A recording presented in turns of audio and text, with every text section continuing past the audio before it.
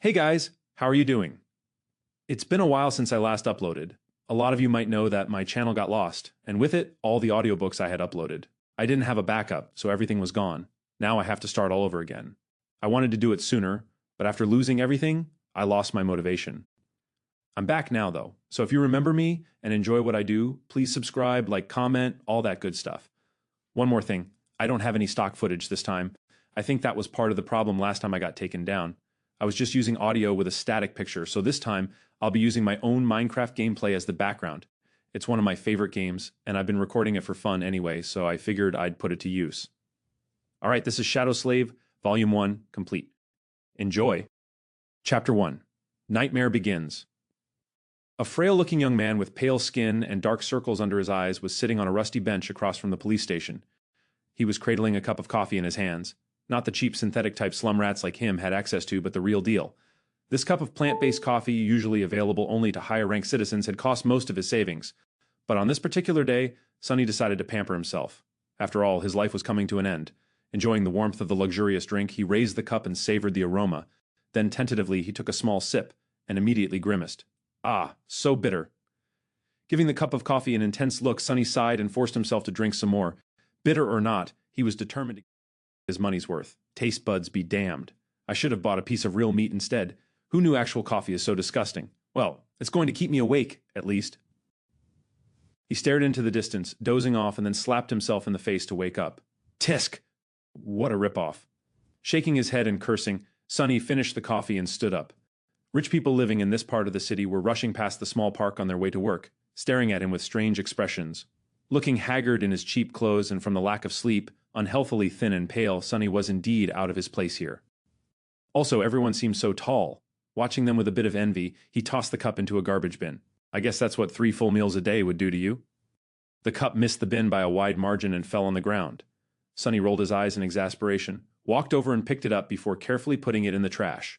Then, with a slight grin, he crossed the street and entered the police station.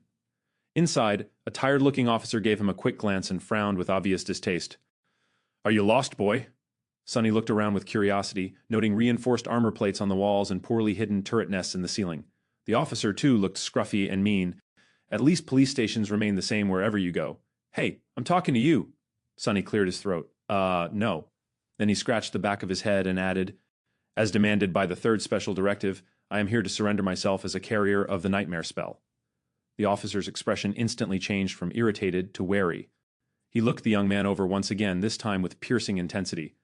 Are you sure you are infected? When did you start showing symptoms? Sonny shrugged. A week ago? The officer became visibly paler. Shit. Then with a hurried motion, he pressed a button on his terminal and bellowed, Attention, code black in the lobby. I repeat, code black. The nightmare spell first appeared in the world a few decades ago. Back then, the planet was just starting to recover from a series of devastating natural disasters and subsequent resource wars. At first, the emergence of a new disease that caused millions of people to complain about constant fatigue and sleepiness did not attract a lot of attention. But when they started to fall into an unnatural slumber, with no sign of waking up even days later, governments finally panicked. Of course, by then it was already too late. Not that an early response could have made any difference. When the infected started, dying in their sleep, their dead bodies turning into monsters, no one was ready. Nightmare creatures quickly overwhelmed national militaries, plunging the world into complete chaos. No one knew what the spell was, what powers it possessed, and how to fight it.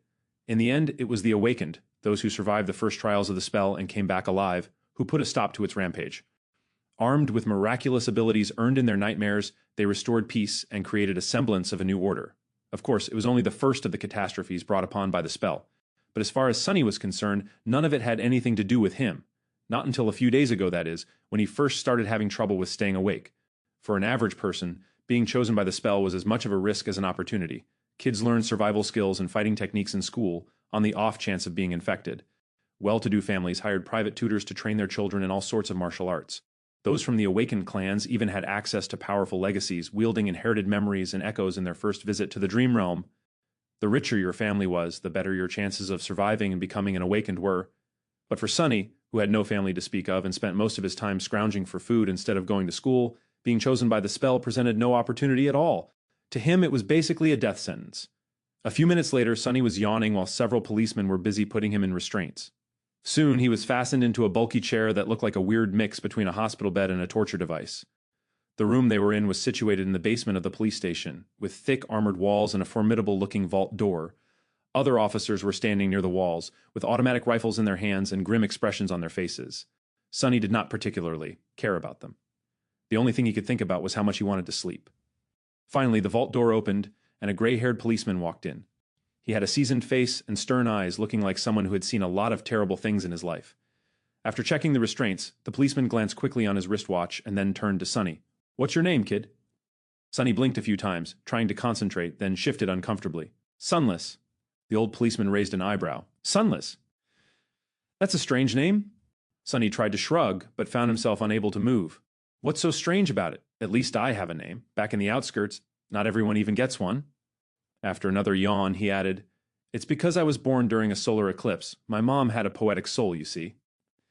That's why he got this weird-ass name, and his little sister was called Rain, back when she still lived with them at least. Whether it was the result of poetic imagination or simple laziness, he did not know." The old policeman grunted. "Do you want me to contact your family?" Sonny simply shook his head. "There's no one. Don't bother." For a second, there was a dark look on the policeman's face. Then his expression turned serious. "All right, Sunless. How long can you stay awake?" Not long." The policeman sighed. "Then we don't have time for the full procedure. Try to resist for as long as you can and listen to me very carefully, okay?" Not waiting for a response, he added, "How much do you know about the nightmare spell?" Sonny gave him a questioning look. "As much as anyone, I guess. Who doesn't know about the spell?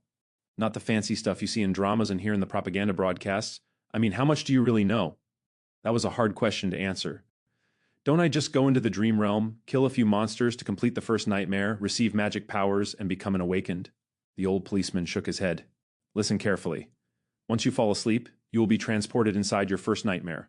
Nightmares are trials created by the spell. Once inside, you will meet monsters, sure, but you will also meet people. Remember, they are not real. They're just illusions conjured up to test you." "How do you know?" The policeman just stared at him. "I mean, no one understands what the spell is and how it works, right? So how do you know that they're not real?" "You might have to kill them, kid. So do yourself a favor and just think about them as illusions." "Oh." The old policeman waited for a second, then nodded and continued. "A lot of things about the first nightmare depend on luck. Generally, it shouldn't be overwhelmingly hard. The situation you're in, the tools you have at your disposal, and the creatures you have to defeat should be within the range of your abilities, at least. After all, the spell sets up trials, not executions. You're a bit disadvantaged due to, well, your circumstances. But kids from the outskirts are tough. Don't give up on yourself just yet."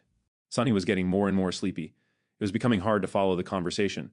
"About those magic powers you mentioned, you will indeed receive them if you survive until the end of the nightmare. What those powers will be exactly depends on your natural affinity as well, what you do during the trial. But some of it will be at your disposal right from the start." The voice of the old policeman sounded more and more distant. Sonny's eyelids were so heavy that he was struggling to keep his eyes open. "Remember, the first thing you must do once inside the nightmare is to check your attributes and your aspect. If you get a combat-oriented aspect, something like a swordsman or an archer, things will be easier. If it is reinforced by a physical attribute, then that's even better. Combat aspects are the most common, so the probability of receiving one is high." The armored room was growing dimmer. "If you're unlucky and your aspect has nothing to do with combat, don't despair. Sorcery and utility aspects are useful in their own ways. You'll just have to be smart about it. There are really no useless aspects. Well, almost. So just do anything in your power to survive. If you survive, you will be halfway to becoming an awakened. But if you die, you'll open a gate for a nightmare creature to appear in the real world. Which means that my colleagues and I will have to deal with it. So, please don't die, Sunless." Felt a bit touched by the policeman's words. "Or at least try to not die right away. The nearest awakened won't be able to get here for a few hours, so we would really appreciate it if you don't make us fight that thing ourselves." "What?" With that last thought, Sonny finally slipped into a deep slumber. Everything became black. And then in the darkness, a faintly familiar voice rang, "Aspirant! Welcome to the nightmare spell. Prepare for your first trial." Chapter 2, Slave Caravan. Chapter 2, Slave Caravan. Sonny dreamt of a mountain. Jagged and lonesome, it dwarfed other peaks of the mountain chain, cutting the night sky with its sharp edges. A radiant moon bathed its slopes in the ghostly pale light.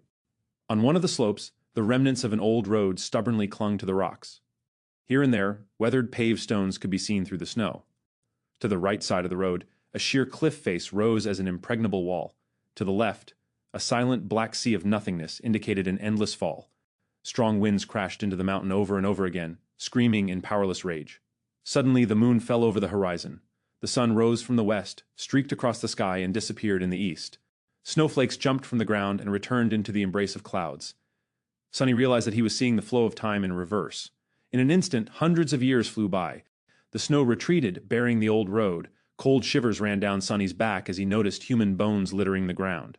A moment later, the bones were gone, and in their place, a slave caravan appeared, moving backwards down the mountain in the clamor of chains. Time slowed, stopped, and then resumed its usual pace. "Aspirant, welcome to the nightmare spell. Prepare for your first trial." What the hell is this? Step, step, another step. A dull ache was radiating through Sunny's bleeding feet as he was shivering from cold. His threadbare tunic was nearly useless against the biting wind. His wrists were the main source of agony, badly hurt by the iron shackles. They sent a sharp pang of pain every time the freezing metal touched his broken skin. What kind of a situation is this? Sunny looked up and down, noticing a long chain winding up the road, with dozens and dozens of hollow-eyed people, slaves just like him, shackled to it at small intervals. Ahead of him, a man with broad shoulders and a bloodied back was walking with a measured gait. Behind him, a shifty-looking guy with quick, desperate eyes was quietly cursing under his breath in a language that Sunny did not know, but somehow still understood. From time to time, armed horsemen in ancient-style armor would pass by, giving the slaves menacing looks. However you judged it, things were really bad. Sunny was more bewildered than panicked. True, these circumstances were not like what the first nightmares were supposed to be. Usually, freshly chosen aspirants would find themselves in a scenario that presented them with a fair amount of agency. They would become members of privileged or warrior castes, with plenty of access to necessary weapons to at least try to tackle any conflict. Starting out as a powerless slave, shackled and already half dead, was as far from being ideal as one could imagine. However, the spell was as much about challenge as it was about balance. As the old policeman said, it created trials, not executions. So Sunny was pretty sure that to counter this abysmal start, it would reward him with something good. A powerful aspect, at least. Let's see. How do I do this? Remembering popular webtoons he read as a child, Sunny concentrated and thought about words like status, myself, and information. Indeed, as soon as he focused, shimmering runes appeared in the air in front of him. Once again, although he did not know this ancient alphabet, the meaning behind it was somehow clear. He quickly found the rune describing his aspect, and finally lost his composure. What? What the actual fuck? Name, Sunless, true name, rank, aspirant, soul core, dormant, memories, echoes, attributes, fated, mark of divinity, child of shadows, aspect, temple slave. Aspect description, slave is a useless wretch with no skills or abilities worth a mention. A temple slave is just the same, except much rarer. Speechless, Sunny stared at the runes, trying to convince himself that he was maybe just seeing things. Surely, he couldn't be that unlucky, right? No useless aspects, my ass! As soon as this thought appeared in his mind, he lost the rhythm of his steps and stumbled, pulling the chain down with his weight. Immediately, the shifty guy behind him screamed, "Whores, bastard! Watch where you're going!" Sunny hurriedly dismissed the runes, which were only visible to him, and tried to recover his balance. A moment later, he was once again walking steadily.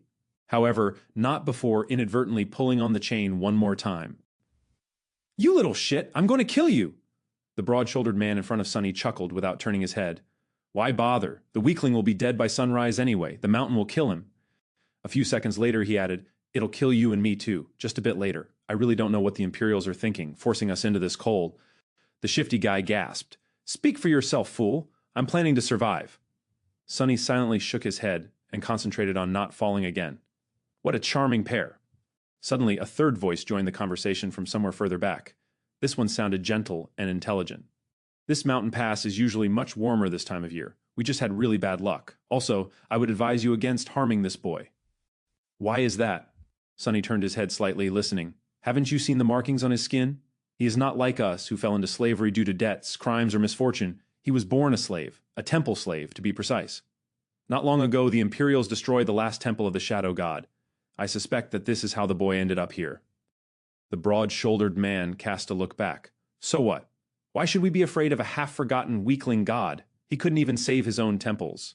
The Empire is protected by the mighty war god. Of course they're not afraid to burn down a few temples, but we here are not protected by anything or anyone. Do you really want to risk angering a god?" The broad-shouldered man grunted, not willing to answer. Their conversation was stopped by a young soldier riding a beautiful white horse. Clad in a simple leather cuirass, armed with a spear and a short sword, he looked dignified and noble. To Sunny's irritation, the asshole was really pretty too, If this was a historical drama, the soldier would definitely be a male lead. What is going on here? There was no particular menace in his voice, even something resembling concern. When everyone hesitated, the gentle-voiced slave answered, "It's nothing, sir. We are just all tired and cold, especially our young friend over there. This journey is truly too hard for someone that young." The soldier looked at Sunny with pity. "What are you looking at? You're not much older than me," Sunny thought. Of course, he didn't say anything out loud. The soldier sighed and took a flask from his belt before extending it to Sunny. "Bear with it a little more, child. We will stop for the night soon. For now, here, drink some water." Child? Child? Due to his thin body and small stature, both caused by malnourishment, Sunny was often mistaken for someone younger. Usually he didn't hesitate to use it to his advantage, but now for some reason, being called a child really irked him. Still, he was really thirsty. He was just about to take the flask when a whip cracked in the air, and suddenly Sunny was in a world of pain. He stumbled, once again pulling on the chain and causing the shifty slave behind him to curse. Another soldier, this one older and angrier, stopped his horse a few steps back. The whip that sliced the back of Sunny's tunic open and drew blood belonged to him. Without even glancing at the slaves, the older soldier pierced his younger colleague with a disdainful glare. "What do you think you're doing?" The young soldier's face darkened. "I was just giving this boy some water. He'll receive water with the rest of them once we camp." "But, shut your mouth! These slaves are not your friends, understood? They're not even people. Treat them like people, and they'll begin imagining things." The young soldier looked at Sunny, then lowered his head and put the flask back on his belt. "Don't let me catch you making friends with slaves again, newbie, or next time it will be your back tasting my whip." As if to illustrate his intention, the older soldier cracked his whip in the air and rode past them, radiating threat and anger. Sunny watched him go with well-concealed malice. "I don't know how, but I will watch you die first." Then he turned his head and glanced in the direction of the younger soldier who was falling behind with his head still lowered. "And you second." Chapter 3, The Strings of Fate. Chapter 3, The Strings of Fate. For a few minutes after that, Sunny was in a dark mood, but then he pulled himself out of it and inhaled deeply, trying to enjoy the fresh air. Indeed, air like that was hard to come by in the real world. Microdust and other pollutants made it rough and unpleasant, not to mention the general stench of the outskirts. In the better parts of the city, sophisticated filtration systems worked diligently. However, filtrated air tasted sterile and stagnant. Only the very rich had access to truly pleasant breathing, and here he was, able to enjoy an unlimited amount of pristine, delicious air like a second-generation Shable.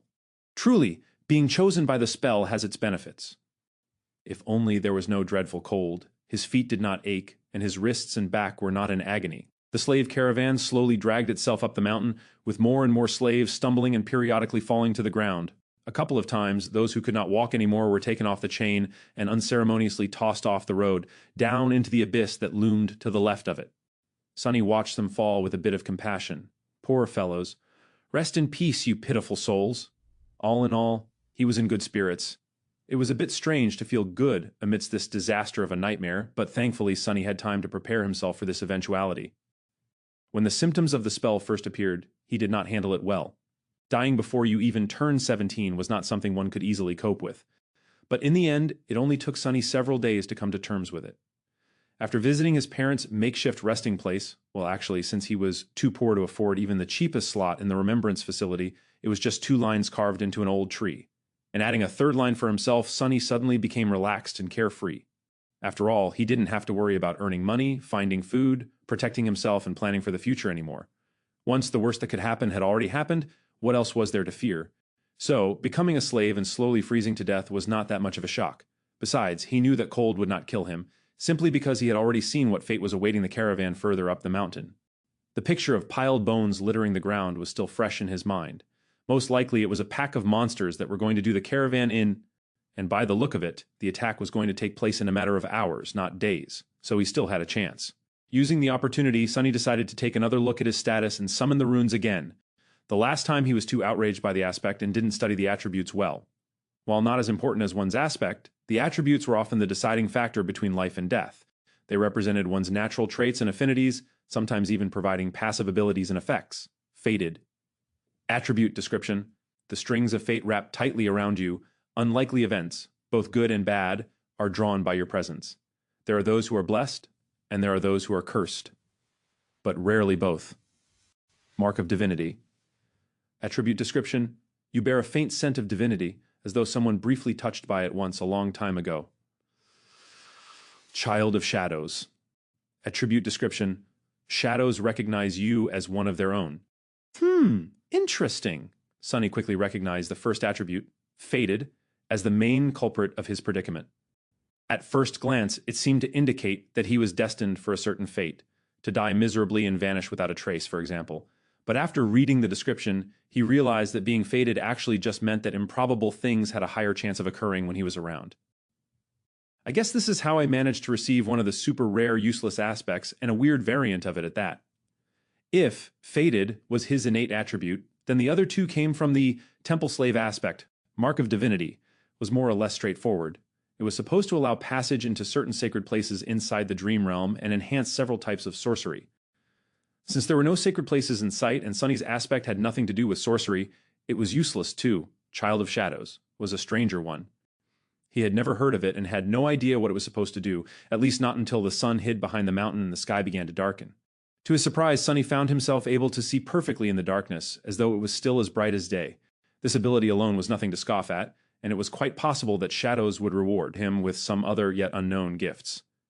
Finally, something good. I wonder if... Stop the caravan, prepare to camp. Following the head soldier's order, the slaves stopped and fell to the ground, shivering and exhausted. The small clearing where the road widened was somewhat protected from the wind by a protruding mass of rock, but it was still too cold to rest with ease. The soldiers got busy herding the slaves into a tight circle, forcing them to share warmth and lighting up a large bonfire in the center of the camp, although not before tending to their horses. The heavy wagon carrying food, water, and other cargo, to which the main chain was firmly affixed, was pushed forward to block the wind.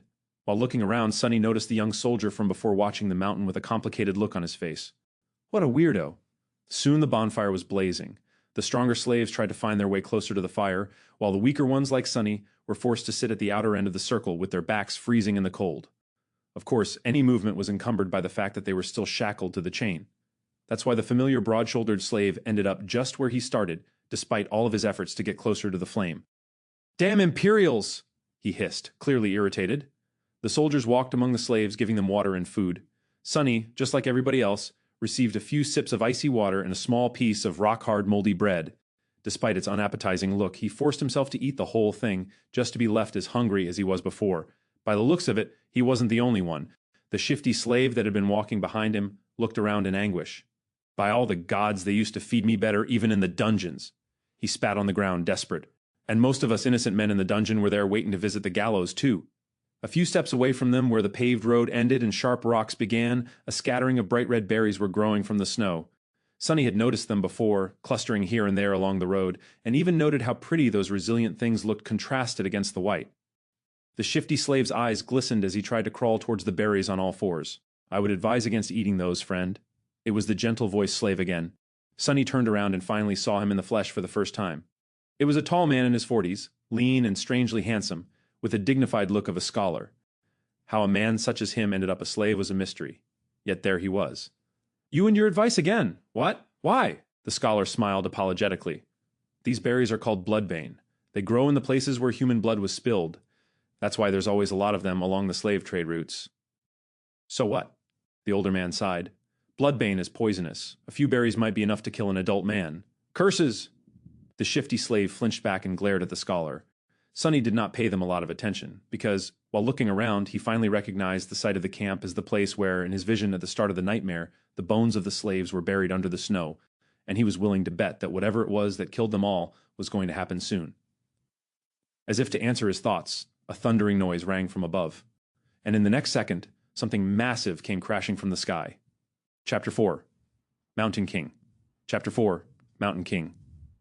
Turning in the direction of the thundering noise, many slaves rose their heads, only to see rocks and heavy shards of ice raining on them from above. They instantly panicked, lurching away in a cacophony of screams. Shadows happily danced on black stones as, entangled by the thick chain, those slaves fell to the ground and pulled others with them. Sunny was one of the few that remained upright, mostly because he was ready for something like this to happen. Calm and collected, he gazed at the night sky, his attribute-enhanced eyes piercing the darkness, and took one measured step back. In the next second, a piece of ice the size of a man's torso hit the ground right in front of him and exploded, showering everything around with sharp shards. Others weren't that quick. As ice and stones continued to rain, many were wounded, and a few even lost their lives. Agonizing wails filled the air. On your feet, fools, get to the wall. The veteran soldier, the one who had whipped Sunny a few hours before, was shouting angrily, trying to get the slaves to move towards the relative safety of the mountain slope. However, before anyone could heed his command, something massive came crashing down, sending a tremor through the stones beneath their feet. It fell right between the caravan and the mountain wall, plunging everything into silence for a few seconds. At first it looked like a lump of dirty snow, roughly round in shape and as tall as a mounted horseman. However, once the creature unfurled its long limbs and rose, it towered over the stone platform like a nightmarish omen of death. That thing must be at least 4 meters tall, Sunny thought, a bit stunned. The creature had 2 stumpy legs, an emaciated hunched torso, and disproportionately long, multi-jointed hands. 2 of them, each ending with a set of horrifying bone claws, and another 2, these ones shorter, ending with almost human-like fingers. The thing that at first glance looked like dirty snow turned out to be its fur, yellowish-gray and ragged, thick enough to stop arrows and swords. On its head, 5 milky white eyes regarded the slaves with insect-like indifference. Beneath them, a terrible maw crowding with razor-sharp teeth was half open, as though in anticipation. Viscous drool was running down the creature's chin and dripping into the snow. What unnerved Sunny the most, though, were the strange shapes endlessly moving, worm-like, under the creature's skin. He could see them clearly because, unfortunately, he was one of those unlucky souls closest to the monstrosity, getting a nauseating first-row view. Well, that is just too much, he thought, stupefied. As soon as Sunny finished that thought, all hell broke loose. The creature moved, slashing its claws in his general direction. But Sunny was one step ahead. Without wasting a single moment, he jumped sideways, as far as the chain allowed, conveniently placing the broad-shouldered slave between himself and the monster. His quick reaction saved his life, as those sharp claws, each as long as a sword, sliced through the broad-shouldered man a fraction of a second later and sent streams of blood flying through the air. Drenched in the hot liquid, Sunny hit the ground, and his fellow slave, now simply a corpse, fell on him from above. "Damn! Why are you so heavy?" Temporarily blinded, Sunny heard a chilling howl and felt an enormous shadow passing over him. Immediately after, a deafening chorus of screams filled the night. Not paying it any attention, he tried to roll the corpse to the side, but was stopped by a forceful lurch of the chain that twisted his wrists and filled his mind with white-hot pain. Disoriented, he felt himself being dragged a few steps, but then the chain suddenly slackened, and he was able to control his hands again. See, things could have been worse. Putting his palms against the dead man's chest, he pushed with all the strength he had. The heavy corpse stubbornly resisted all his attempts, but then finally fell sideways, setting Sunny free. However, he didn't get to celebrate this newly found freedom, as his blood suddenly turned to ice. Because at that moment, with his palms still pressed against the broad-shouldered slave's bleeding body, he clearly felt something wriggling under the dead man's skin. You just had to think about how things could get worse, right, you idiot? He thought, and then flinched back. Pushing the corpse with his legs, Sunny crawled as far away from it as he could, which was about 1.5 meters thanks to the ever-present chain. He quickly glanced around, noticing a mass of dancing shadows, and the silhouette of the monster rampaging amidst the screaming slaves on the opposite end of the stone platform. Then he concentrated on the dead body, which was starting to convulse with growing violence. On the opposite side of the corpse, the shifty slave was looking at it with slackened jaw and a horrified expression on his face. Sunny waved to get his attention. "What are you staring at? Move away from it!" The shifty slave tried, but immediately fell down. The chain was twisted between the 3 of them, pinned down under by the broad-shouldered man's weight. Sunny clenched his teeth. Right under his eyes, the corpse was going through a nightmare-inducing metamorphose. Strange bone growths pierced its skin, extending like spikes. The muscles bulged and wriggled as though trying to change shape. The fingernails were turning into sharp claws. The face cracked and split, bearing open a twisted mouth with one too many rows of bloodied, needle-like fangs. "This is not right," Sunny twitched, feeling a strong urge to empty his stomach. The chain!" The scholarly slave was just a few steps behind the shifty one, pointing at his shackles with a face as pale as a ghost. That remark was far from helpful, but given the circumstances, his shock was understandable. Being shackled was bad enough, but being shackled to such horror was truly unfair. But Sunny's conclusion that things weren't right did not come from self-pity. He just meant that this whole situation was literally not right. The spell, mysterious as it was, had its own set of rules. There were rules for what type of creatures could appear in any given nightmare, too. Nightmare creatures had their own hierarchy, from mindless beasts to monsters, followed by demons, devils, tyrants, terrors, and finally, mythical titans, also known as calamities. The first nightmare was almost always populated by beasts and monsters, rarely with a demon mixed in, and Sunny had never ever heard about anything stronger than a single devil appearing in it. However, the creature had clearly just created a lesser version of itself, an ability that belonged exclusively to tyrants, the sovereigns of the nightmare spell, and those above them. What was this tyrant even doing in a first nightmare? How powerful was that damn fated attribute? But there was no time to ponder. Unfair or not, there was only one person now who could save Sonny, himself. The broad-shouldered man, what was left of him, slowly rose, his mouth producing strange clicking noises. Without giving him time to fully come to his senses, Sonny cursed and jumped forward, grabbing onto the length of the slackened chain. One arm of the monster, now fully equipped with 5 jagged claws, shot forward to meet him, but Sonny sidestepped it with one calculated movement. What saved his skin this time was not quick reaction, but simple presence of mind. Sonny might not have learned any fancy combat techniques, since his childhood was spent on the streets instead of a school. But the streets, too, were a kind of teacher. He had spent his whole life fighting for survival, quite often literally. That experience allowed him to keep a cool head on his shoulders in the midst of any conflict. So instead of freezing or being consumed by fear and doubt, Sonny just acted. Stepping close, he threw the chain around the monster's shoulders and pulled, pinning its hands to its body. Before the creature, still slow and groggy from its transformation, could properly react, Sonny wrapped the chain around it several times, barely saving his face from being bitten off by the creature's terrifying maw. The good thing was, the monster couldn't move its hands now. The bad thing was, the length of the chain he used to immobilize it was gone, leaving almost no distance between them. "You two!" Sonny screamed, addressing his 2 fellow slaves. "Pull on that chain as though your lives depend on it," because they were. The shifty slave and the scholar gaped at him and then, understanding what he was thinking, started to move. Grabbing the chain from the opposite directions, they pulled as hard as they could, tightening its grip on the monster and not letting it shake loose. Great, Sonny thought. The monster bulged its muscles, trying to break free. The chain creaked, caught on the bone spikes as though slowly breaking apart. Not so great. Without wasting any more time, he threw his hands in the air and caught the creature's neck with the short, thinner chain connecting his shackles together. Then he circled the monster with a quick step and pulled, ending up back to back with it, as far away from its maw as he could. Sonny knew that he wasn't strong enough to strangle a man with his bare hands, let alone a weird, terrifying mutant like the one trying to eat him. But now, using his own back as a lever and the weight of his whole body to pull the shackles down, he at least stood a chance. He pulled down with all his might, feeling the monster's body pressing against him, bone spikes brushing against his skin. The monster continued to struggle, clicking loudly and trying to break the chain tying him down apart. Now it was just a question of what would break first, the chain or the monster itself. "Die! Die, you bastard!"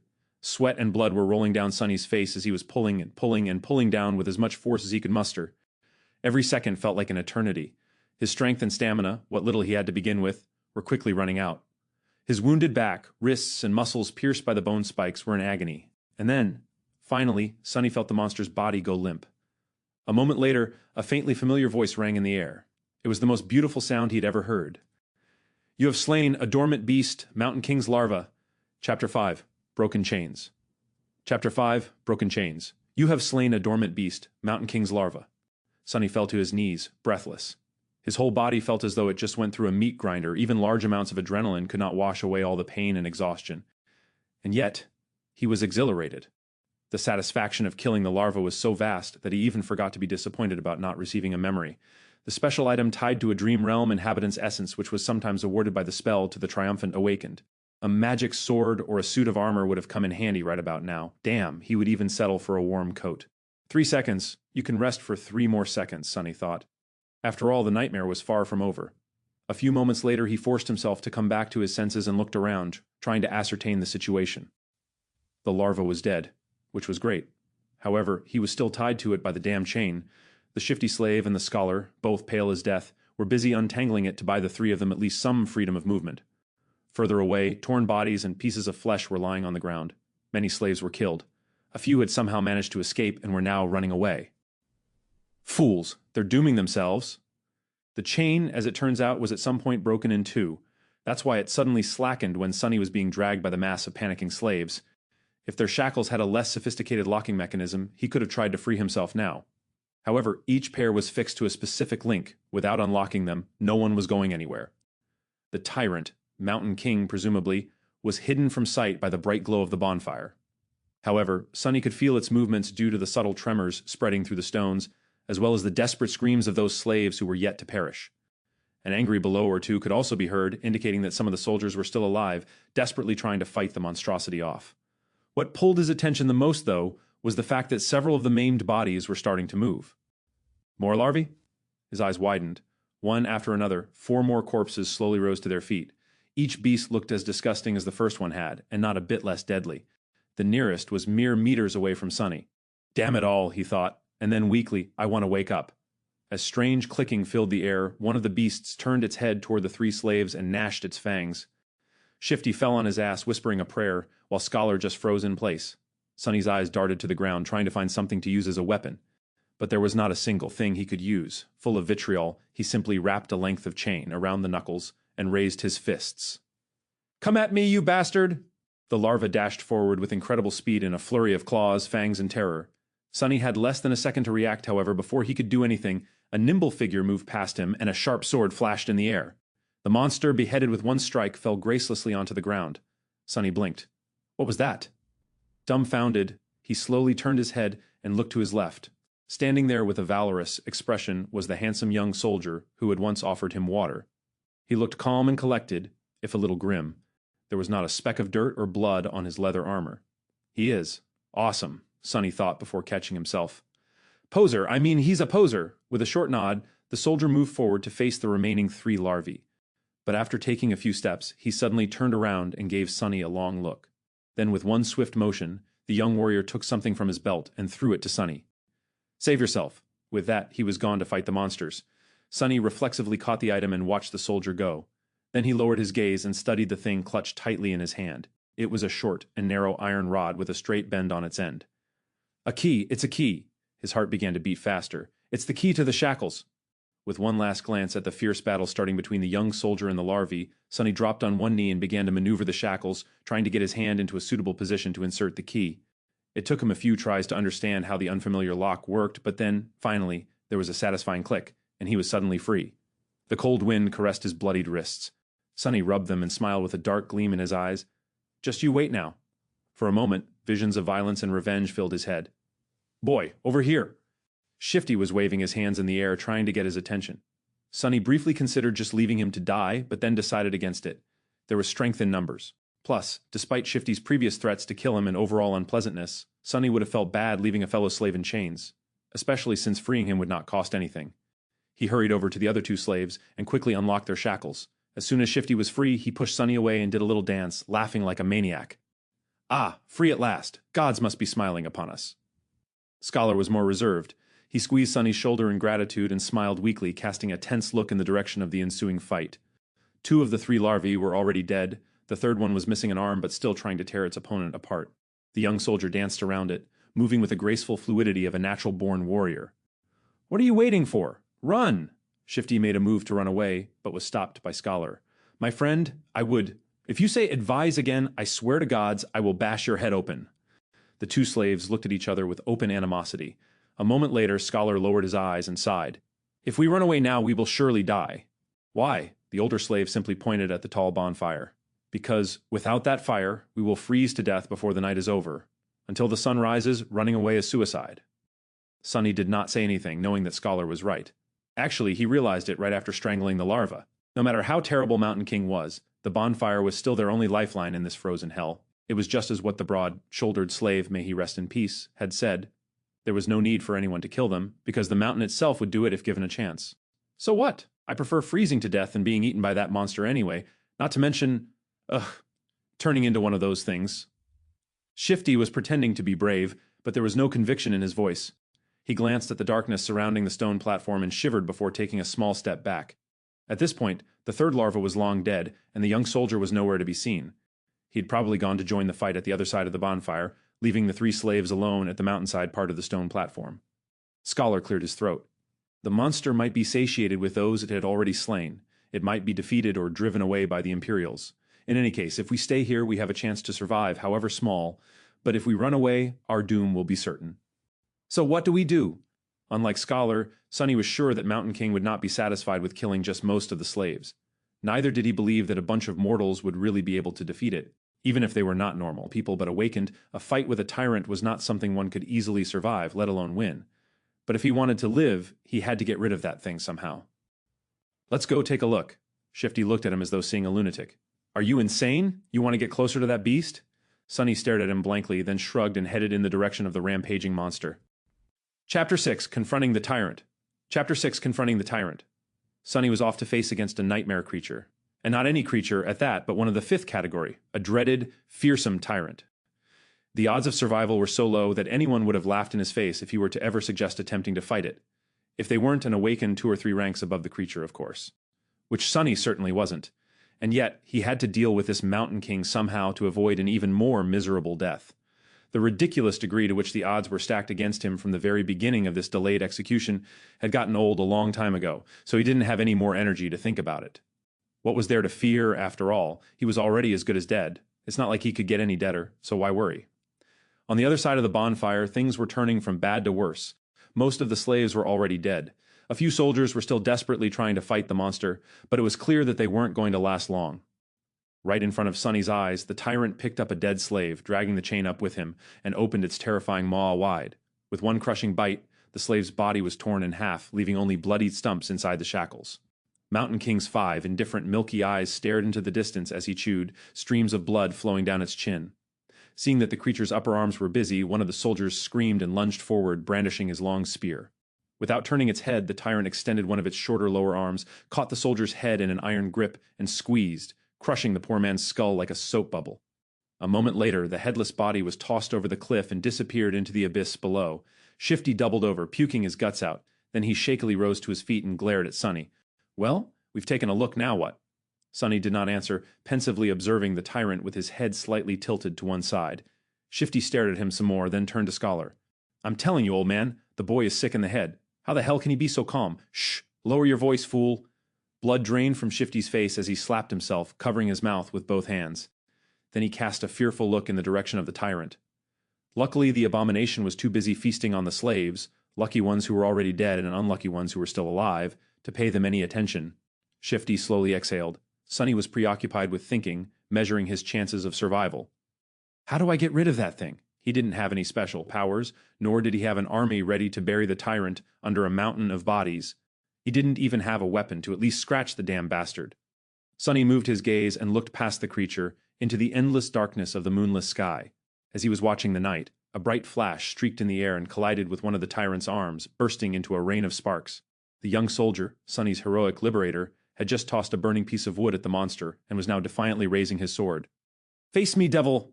A distraction! Just what I needed!" Because there was no way for Sunny to kill the Mountain King with his own 2 hands, he had decided to enlist some help. A human wouldn't be up to the task, so instead, he was planning to use a force of nature. Since I can't do the bastard in myself, let's make gravity do it for me. He was in the middle of thinking over the details of the plan when the young hero's foolish bravado presented an opportunity.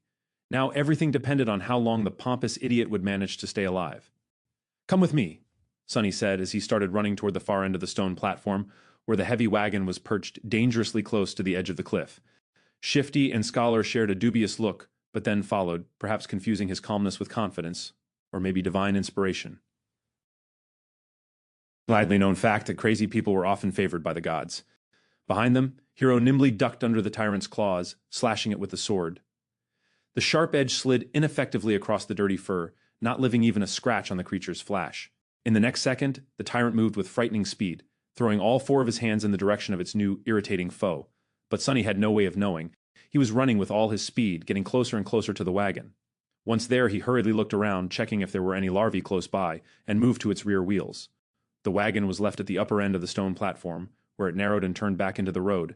It was turned sideways to block the wind, with its front facing the mountain wall and its back facing the cliff. There were 2 large wooden wedges placed under the rear wheels to prevent the wagon from rolling backward. Sunny turned to his companions and pointed at the wedges. "When I tell you, remove both of them, then push. Understand?" "What? Why?" Shifty stared at him with a dumbfounded expression on his face. Scholar just looked at the wedges and then at the tyrant. Hero, miraculously, was still alive. He was weaving between the creature's limbs, always just half a second away from being completely eviscerated. From time to time, his sword flashed in the air, but to no avail. Mountain King's fur was too thick, and his skin too tough to be harmed by mundane weapons. There was a hint of apprehension on the young warrior's face. All the other soldiers, as far as Sunny could see, were already dead, so he really needed that one to live a little bit longer. "Don't die yet," he thought. To Shifty, he simply said, "You'll see." The next moment, Sunny was running again, trying to follow the chain from the brace where it was affixed to the wagon. The thing he was searching for was hard to notice due to all the bodies, blood and viscera littering the stone platform, but for once, luck was on his side. A short amount of time later, he had found what he needed, the torn end of the chain. Finding the nearest set of shackles, complete with a horribly disfigured body of a slave locked in them, Sunny plopped down on his knees and started to fumble with the key. There was a muffled scream, and with a sideways glance, he noticed Hero flying through the air, finally caught by one of the tyrant's strikes.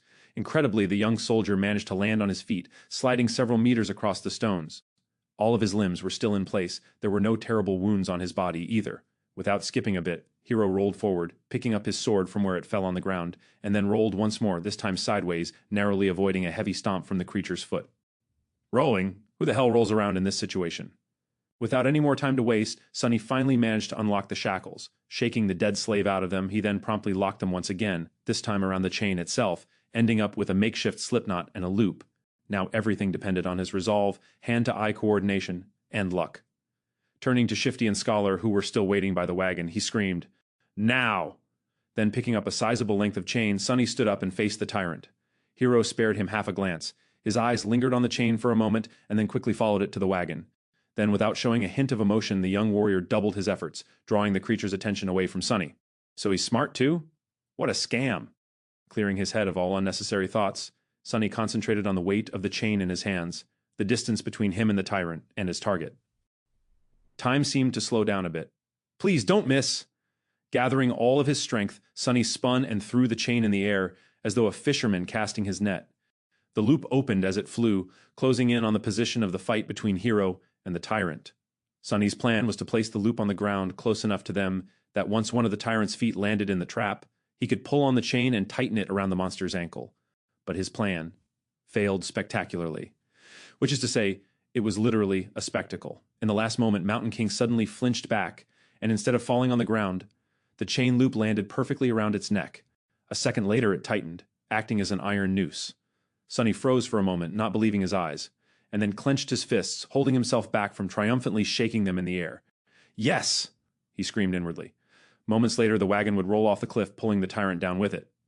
Sunny looked back to make sure, and instantly turned even paler than he usually was. Shifty and Scholar did manage to remove the wedges from under the wagon's wheels and were now desperately pushing it to the edge of the road. However, the wagon was rolling slowly, very slowly, much slower than Sunny had anticipated. He turned to the tyrant, panicking. The creature, surprised by the sudden weight pressing down on its neck, was already raising its hands to tear the chain apart. Sunny's eyes widened. In the next second, Hero crashed into one of the tyrant's legs, throwing it off balance, and buying them some time. Sunny was already running to the wagon, cursing loudly in his mind. Reaching it, he threw himself onto the damp wood alongside Shifty and Scholar, pushing with all the strength left in his rather small, but terribly beaten and enormously exhausted body. "Roll, roll, you creaky piece of shit!" The wagon sped up a little, but was still rather slow in reaching the cliff's edge. At the same time, the tyrant finally managed to get a hold of the chain tied around its neck, ready to free itself. Now, whether they lived or not was just a question of which thing would happen first. Chapter 7, 3 Slaves and a Hero. Chapter 7, 3 Slaves and a Hero. "Roll, you creaky piece of shit!" Sunny pressed himself against the wagon, pushing with all he had. 4 powerful oxen that used to pull it were now dead, and instead of them, 3 tired slaves were trying to do the job. Even with the slope of the road helping them, the speed of the wagon was agonizingly slow. The tyrant, in comparison, was moving much faster. Pushing Hero back with a deadly swipe of his lower arms, he raised the other 2 to its neck and tried to grab the chain that was wrapped around it like a noose. However, this time, Mountain King's fearsome physique turned into a disadvantage. Its long, terrifying bone claws were perfect for tearing flesh apart, but they weren't the best tool for precise manipulations. It took the tyrant some time to get a hold of the chain without slicing its own neck open. By then, the wagon was nearly at the edge of the cliff. "Come on, just a little bit more!" What followed happened very quickly. The wagon's rear wheels finally slid from the road, hanging over the dark, seemingly bottomless pit beneath. The creature turned, staring expressionlessly at the 3 slaves with its 5 milky, dead eyes. The wagon careened, throwing Shifty and Scholar off their feet, and then froze, balanced precariously on its middle axis. Sunny was the only one left standing. He cast a last glance at the towering monster, and then slammed his shoulder into the front of the wagon, putting all of his weight behind it. The wagon finally lost its balance and rolled over the edge, scraping its underside deafeningly against the jagged rocks. Sunny fell forward and landed on his knees, narrowly saving himself from tumbling down the cliff with it. Turning his head to the tyrant, he gave it a wicked smile. Mountain King made a move to lunge at the scrawny slave, but it was already too late. A moment later, the chain on his neck drew tight, and he was yanked back with tremendous force, flying over the edge of the cliff like a rag doll. The creature fell into the darkness silently, as though refusing to believe that it was defeated by a tiny human. "Go and die, bastard," Sunny thought. Then he took one deep, ragged breath and dropped to the ground, utterly exhausted. "Is this it? Did I pass the trial?" He rested on the cold stones, staring at the night sky, and waited for that faintly familiar but elusive voice to announce his victory. But instead of that, wave after wave of pain that he had earlier chosen to ignore finally started to catch up with his abused body. Sonny groaned, feeling hurt all over. The skin on his back, slashed by a slaver's whip and pierced by the bone spikes of a newborn larva especially, was in agony. He was also starting to shiver, once again consumed by the dreadful cold. I guess not. His thoughts were slow and muddy. What else am I supposed to do?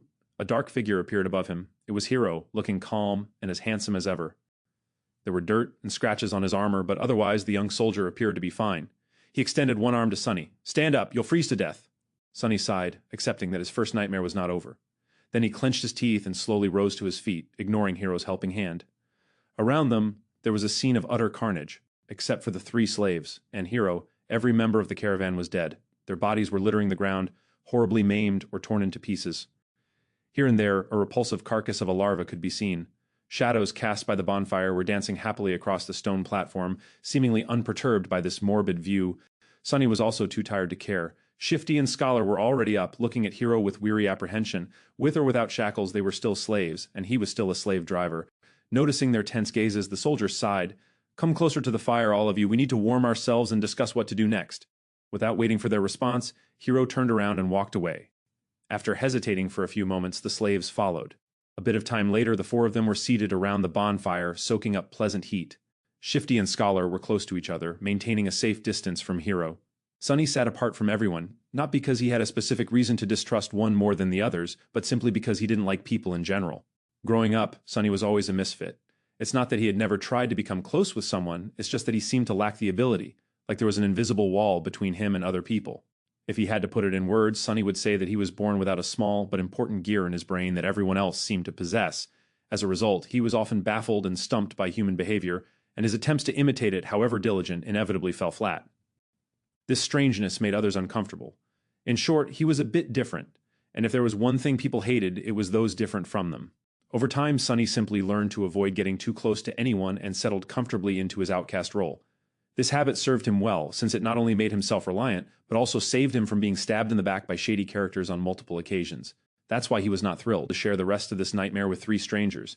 Instead of trying to start a conversation, Sonny sat quietly by himself, lost in thoughts. After a few minutes, Hero's voice finally broke the silence. "Once the sun rises, we will gather whatever food and water we can find and go back down the mountain." Shifty gave him a defiant look. "Why should we go back? To be put in chains again?" The young soldier sighed. "We can go our separate ways once we leave the mountains, but until then, I'm still responsible for your lives. We can't continue up the road since the way over the mountain pass is long and arduous. Without the supplies that were stored on the wagon, your chances of making it are not high. That's why going back is our best hope." Scholar opened his mouth, planning to say something, but then thought better of it and remained silent. Shifty cursed, seemingly convinced by Hero's rational words. "We can't go down." All 3 of them turned to Sonny, surprised to hear his voice. Shifty barked a laugh and glanced at the soldier.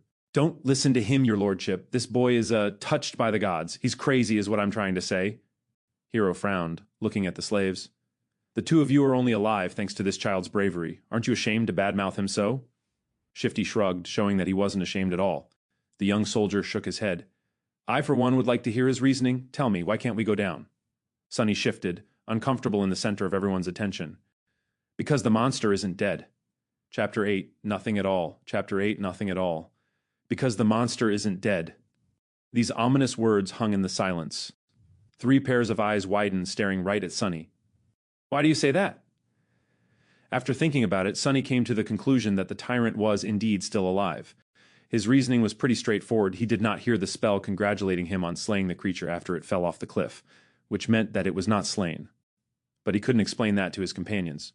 He pointed up. "The monster jumped from an incredible height to land on this platform, yet it wasn't harmed at all. Why would it be killed by falling off the platform?" Neither Hero nor the slaves could find a flaw in his argument. Sonny continued.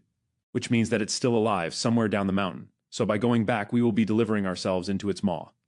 Shifty cursed loudly and crawled closer to the bonfire, staring into the darkness with terror in his eyes. Scholar rubbed his temples, mumbling, "Of course, why didn't I realize myself?" Hero was the most stoic of the 3. After thinking it over, he nodded. "Then we go up and over the mountain pass, but that's not all." He glanced in the direction where the tyrant had fallen. "If the monster is still alive, there is a high possibility that it will return here and then pursue us. which means that time is of the essence. We will need to move as soon as the sun rises. He gestured to the torn bodies littering the platform. We can't allow ourselves to rest the whole night anymore. We need to gather supplies now. If there was a chance, I would have liked to give these people at least a humble burial after gathering all that we can from then, but alas, fate has decided otherwise. Hero rose to his feet and brandished a sharp knife.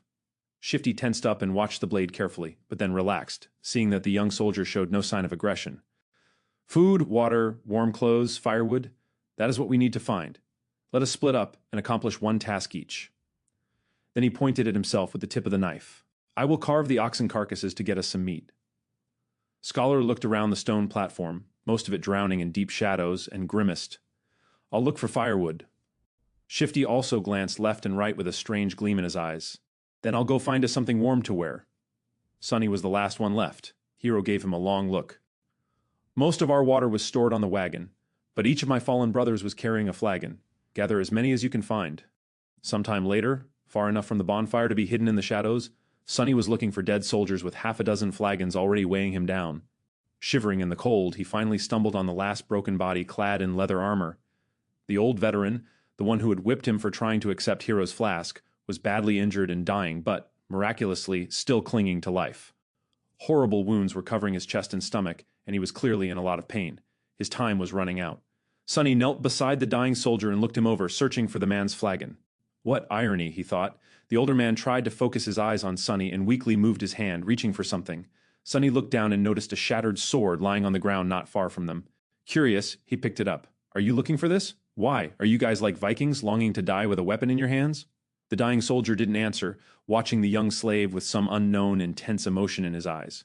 Sunny sighed. Well, it might as well do. After all, I promised to watch you die.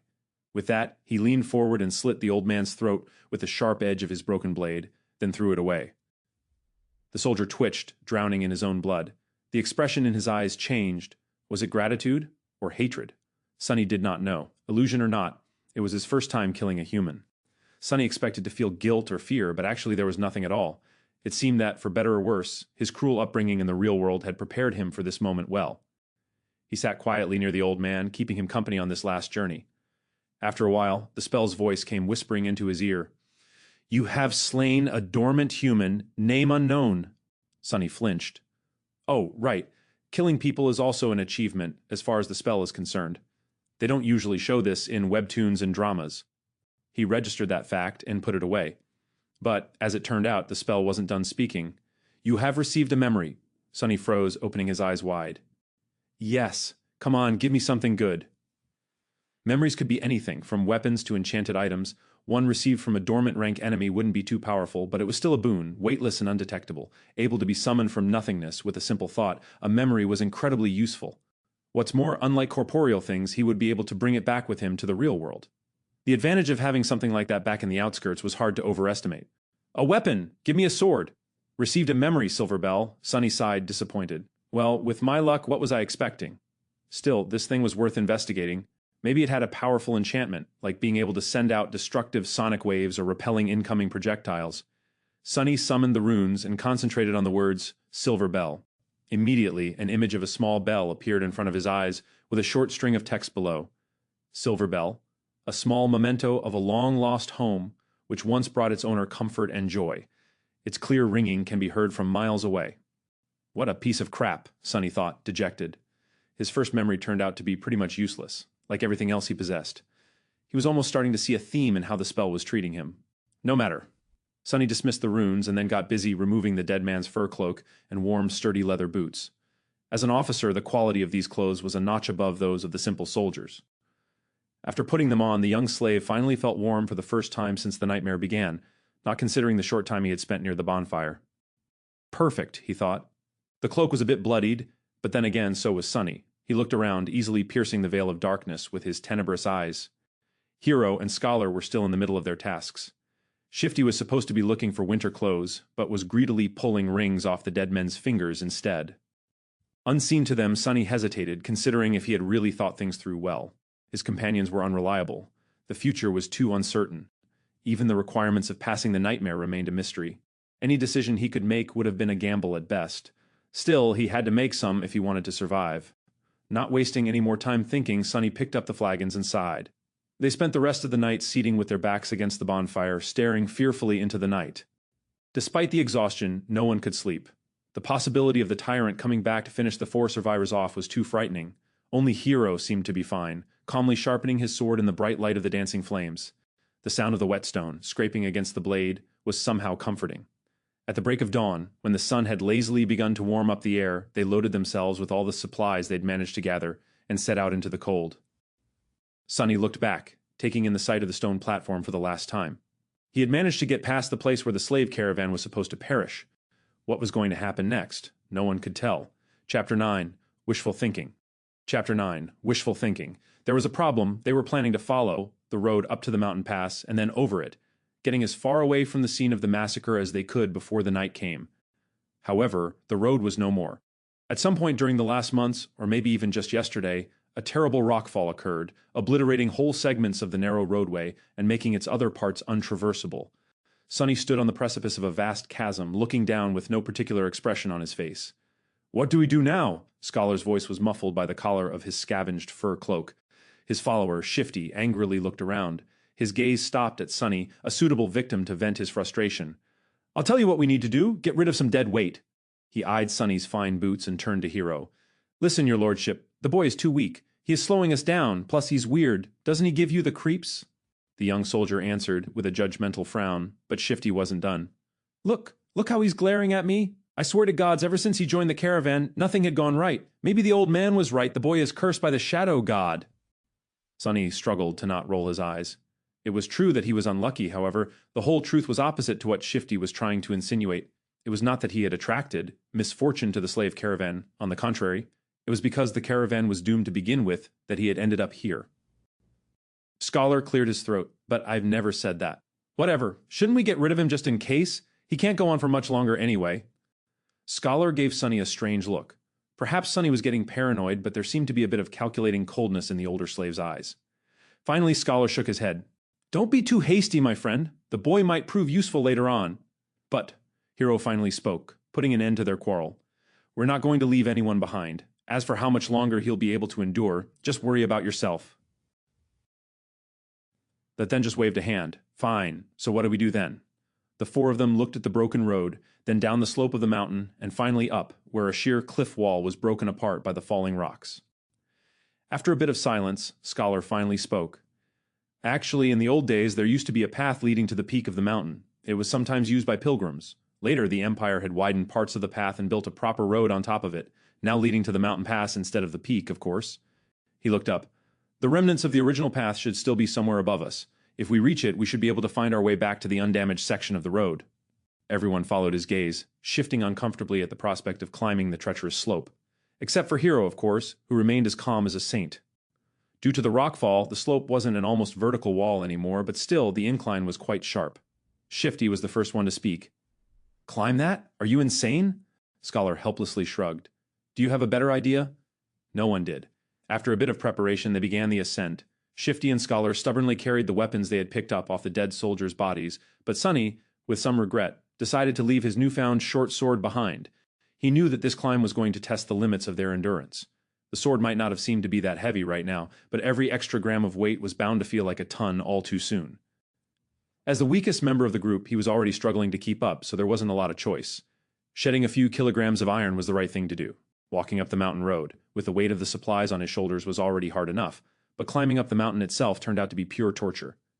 Just half an hour later, he felt like his muscles were going to melt, with his lungs on the verge of imploding. Clenching his teeth, Sonny continued to move forward and up. He had to constantly remind himself to watch his footing, too. On this unstable, icy slope, one misstep was enough to send a man tumbling down to his death.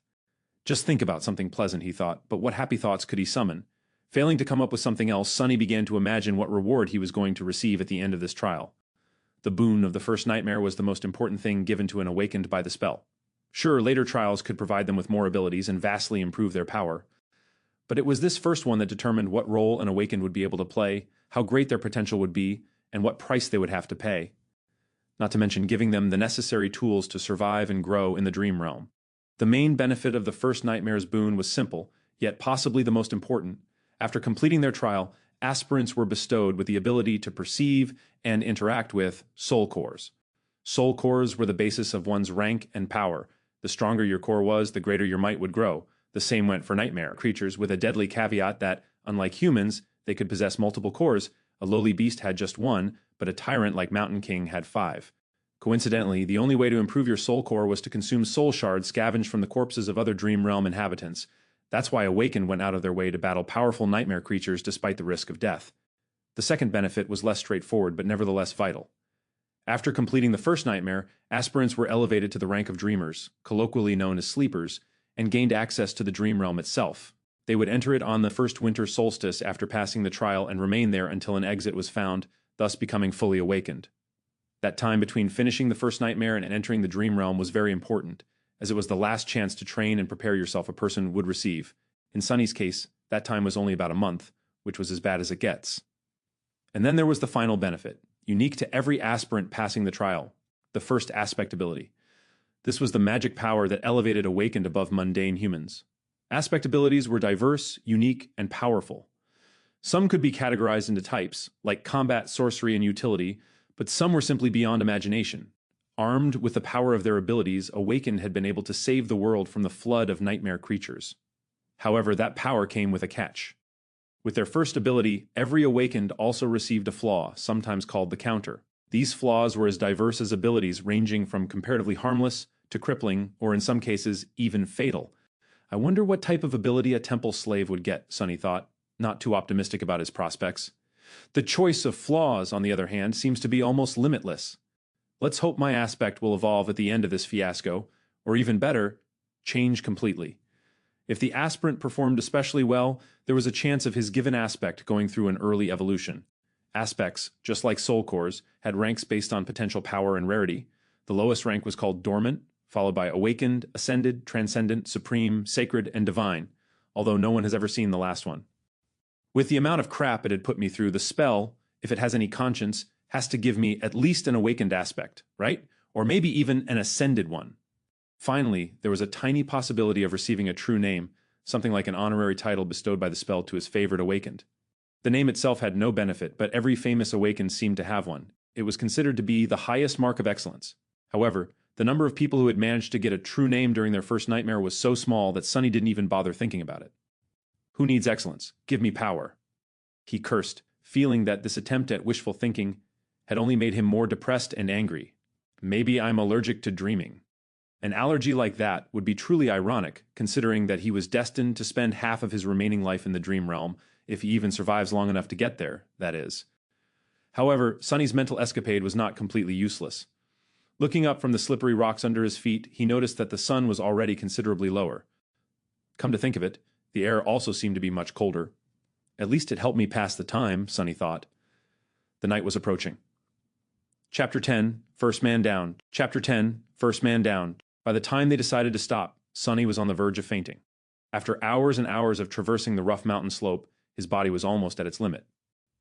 However, to everyone's surprise, Shifty seemed to be doing even worse than him. The roguish slave's eyes were muddy and unfocused, aimlessly wandering around. His breath was ragged and shallow, as though something was exerting pressure on his lungs. He looked feverish and unwell. As soon as Hero found a suitable place for a camp, Shifty simply collapsed on the ground. The most unnerving part about all of this was the lack of angry cursing that they had already gotten used to. The slave lay silent and motionless, with only movements of his chest betraying that he was still alive. Several moments later, he uncorked his flagon with a shaky hand and greedily drank a few large gulps.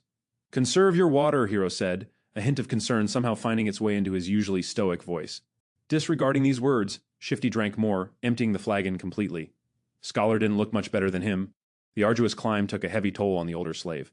Despite the unbearable cold, he was sweaty, with bloodshot eyes and a grim expression on his face. Being the weakest of the three, Sunny had somehow managed to endure the best. "Can't we just melt the snow once there's no more water?" Hero gave Scholar a complicated look. "There might come a time when we won't be able to make a fire, as to not attract unwanted attention."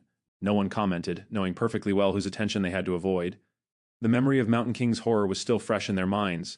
Luckily, today Hero had managed to find a natural alcove in the mountain wall, perched precariously behind a narrow ledge. The fire was well hidden by the rocks, allowing them to enjoy its warmth without the fear of being noticed. No one was in the mood to talk, so they just roasted slices of oxen meat above the flames and ate in silence. By the time the skies had turned completely black, Shifty and Scholar were already asleep, lost in the thrall of their own nightmares. Hero took out his sword and moved to the edge of the rock outcropping. Try to rest as well. I'll take the first watch. Sunny gave him a nod and lay down near the fire, dead tired. Falling asleep inside a dream was a new experience for him, but unexpectedly it turned out to be quite mundane. As soon as his head touched the ground, his consciousness slipped into darkness. After what felt like only a second, someone had gently shaken him awake. Groggy and disoriented, Sunny blinked a few times, finally noticing Hero hovering above him. These two didn't look too well, so it's better to give them some time to recover. Don't let the flames go out and wake us up once the sun starts to rise, or if the beast appears. Sunny silently rose and changed places with Hero, who added a couple of logs into the fire and was soon fast asleep. For a few hours he was on his own. The skies were black, with dim stars and a sharp crescent of the newborn moon. However, its light was not enough to pierce the darkness that enveloped the mountain. Only Sunny's eyes seemed to be able to do so. He sat quietly, looking down the way they came.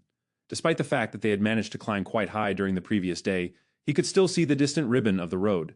He could even trace it back to the stone platform where the fight with the tyrant had taken place. The tiny dots littering the stones were the dead bodies of the slaves. As he was watching them, a dark figure slowly crawled on the platform from beneath the cliff. It stayed motionless for a while and then moved forward, scraping its claws against the ground. Every time a claw hit one of the bodies, the tyrant would grab and bring it to its maw. The wind brought the muffled sounds of crunching bones to Sunny's ears. He flinched, accidentally pushing a small rock off the ledge. It fell, hit the slope, and then rolled down, causing a few more to follow. The noise of these falling rocks sounded like thunder in the silent night. Far below, the tyrant suddenly turned its head, looking directly at Sunny. Sunny froze, petrified. He was scared to make even the tiniest sound. For a while, he even forgot to breathe. The tyrant was staring directly at him, not doing anything. A few torturous seconds passed, each feeling like an eternity. Then the tyrant calmly turned away and continued to devour dead slaves, as though he had not seen Sunny at all. It's blind, Sunny suddenly understood. He inhaled, watching Mountain King with widened eyes. It was true. The creature could not see. Looking back at everything that had happened earlier, he grew more and more certain of his guess. Those milky, expressionless eyes. Come to think of it, he never saw the tyrant moving them at all. And back when Sunny was pushing the wagon off the cliff, the tyrant only reacted after the wagons had started to fall, scraping loudly against the rocks. Of course! It was all making sense now. At the break of dawn, Sunny had woken the others up. Hero had hoped that a full night's rest would do Shifty and Scholar some good, but his hopes were crushed. Somehow, the two slaves looked even worse than before. It was as though yesterday's climb had overstrained Scholar too much. However, Shifty's condition could not be explained by simple overexertion. He was deadly pale and shaky, with half-conscious eyes and a lost look on his face. What's wrong with him? Scholar, who himself was not doing very well, helplessly shook his head. It might be the mountain sickness. It affects different people differently. His voice sounded raspy and weak. I'm fine, assholes, get out of my face. Shifty had trouble forming full sentences, but still insisted that he was all right. Hero frowned and then took most of the supplies the defiant slave was supposed to carry before adding them to his own load. After hesitating a little, he gave some to Sunny, too. Did anything happen while we were asleep? Sunny stared at him for a few seconds. The monster ate the dead. The young soldier's frown deepened. How do you know? I heard it. Hero moved to the edge and looked down, trying to make out the distant stone platform. After a minute or so, he clenched his jaw, showing signs of uncertainty for the first time. Then we'll have to move faster. If the creature is finished with all the bodies, it will come for us next. We need to find that old path before nightfall.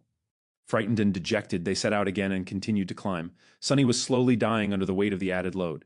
Thankfully, Shifty and Scholar had already drunk most of the water, lightening it a little. This is hell, he thought. They climbed higher and higher and higher. The sun was climbing with them, slowly approaching the zenith. There was no talking, no laughs, only strained breathing. Each of the 4 survivors was concentrated on his own steps and footing. However, Shifty was falling farther and farther behind. His strength was abandoning him. And then, at some point, Sunny heard a desperate scream.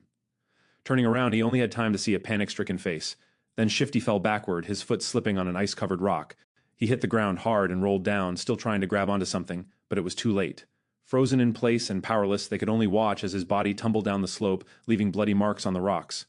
With each second, Shifty looked less like a man and more like a rag doll. A handful of moments later, he finally came to a halt, hitting the top of a large protruding stone in a pile of broken flesh. Shifty was dead. Chapter 11. Crossroads. Chapter 11. Crossroads. The 3 of them stood motionless, looking down in uneasy silence. What happened to Shifty didn't come as a shock, but it was still a hard thing to digest.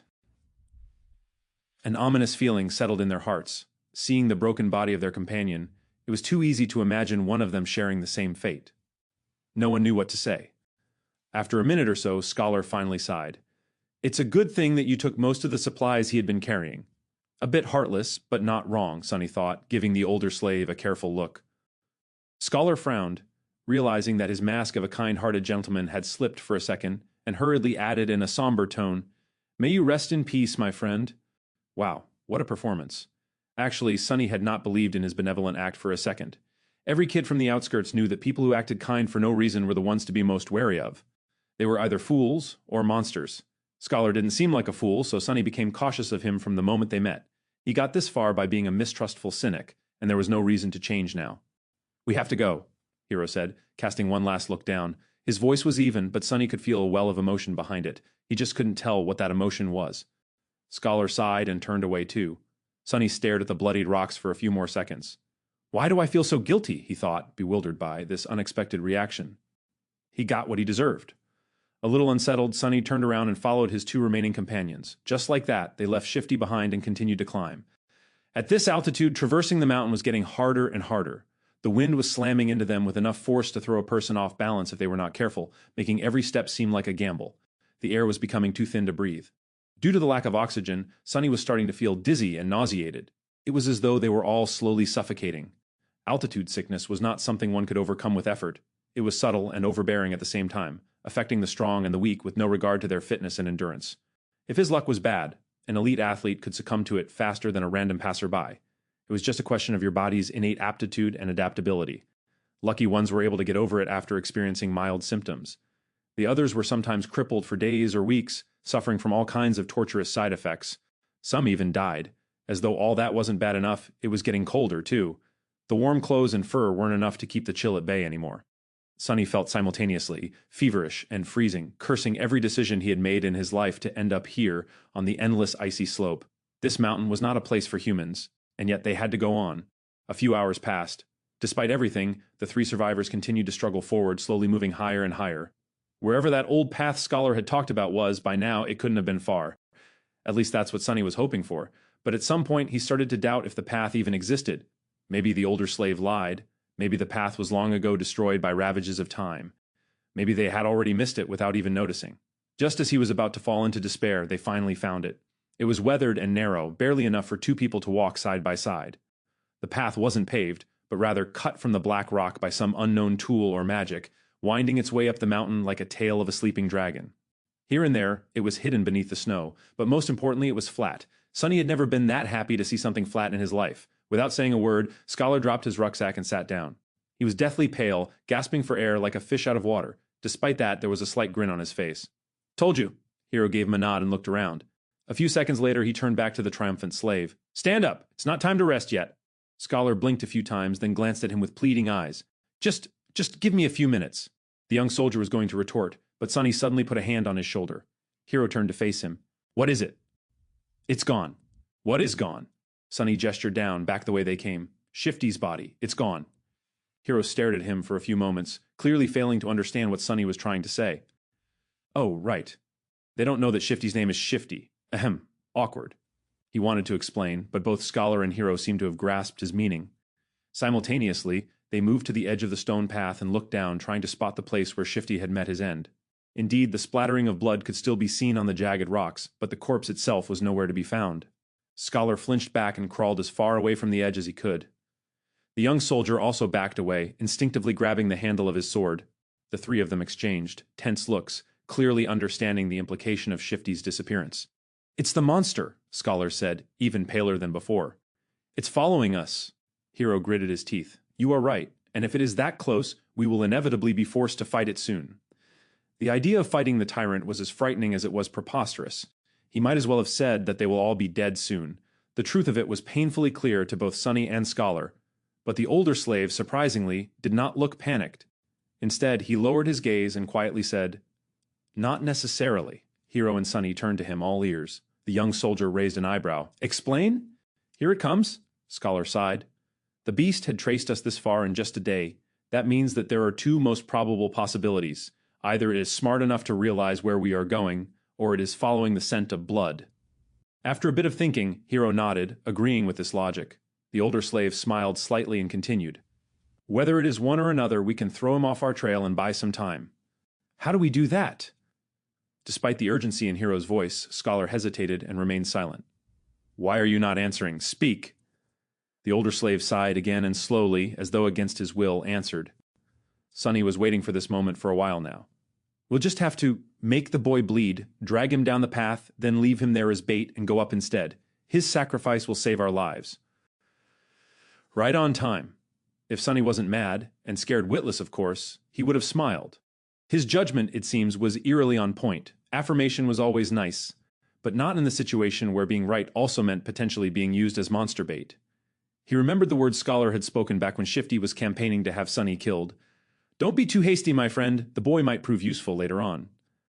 These words, which had sounded benevolent then, now turned out to hide a much more sinister meaning.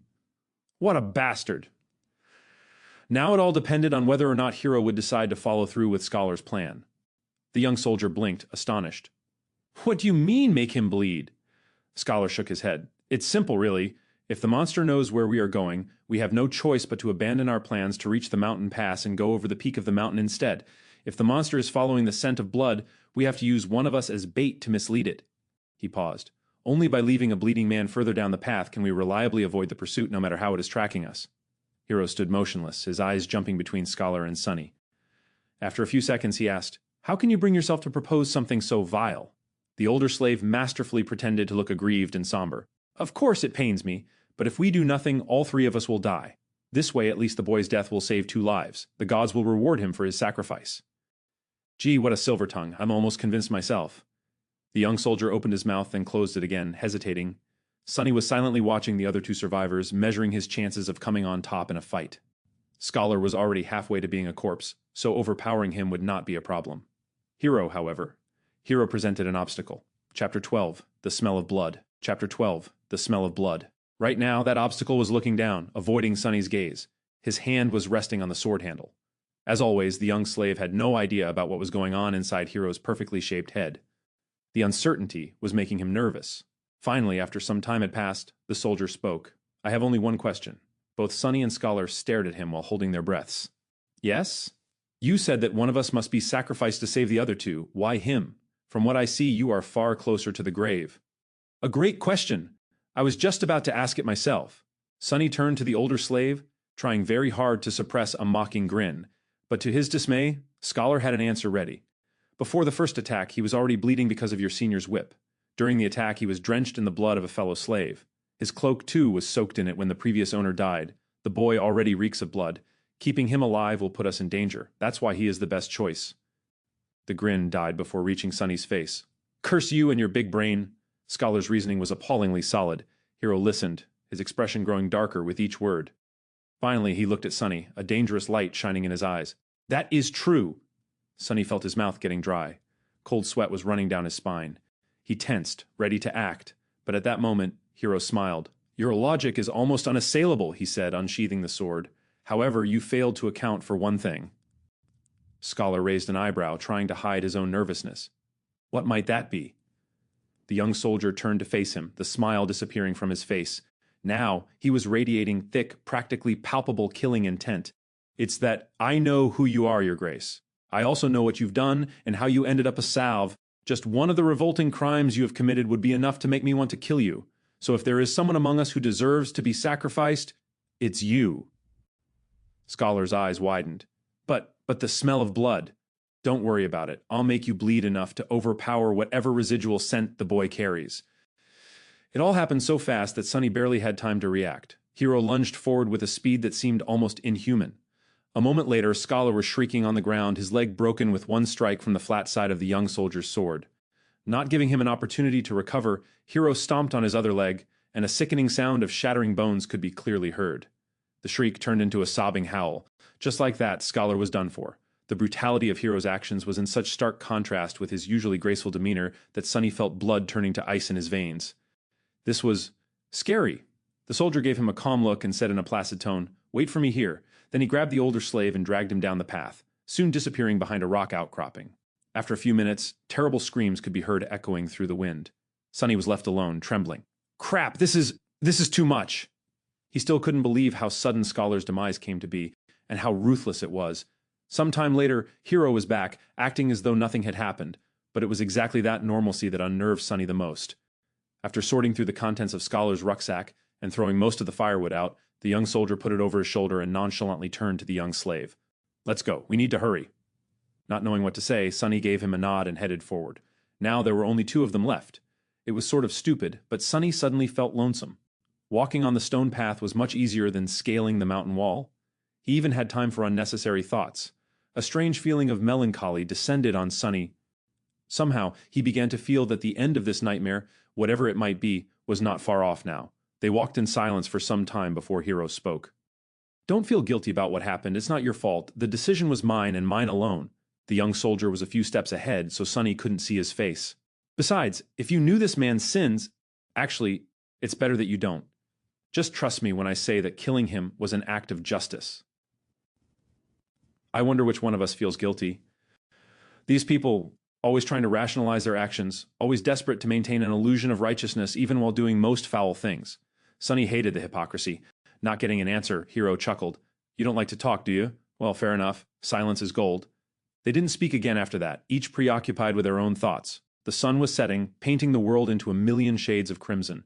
This high up, the air was clean and crisp, pierced by streams of scarlet light. Below them, a sea of maroon clouds was slowly rolling past the mountain. The stars and the moon had begun to reveal themselves in the vermilion sky. It was quite beautiful. However, Sunny could only think about how cold it was going to be once the sun fully disappears. Before that happened, Hero had found them a shelter. Not far from the path, hidden behind some tall rocks, was a narrow crevice that extended into the slope of the mountain. Happy to be safe from the piercing wind, they explored the crevice and ended up in a small, well-concealed cave. Sunny made a move to unbundle some firewood, but Hero stopped him with a shake of his head. "Today we will camp without making a fire. The beast is too close." Camping without the warm flames to keep them company was not going to be pleasant, but at least they weren't going to freeze to death inside the cave. In any case, the alternative was too frightening. Sunny sat down, putting his back against the cave's wall. Hero settled opposite of him, looking downcast and thoughtful. He was obviously in a strange mood. If nothing else, it was apparent from the fact that today, for the first time, the young soldier had failed to care for his sword after making camp. Soon, the sun was gone, and their small cave became completely dark. Sunny, of course, could still see perfectly well. Hero, on the other hand, was now completely blind. In the darkness, his handsome face looked noble and for some reason sorrowful. Sunny studied it, not willing to fall asleep. After a while, Hero suddenly spoke, in a quiet voice. "You know, it's strange. Usually I can feel someone's presence even in absolute darkness, but with you there's nothing. It's like you are just one of the shadows." With only silence to answer him, he smiled. "Are you asleep?" The question echoed in the darkness. Sunny, who had never spoken with Hero unless there was an urgent need to, and even then only using a few words at best, felt like there was a strange intimacy between them now. That's why he decided to talk. Maybe the darkness gave him courage. Besides, there was an occasion. "Why? Are you waiting for me to fall asleep before you kill me, or will you do it in the morning?" Truth. Chapter 13, Moment of Truth. The smile froze on Hero's face. He lowered his head, as though in shame. After a minute or so passed, shrouded in heavy silence, he finally answered, "Yes. I thought that if I do it when you sleep, you won't have to suffer." Unseen to him, a bitter grin appeared on Sunny's face. A long sigh escaped from the young soldier's lips. He rested his back against the cave's wall, still not looking up. "I don't expect you to forgive me. This sin, too, will be mine to bear. But please, if you can find it in your heart to understand. If things were different, I would have gladly faced that monster to let you escape. But my life does not belong to me alone. There is an unencompassable duty I am sworn to fulfill. Until it's done, I cannot allow myself to die." Sunny laughed. "You people, look at you, planning to kill me and still insisting on having a good excuse. How very convenient. I really hate hypocrites like you the most. Why don't you be honest for once? Don't give me that crap. Just say it. I'm going to kill you because it's easy. I'm going to kill you because I want to survive." Hero closed his eyes, his face full of sadness. "I'm sorry, I knew you wouldn't be able to understand." "What's there to understand?" Sunny leaned forward, anger coursing through his veins. "Tell me, why do I have to die?" The young soldier finally looked up. Even though he couldn't see in the dark, he turned his face in the direction of Sunny's voice. "That man was a villain, but he was also right. The scent of blood is too heavy on you. It will attract the beast. You can just let me go, you know. We'll part ways. After that, whether or not the monster finds me won't be your problem." Hero shook his head. "Dying in that creature's maw is too cruel a fate. It's better if I do it myself. You are my responsibility, after all." "How noble of you." Sonny leaned back, dejected. After a short while, he quietly said, "You know, when I just came here, I was ready to die. After all, in this whole world, 2 worlds actually, there's not a single soul who cares whether I live or die. When I'm gone, no one will be sad, no one will even remember that I existed."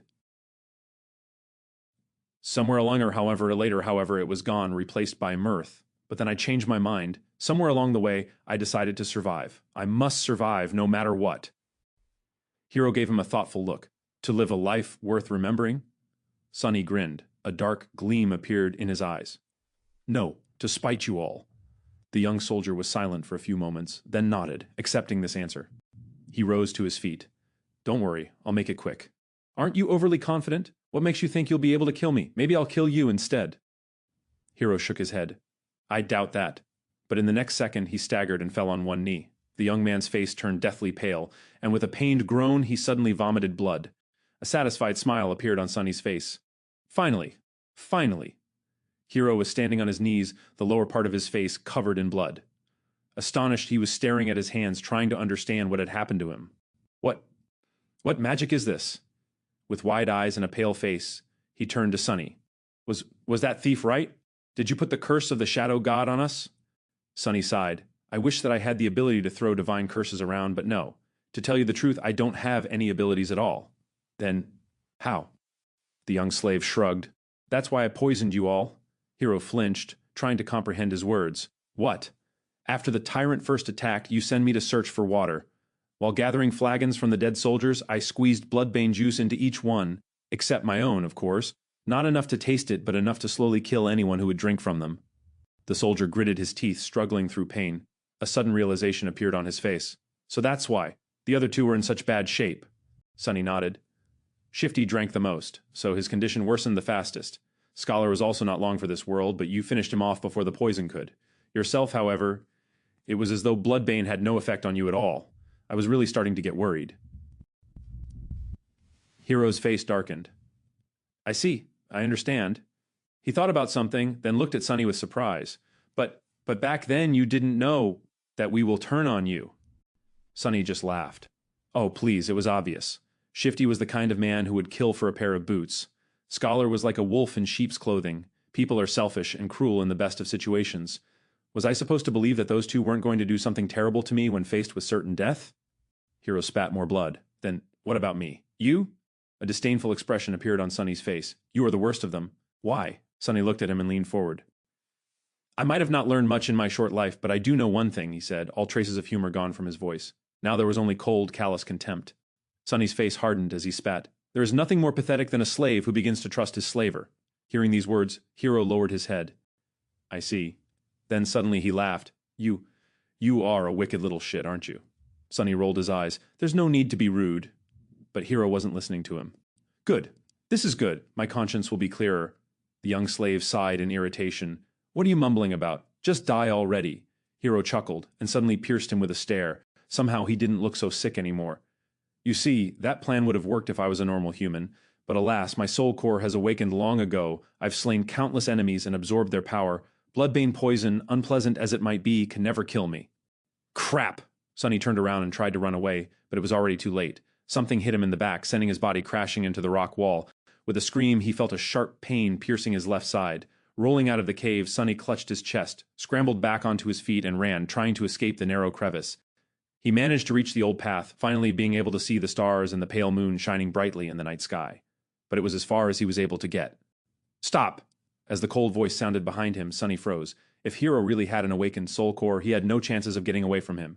In a fight, he had no chances at all. "Turn around." The young slave obediently turned, holding his hands up. He looked at Hero, who was wiping the blood off his face with a displeased look in his eyes. The 2 of them stared at each other, shivering in the murderous cold. Was it worth it? No matter. Despite it all, I will be true to my promise. I'll make it quick. The soldier unsheathed his sword. "Do you have any last words?" Sonny did not answer. However, a small silver bell suddenly appeared in his hand. Hero frowned. "Where were you hiding that thing?" Sonny shook the bell. A beautiful, clear ringing sound flowed over the mountain, filling the night with an enchanting melody. "What are you doing? Stop!" The young slave dutifully stopped. What was right under Hero's bewildered eyes? The silver bell disappeared into thin air. He looked at Sonny, stumped and suspicious. "Tell me, what did you just do?" But Sonny didn't answer. In fact, he hadn't said a single word ever since escaping the cave. Right now, he wasn't even breathing. Hero, on the other hand, continued to speak. "Tell me right now or you will regret it." He scowled. "Why are you not saying anything?" The shivering boy just stared, him completely silent. No. He was staring into the darkness behind him. Hero's eyes widened. "What?" Chapter 14, Child of Shadows. Chapter 14, Child of Shadows. Sunny had no choice but to resort to one last, desperate gamble. He had no chance against the enemy in a direct confrontation, at least not without an advantage. Bloodbane poison was supposed to be his hidden card, but turned out to be nearly useless. Being able to see in the dark did not help that much too. Somehow, Hero was able to perceive their surroundings even without any light. Whether he was using his sense of hearing or some magical ability, Sunny did not know. Not that it mattered now that they had left the cave and were standing under the moonlit sky. Now he had only one advantage left. The fact that he knew that the tyrant was blind, and Hero did not. Acting on that knowledge, however, was easier said than done. Could he do? That's why he tried to stay as quiet as possible and rang the silver bell. If the description did not lie, its ringing could be heard from miles away. Surely the tyrant was going to hear it too. Now Sunny only had to stay silent, stall for time and hope that the monster would come. As he did so, Hero's bewilderment slowly turned into anger. "Tell me right now or you will regret it." His voice was quite threatening, but still, the young slave did not answer. He just shivered in the cold and tried not to moan despite the pulsing pain in his chest. "Why are you not answering?" But Sunny did not dare to answer. He held his breath and watched, horrified, as the familiar colossal figure appeared behind Hero. His lungs were on fire, and his heart was beating like crazy. It was beating so loud that he was even afraid that the blind tyrant would hear it. But, of course, it couldn't be louder than Hero's voice, who was still talking, turning himself into the only source of noise on this mountain. At the last second, a hint of understanding appeared in the young soldier's eyes. He began to turn around, his sword rising with lightning speed, but it was too late. A massive hand appeared from the darkness and caught him into an iron grip. The bone claws scraped against the armor, pulling it apart. Mountain King dragged Hero back, paying little attention to the sword biting into its wrist. Viscous saliva was streaming from its open maw. Petrified by fear, Sunny slowly turned his back to them and took a couple of steps up the old, winding path. Then he darted away, running as fast as he could. Behind him, a desperate scream tore apart the silent night. Then a hungry roar followed. It seemed that Hero wasn't going down without a fight, even though his fate was already sealed. But Sunny didn't care. He was running away, climbing higher and higher. "I'm sorry, Hero," he thought. "I did say that I will watch you die, but as you know, I am a liar, so go and die on your own." A lonesome dark mountain stood tall against the raging winds. Jagged and proud, it dwarfed other peaks of the mountain chain, cutting the night sky with its sharp edges. A radiant moon bathed its slopes in the ghostly light. Under that light, a young man with pale skin and black hair reached the peak of the mountain. However, his looks didn't match the magnificence of the scene. Wounded and staggering, he looked pathetic and weak. The young man looked like a walking corpse. His coarse tunic and cloak were torn and smeared with blood. His sunken eyes were cloudy and lifeless. His body was bruised, beaten, and cut. There were specks of bloody foam on his lips. He was hunched over, cradling the left side of his chest. Each step caused him to moan, ragged breath barely escaping through gritted teeth. Sunny was hurting all over, but most of all, he was cold. So cold. He just wanted to lie down in the snow and fall asleep. But instead, he continued walking, because he believed that the nightmare will be over once he reaches the peak. Step, another step. Finally, he had made it. At the highest point of the mountain, a vast expanse of flat rock was covered with snow. In the center of it, illuminated by moonlight, stood a magnificent temple. Its colossal columns and walls were cut from black marble, with exquisite reliefs decorating the Stygian pediment and broad frieze.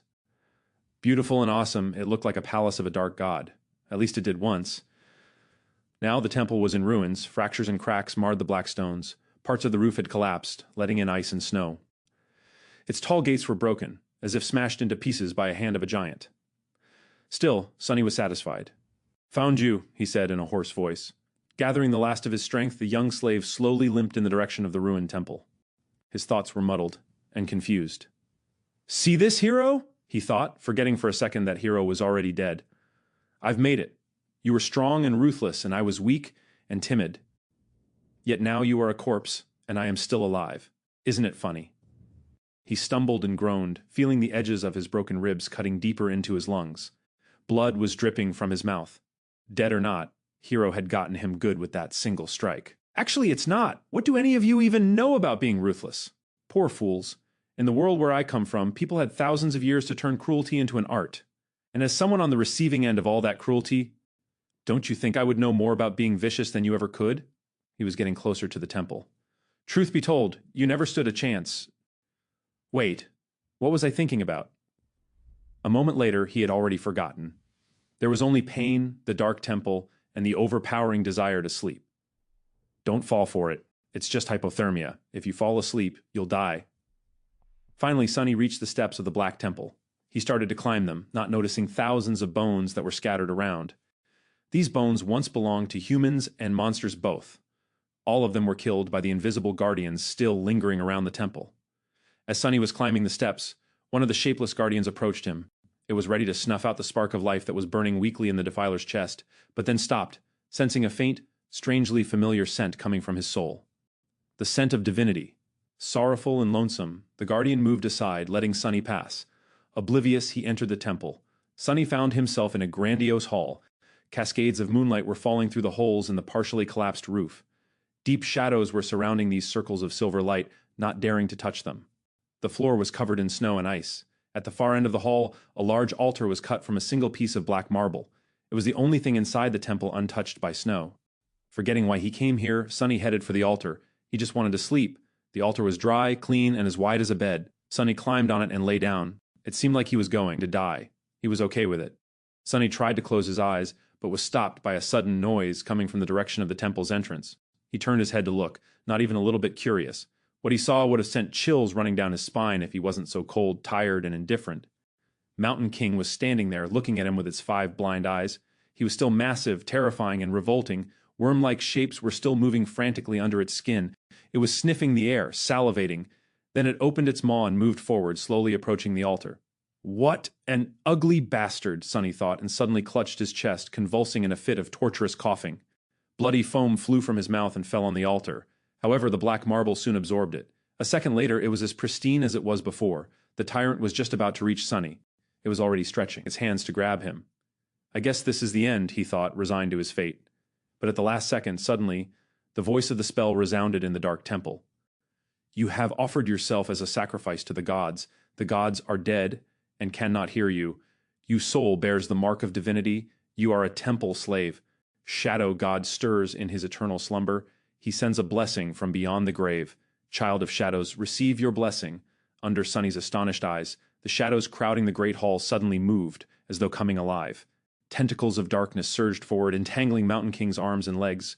The mighty tyrant struggled, trying to get free, but how could it resist the power of a god?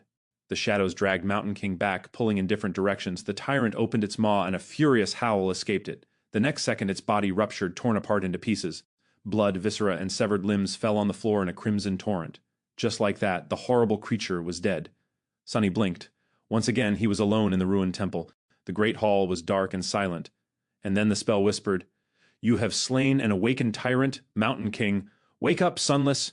Your nightmare is over. Prepare for appraisal. Chapter 15, Shadow Slave. Chapter 15, Shadow Slave. Prepare for appraisal. Sunny found himself in a space between dream and reality. It was an endless black void illuminated by a myriad of stars. Between those stars, countless strings of silver light were woven into a beautiful and inconceivably complex net, forming various nexuses and constellations. It was truly breathtaking. Somehow, Sunny understood that he was seeing the inner workings of the nightmare spell. He also couldn't help but think that it looked a lot like the celestial equivalent of a neural network. If so, was the spell alive? This was a question that countless people had been asking themselves for the past few decades. The best answer they had come up with was that there was no way to know. The spell was neither alive nor dead, neither sentient nor mindless. It was more of a function than a creature. But Sunny was in no mood to ponder philosophical questions. He was eagerly awaiting his boon. The spell was still appraising his performance. However, the first reward had nothing to do with it. You have received a memory, Puppeteer's Shroud. Yes! Sunny felt incredibly elated. He was almost ready to do a happy dance. That memory belonged to Mountain King, who was an awakened tyrant, which meant that the memory itself was of the awakened rank. Getting it was a stroke of incredible luck. There were 7 ranks to everything in the spell. These ranks were, in order of growing power, dormant, awakened, ascended, transcendent, supreme, sacred, and divine. From the spell's point of view, Sunny was a dormant human. Having a memory of a higher rank than his own soul core would be of great help once he enters the dream realm. The power gap between different ranks simply could not be overestimated. He wanted to take a look at the Puppeteer's Shroud, but there was no more time. The spell was done with its appraisal. Here in the void, its voice didn't sound subtle and familiar anymore. Rather, it seemed like the universe itself was speaking. Sunny held his breath, listening. Aspirant! Your trial is over. A nameless slave ascended the Black Mountain. Both heroes and monsters fell by his hand.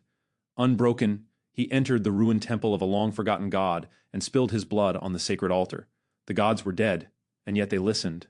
You have defeated a dormant beast, Mountain King's larva. You have defeated 3 dormant humans, names unknown. You have defeated an awakened human, Aro of the 9. You have defeated an awakened tyrant, Mountain King. You have received the Shadow God's blessing. You have achieved the impossible. Final appraisal, glorious. Your treachery truly knows no bounds.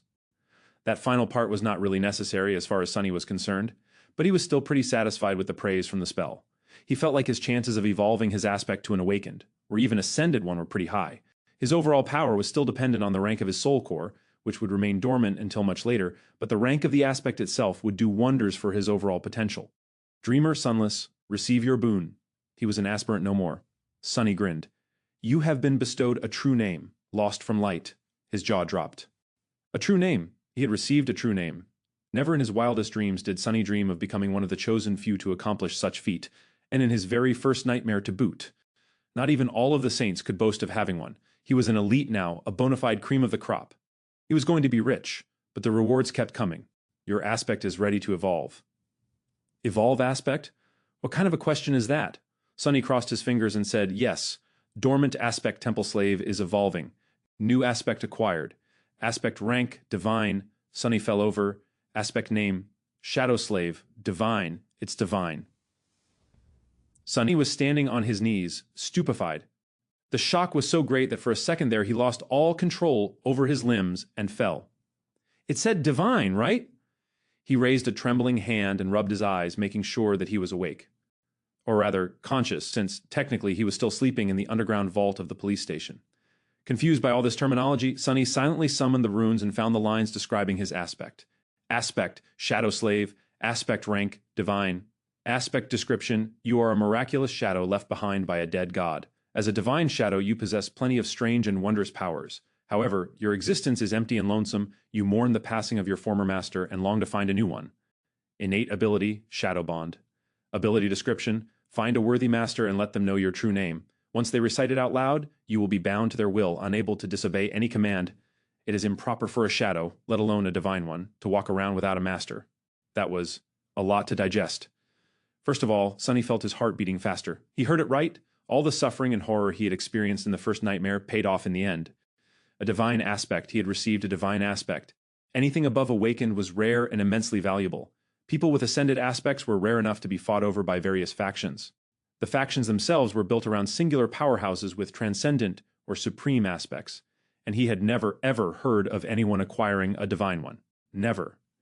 Anything with the divine prefix was so hard to find that it mostly lived in the realm of myths and legends. After all, the human race had not reached that high yet. It was only slightly more than a decade since humans managed to finally conquer the third nightmare and receive the ability to evolve their cores to transcendent rank. As transcendents, or saints as they were called in the real world, powerful awakened ruled over the dream realm, but even they did not dare to face nightmare creatures of higher ranks. Subsequently, there were not a lot of memories and echoes of supreme rank around, let alone sacred, or divine. The same went for aspects. And yet Sunny just got one. He grinned, driven half mad by joy and arrogance. However, his jubilation was a little muddied. After all, there was that weird innate ability. Of course, he had no intention of becoming someone's magical slave, with no free will of his own. To hell with that, but it wasn't that bad. All he had to do to avoid that fate was to conceal his true name. No one except for him could see his status. That meant that Sunny just had to keep his mouth shut, and no one will know that he even had one. It meant giving up on all the benefits that someone who was bestowed a true name after the first nightmare was entitled to, but it all paled in comparison with a divine aspect. Not a problem, Sunny thought with a smirk. If the spell had the ability to laugh, it would surely do so after hearing his thoughts. However, it didn't.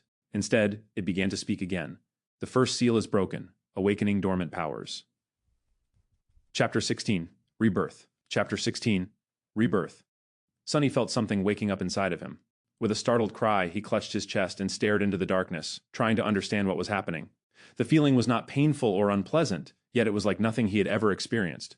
It was as though his soul was being shaken awake, infused with strange new energy. However, that energy did not come from some outside source. Rather, it was coming from within, as though it had always been there, sleeping. The energy filled every fiber of his being. Sunny felt his emotions becoming clearer and sharper. Then, his body began to change too. He felt as though a miniature star was burning in the center of his chest. Waves of heat were radiating from it, slowly reaching his stomach and shoulders, then his arms and legs, then his hands and feet. Under that heat, his bones, muscles, organs, and blood vessels were being rebuilt and revitalized. Sonny felt like he was being reborn. He was becoming stronger, faster, healthier. It was euphoric. With each second, his transformation was becoming more profound. New confidence settled in Sonny's heart. He was not a weak, frail street kid anymore. He was not as vulnerable against anyone who would wish to bully him as he was in the past. With his powers awakened and his will tempered by the horrors of the first nightmare, he was now someone you would not want to cross. After some time had passed, the star burning in his chest finally cooled down. The heat was replaced with a soothing coldness. That coldness washed over Sonny's body, taking away all the aches and discomforts that had been accumulated there over the years. Then it moved up, reaching his brain and, finally, his eyes. His vision strangely doubled. He could still see the void populated by an endless pattern of stars. But he could also see something different. A silent, calm, dark sea illuminated by a lonely black sun. From his previous knowledge, Sonny knew that this was his so-called Sea of Soul. But he also knew that it was supposed to look quite different. For starters, it was supposed to be much more lively. The star hanging above, the visual representation of his soul core, was supposed to be burning with bright light, filling the soul sea with a warm, blinding shining. However, Sonny's soul was dark and lightless. That's strange. He took a look at the black sun. At a closer examination, it actually turned out to be transparent. It's just that, with no other major source of light around, the star had appeared to be as dark as its surroundings. Also, no one was supposed to be here except for him. It was his soul, after all. But Sonny had a nagging feeling that somewhere just beyond the periphery of his vision, hidden in the darkness, shapeless forms were constantly moving. No matter how he turned his head, he couldn't catch a clear glimpse of them, and yet the feeling would not go away. Not wishing to waste any more time on this right now, Sonny turned back to the black sun and finally spotted two spheres of light orbiting around it, as though caught in the soul core's gravity well. A subtle smile appeared on his face. These were his memories, Silver Bell and Pupetter's Shroud. Later there would be dozens of such spheres here. If he was lucky, he would even acquire an echo or two. The spell's voice suddenly pulled him out of the sea of soul, awakening aspect ability. This is it, the moment of truth, Sonny thought. Divine aspect or not, his immediate future still depended on the first aspect ability he would receive. His role in the dream realm would be based on its characteristics. If it was a combat ability, he would be most useful on the front lines of the bloody battles against the nightmare creatures. If it was tied to sorcery, he would likely become a powerful but fragile ranged fighter. If it was something having to do with utility, he would be a vitally important part of the behind-the-scenes workings of the dream realm. Utility abilities were also extremely valued in the real world, where Awakened performed many tasks that kept it going. If he was lucky, he could even become a healer. Healers were very rare, and as such, sought after specialists. Aspect ability acquired. Aspect ability name, Shadow Control. Sonny hurriedly summoned the runes. He wanted to go to the description of his new ability right away, but then decided to give his overall information a look first. Name, Sunless. True name, Lost from Light. Rank, Dreamer. Shadow Core, Dormant. Shadow Fragments. What? What is that? Where the rank of his soul core was supposed to be written, a mysterious shadow core appeared instead. Sonny looked at it, blinking. He had never heard of anyone having a different kind of core before. Was he that unique? This enigmatic shadow core would certainly explain why his sea of soul looked so strange. And also, he moved his eyes down, noticing the shadow fragments counter. Usually there was supposed to be an indicator of the number of soul shards consumed. However, it was nowhere to be seen. Do I actually have a completely different progression path than all Awakened? The idea was as exciting as it was frightening. Not having to fight for resources with anybody else was an incredible advantage. Most of the human society in the dream realm was built around the acquisition of soul shards. If he had no need to gather them to evolve, not only would he be able to become more powerful with incredible speed, he would also be completely self-sufficient. On the other hand, he had no idea how to acquire these shadow fragments. However, he had gotten 12 of them somehow already, so whatever it was that he had to do, he had already done it in the first nightmare. I'll have to explore this carefully. Satisfied with this decision, Sonny continued to study the runes. Memories, Silver Bell, Puppeteer's Shroud, Echoes, Attributes, Fated, Mark of Divinity, Child of Shadows, Aspect, Shadow Slave, Aspect Rank, Divine, Aspect Abilities, Shadow Control, Aspect Ability Description, your shadow is more independent than most. It is an invaluable helper. What is that supposed to mean? Sonny held his breath and began to read the description again, but at that moment a new set of runes appeared just below it. Simultaneously, the spell's voice resounded in the black void. All power has a price. You have received a flaw. Your flaw is... Sonny read the runes, and his eyes widened in horror. Oh no, no, no, no. Chapter 17, Three Simple Words. Chapter 17, Three Simple Words. He closed his eyes, then opened them again, hoping that the runes would disappear. Please, be gone, please! But the runes were still there, shining slightly as though mocking him. Flaw, clear conscience, flaw description, you cannot lie. Sunny stared at these three simple words, feeling like there was a bottomless abyss opening right beneath his feet. The spell, which was usually frivolous with its descriptions, decided to be straight and on point this time. There were only three words. They left him no room to maneuver. Can't lie. I can't lie? Me? How am I supposed to live if I can't lie? Sunny's very survival was predicated on his ability to deceive and outsmart other people. Even the spell itself congratulated him on his treachery. Without the ability to lie, he wouldn't be able to achieve anything. Not to mention, his heart suddenly felt as though it was about to stop. If he could only tell the truth, how was he supposed to hide his true name? Wouldn't anyone be able to turn him into an obedient slave by simply asking a couple of innocent questions? Sunny was about to scream and curse, but at that moment, the spell spoke again. Wake up, lost from light. The black void spun and disappeared. Sunny opened his eyes. The armored ceiling of the police station's vault hung above him. No one would call its aesthetics beautiful, but to him, it was the most majestic sight. Only now did he realize how much he had missed the real world. It was safe and familiar. There were no monsters or slavers. Well, at least officially, there was no constant fear of torturous death. It was home. In addition, Sunny felt incredible.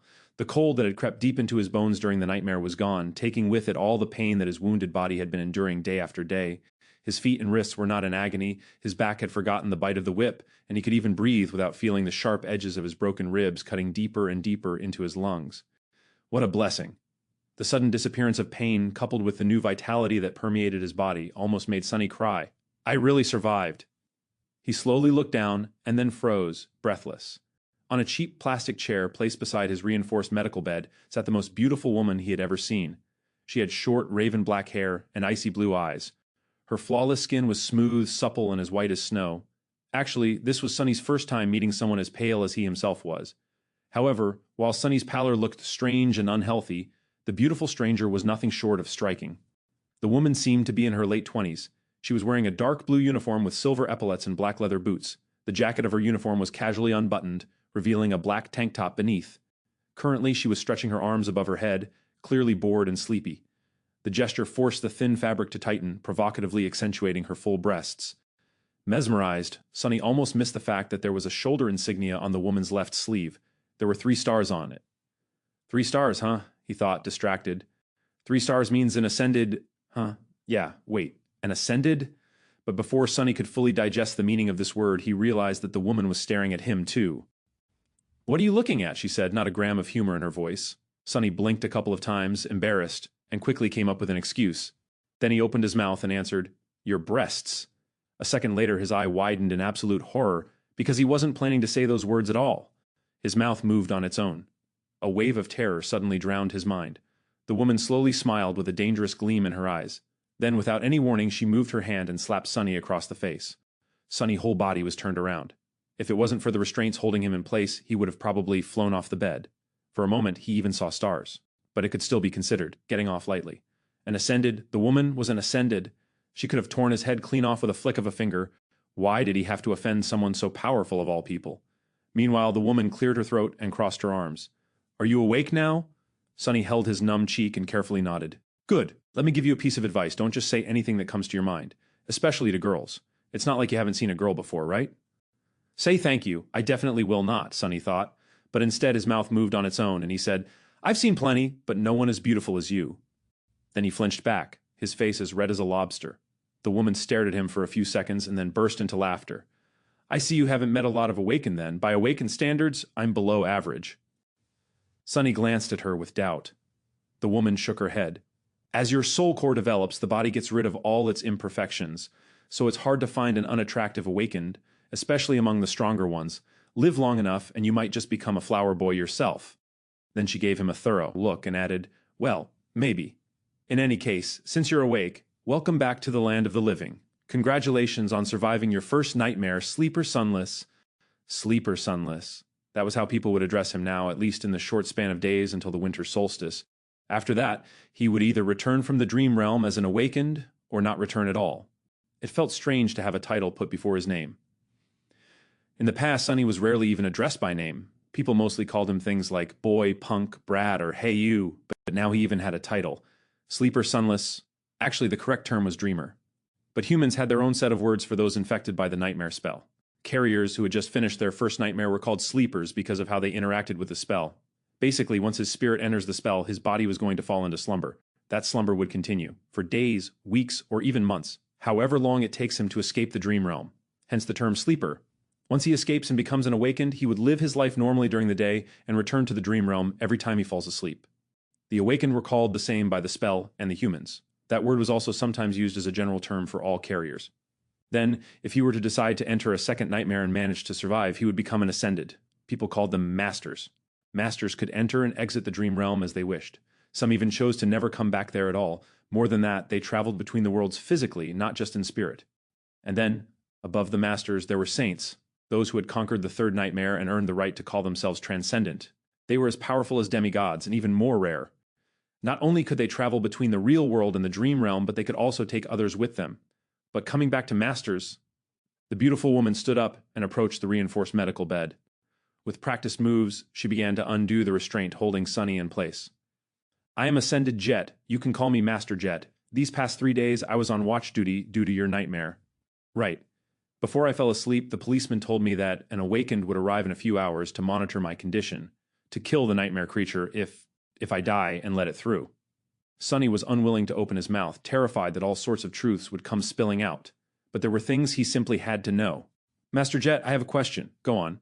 Why would a master be put on watch duty? Isn't it below your pay grade? Jet gave him a dark look. You're smarter than you seem. Recently, there was a lot of gates opening in this sector. Most of the local awakened are either wounded or occupied with the cleanup, or dead. It's always like that close to the winter solstice. She opened the final restraint and took a step back. Plus, there's not a lot of awakened who, like me, directly work for the government. It's by far the least lucrative or glorious carrier one of us can choose. Would you abandon wealth and fame to work abysmal hours and risk your life, fueled only by altruism and sense of duty? Sonny wanted to say something flattering. Instead, he looked Master Jet right in the eyes and smirked. Of course not. I'm not an idiot. Damn this damn flaw. Damn. She stared at him with a humorless expression. Sonny thought that he was going to get slapped again, but instead, Jet smiled. See, I was right. You really are smart. Chapter 18, Absence of Light. Chapter 18, Absence of Light. Sonny was enjoying a hot shower. After their short conversation, Master Jet had sent him to clean himself, saying that he reeked of nightmare. The unnatural slumber of the spell would slow down the body's metabolism, and the medical apparatus he had been strapped into was supposed to take care of the rest, but he was still asleep for 3 whole days. Even if only psychological, the scent of bloodshed and despair lingered around him. Ah, I'm in heaven, Sonny thought, willing himself to temporarily forget about the looming disaster of the flaw. He was alone in the police station's showers, relaxing under the streams of hot water. After a bit of time had passed, Sonny reluctantly turned the tap off and walked over to the towel rack. Coincidentally, he saw himself reflecting in the mirror. The changes in his physique were subtle but noticeable. His pale skin seemed a little healthier, his muscles a bit more pronounced. He looked slender and lean instead of emaciated and frail as he did before. There was a slight luster to his dark hair and a shine to his eyes. However, he was still rather diminutive. Not exactly a picture of masculine handsomeness, to say the least.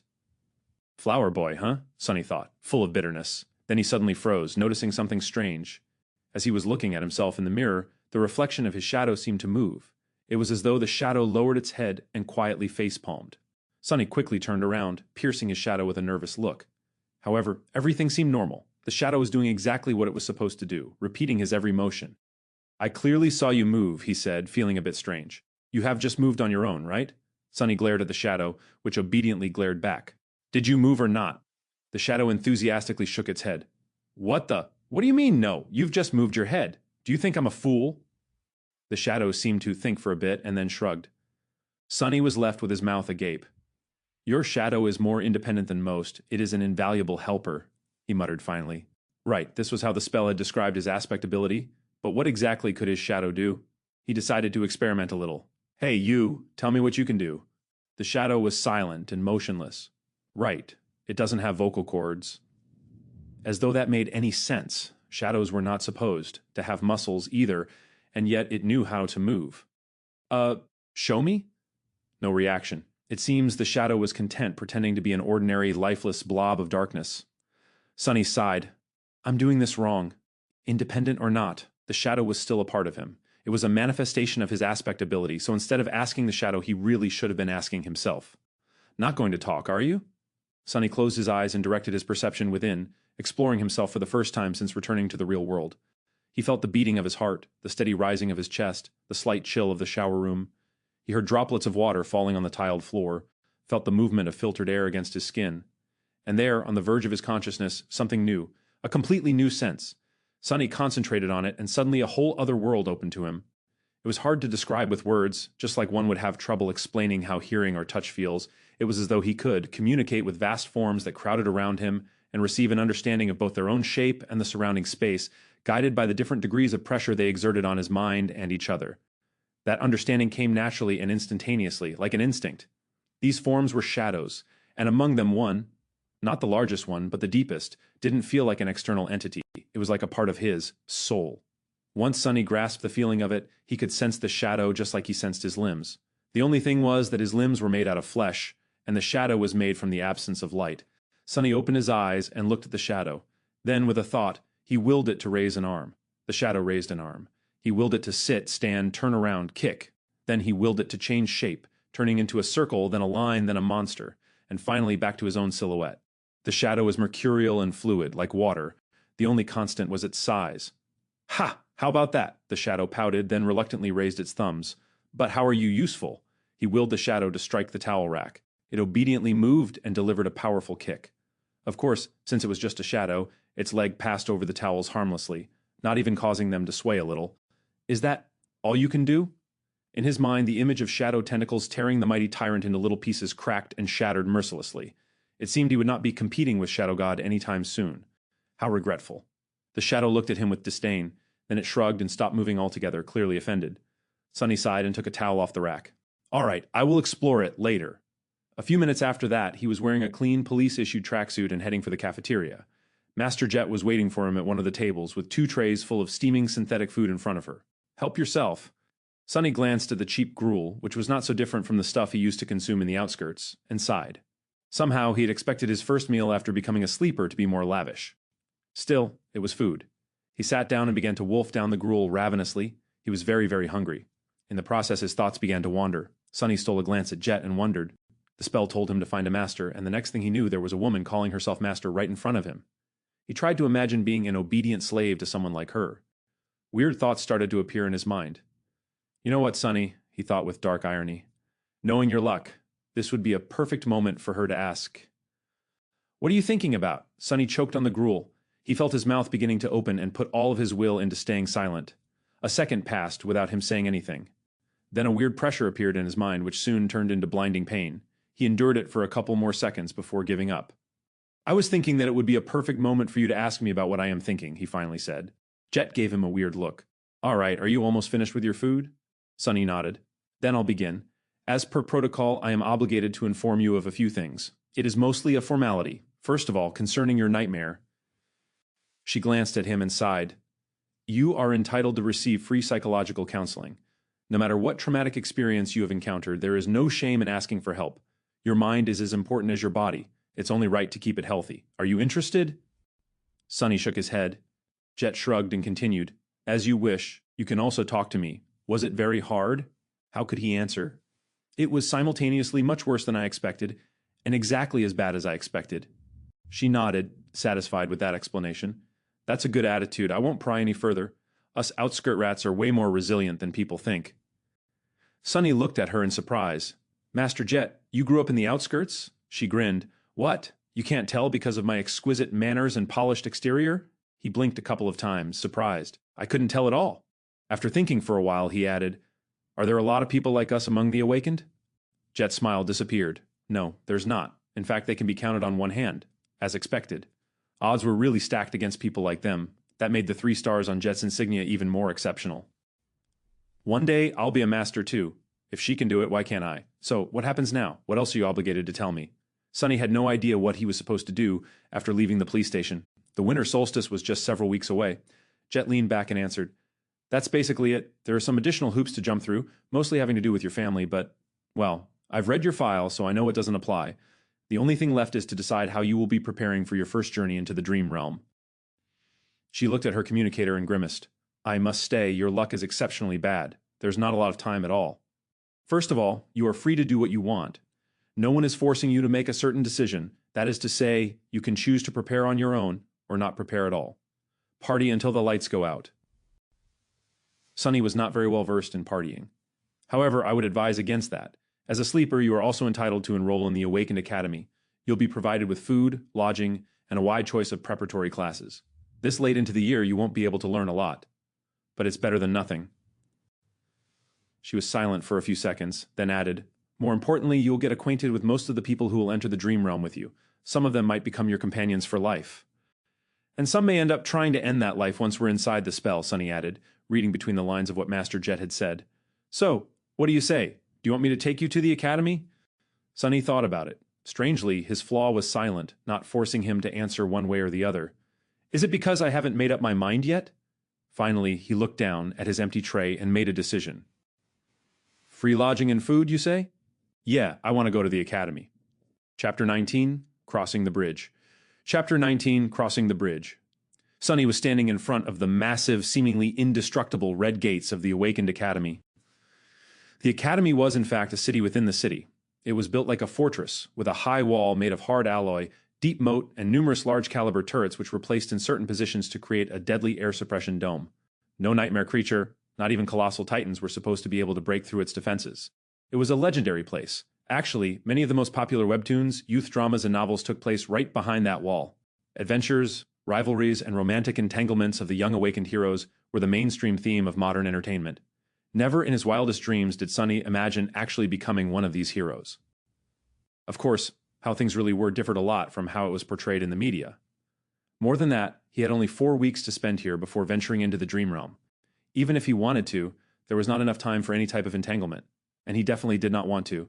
He had to learn how to survive, not waste time on such nonsense. The snow was slowly falling to the ground. It was cold and silent in front of the academy gates. Except for Sunny, there was only one other person. Another new sleeper, if he had to guess. It was a tall, slender girl of around his age with clear gray eyes and a detached look on her face. She had strange, silver-white hair that was cut short and neatly parted to the side. Just like him, she was dressed in a police-issued tracksuit and had no personal belongings with her. On her head, there was a pair of old-fashioned headphones. She was calmly listening to music while they waited. There was a certain vibe to the silver-haired girl. It was sort of as though she was apart from the world. She looked confident and self-sufficient, but also a bit lonely. Sunny wasn't going to start a conversation. Who knew what kind of situation he would put himself in due to that damn flaw? It was better to keep to himself. He glanced at the girl and sighed. I wonder what flaw does she have? Finally, the gates began to open. The giant, ridiculously thick sheet of reinforced metal slowly descended, creating a long bridge. Sunny looked ahead with grim determination. Master Jet's parting words echoed in his mind. On their drive to the academy, Sunny didn't speak much, looking at the sights of the city that were flying past the window of Jet's personal transport vehicle. Actually, it was his first time sitting in a PTV. Most people in the city couldn't even dream about getting a license and purchasing a vehicle like that, having to do with public transportation. He had ridden in the back of a police cruiser once or twice, but that was a completely different experience. At some point, Master Jet looked at him and said, Since we both come from the outskirts, I'll give you 3 pieces of advice. Whether you listen to me or not is your business. Sunny turned his head, waiting. First, once you're registered in the academy, they'll offer you psychological counseling again. There will also be a valuable reward for sharing your experiences in the nightmare and the details of your appraisal. You'll be able to receive a soul shard, maybe even several of them. He frowned. Are you trying to convince me to visit a psychiatrist again? Jet shook her head. No, I'm telling you to refuse. Surprised, Sunny raised his eyebrows. Why? There was a pause before she answered. You're too green to understand, but out there in the dream realm, nightmare creatures are not the only danger. Once you grow powerful enough, humans will become an equal threat. The less they know about your aspect, the better. So that's how it is. The easiest way to defeat a powerful awakened is to use their flaw. That's why young fools in the academy are encouraged in various ways to share the details of their aspects. I'm not saying that the government will leak your information, but once 2 people know a secret, it's no longer a secret. And there's a lot of people working for the government. That made a lot of sense. Thank you, Master Jet.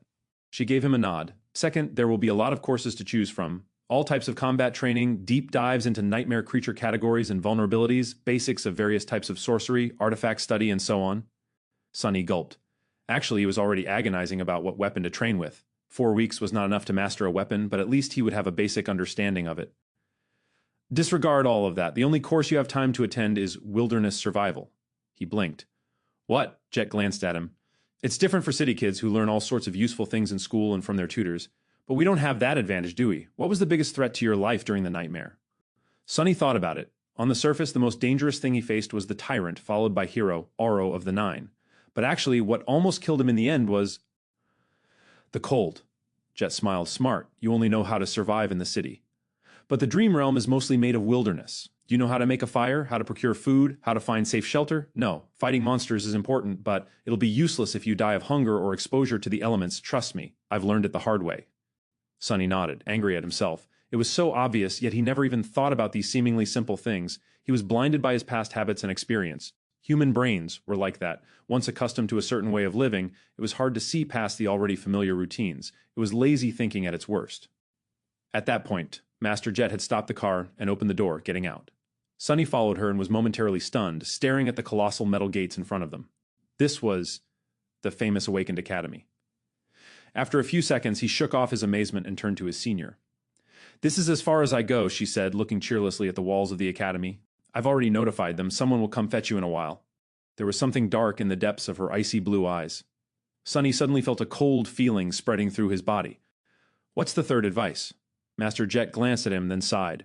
Remember, no one can survive in the dream realm alone. That's not an opinion, that's a fact. Try to get along with your peers, even if they don't treat you well. It might save your life. Then she suddenly smiled and patted him on the shoulder. You've done well to survive until now. Make sure to keep yourself alive in the future, too. Then she got back into her PTV and drove off. Just like that, she was gone. The end of the metal bridge hit the special grooves in the ground and stopped moving after a set of loud clicks. Sonny looked ahead, wondering what kind of life he was going to be living in the next 4 weeks. Keep your flaw and aspect secret, learn to survive in the wilderness, be nice to other sleepers. It didn't sound too hard, but for some reason, he was sure that these weeks were going to be as challenging as his first nightmare, or maybe even worse. Seemingly free of such concerns, the silver-haired girl walked forward and stepped on the bridge. Sonny sighed and reluctantly followed. Chapter 20, Outcast Once Again. Chapter 20, Outcast Once Again. The sleeper part of the compound was relatively small and situated in the southern part of the academy, surrounded on all sides by training fields and parks. It was a low, modern building constructed with reinforced materials. Like the majority of buildings in the academy, most of it was hidden below the ground, leaving only a couple of floors above it. With its white, pristine alloy walls and wide windows, it must have looked beautiful in the summer, contrasted against all the greenery around. Inside, the building was spacious and well lit. Sonny and the silver-haired girl were taken to a large hall where 100 or so of young men and women, sleepers of the same unfortunate timing as the two of them, were already waiting for the beginning of the induction ceremony. Most of them were nervous, tense, and excited. Logistics of the academy were a constant headache for the administrators since the rate at which the spell infected people was always chaotic.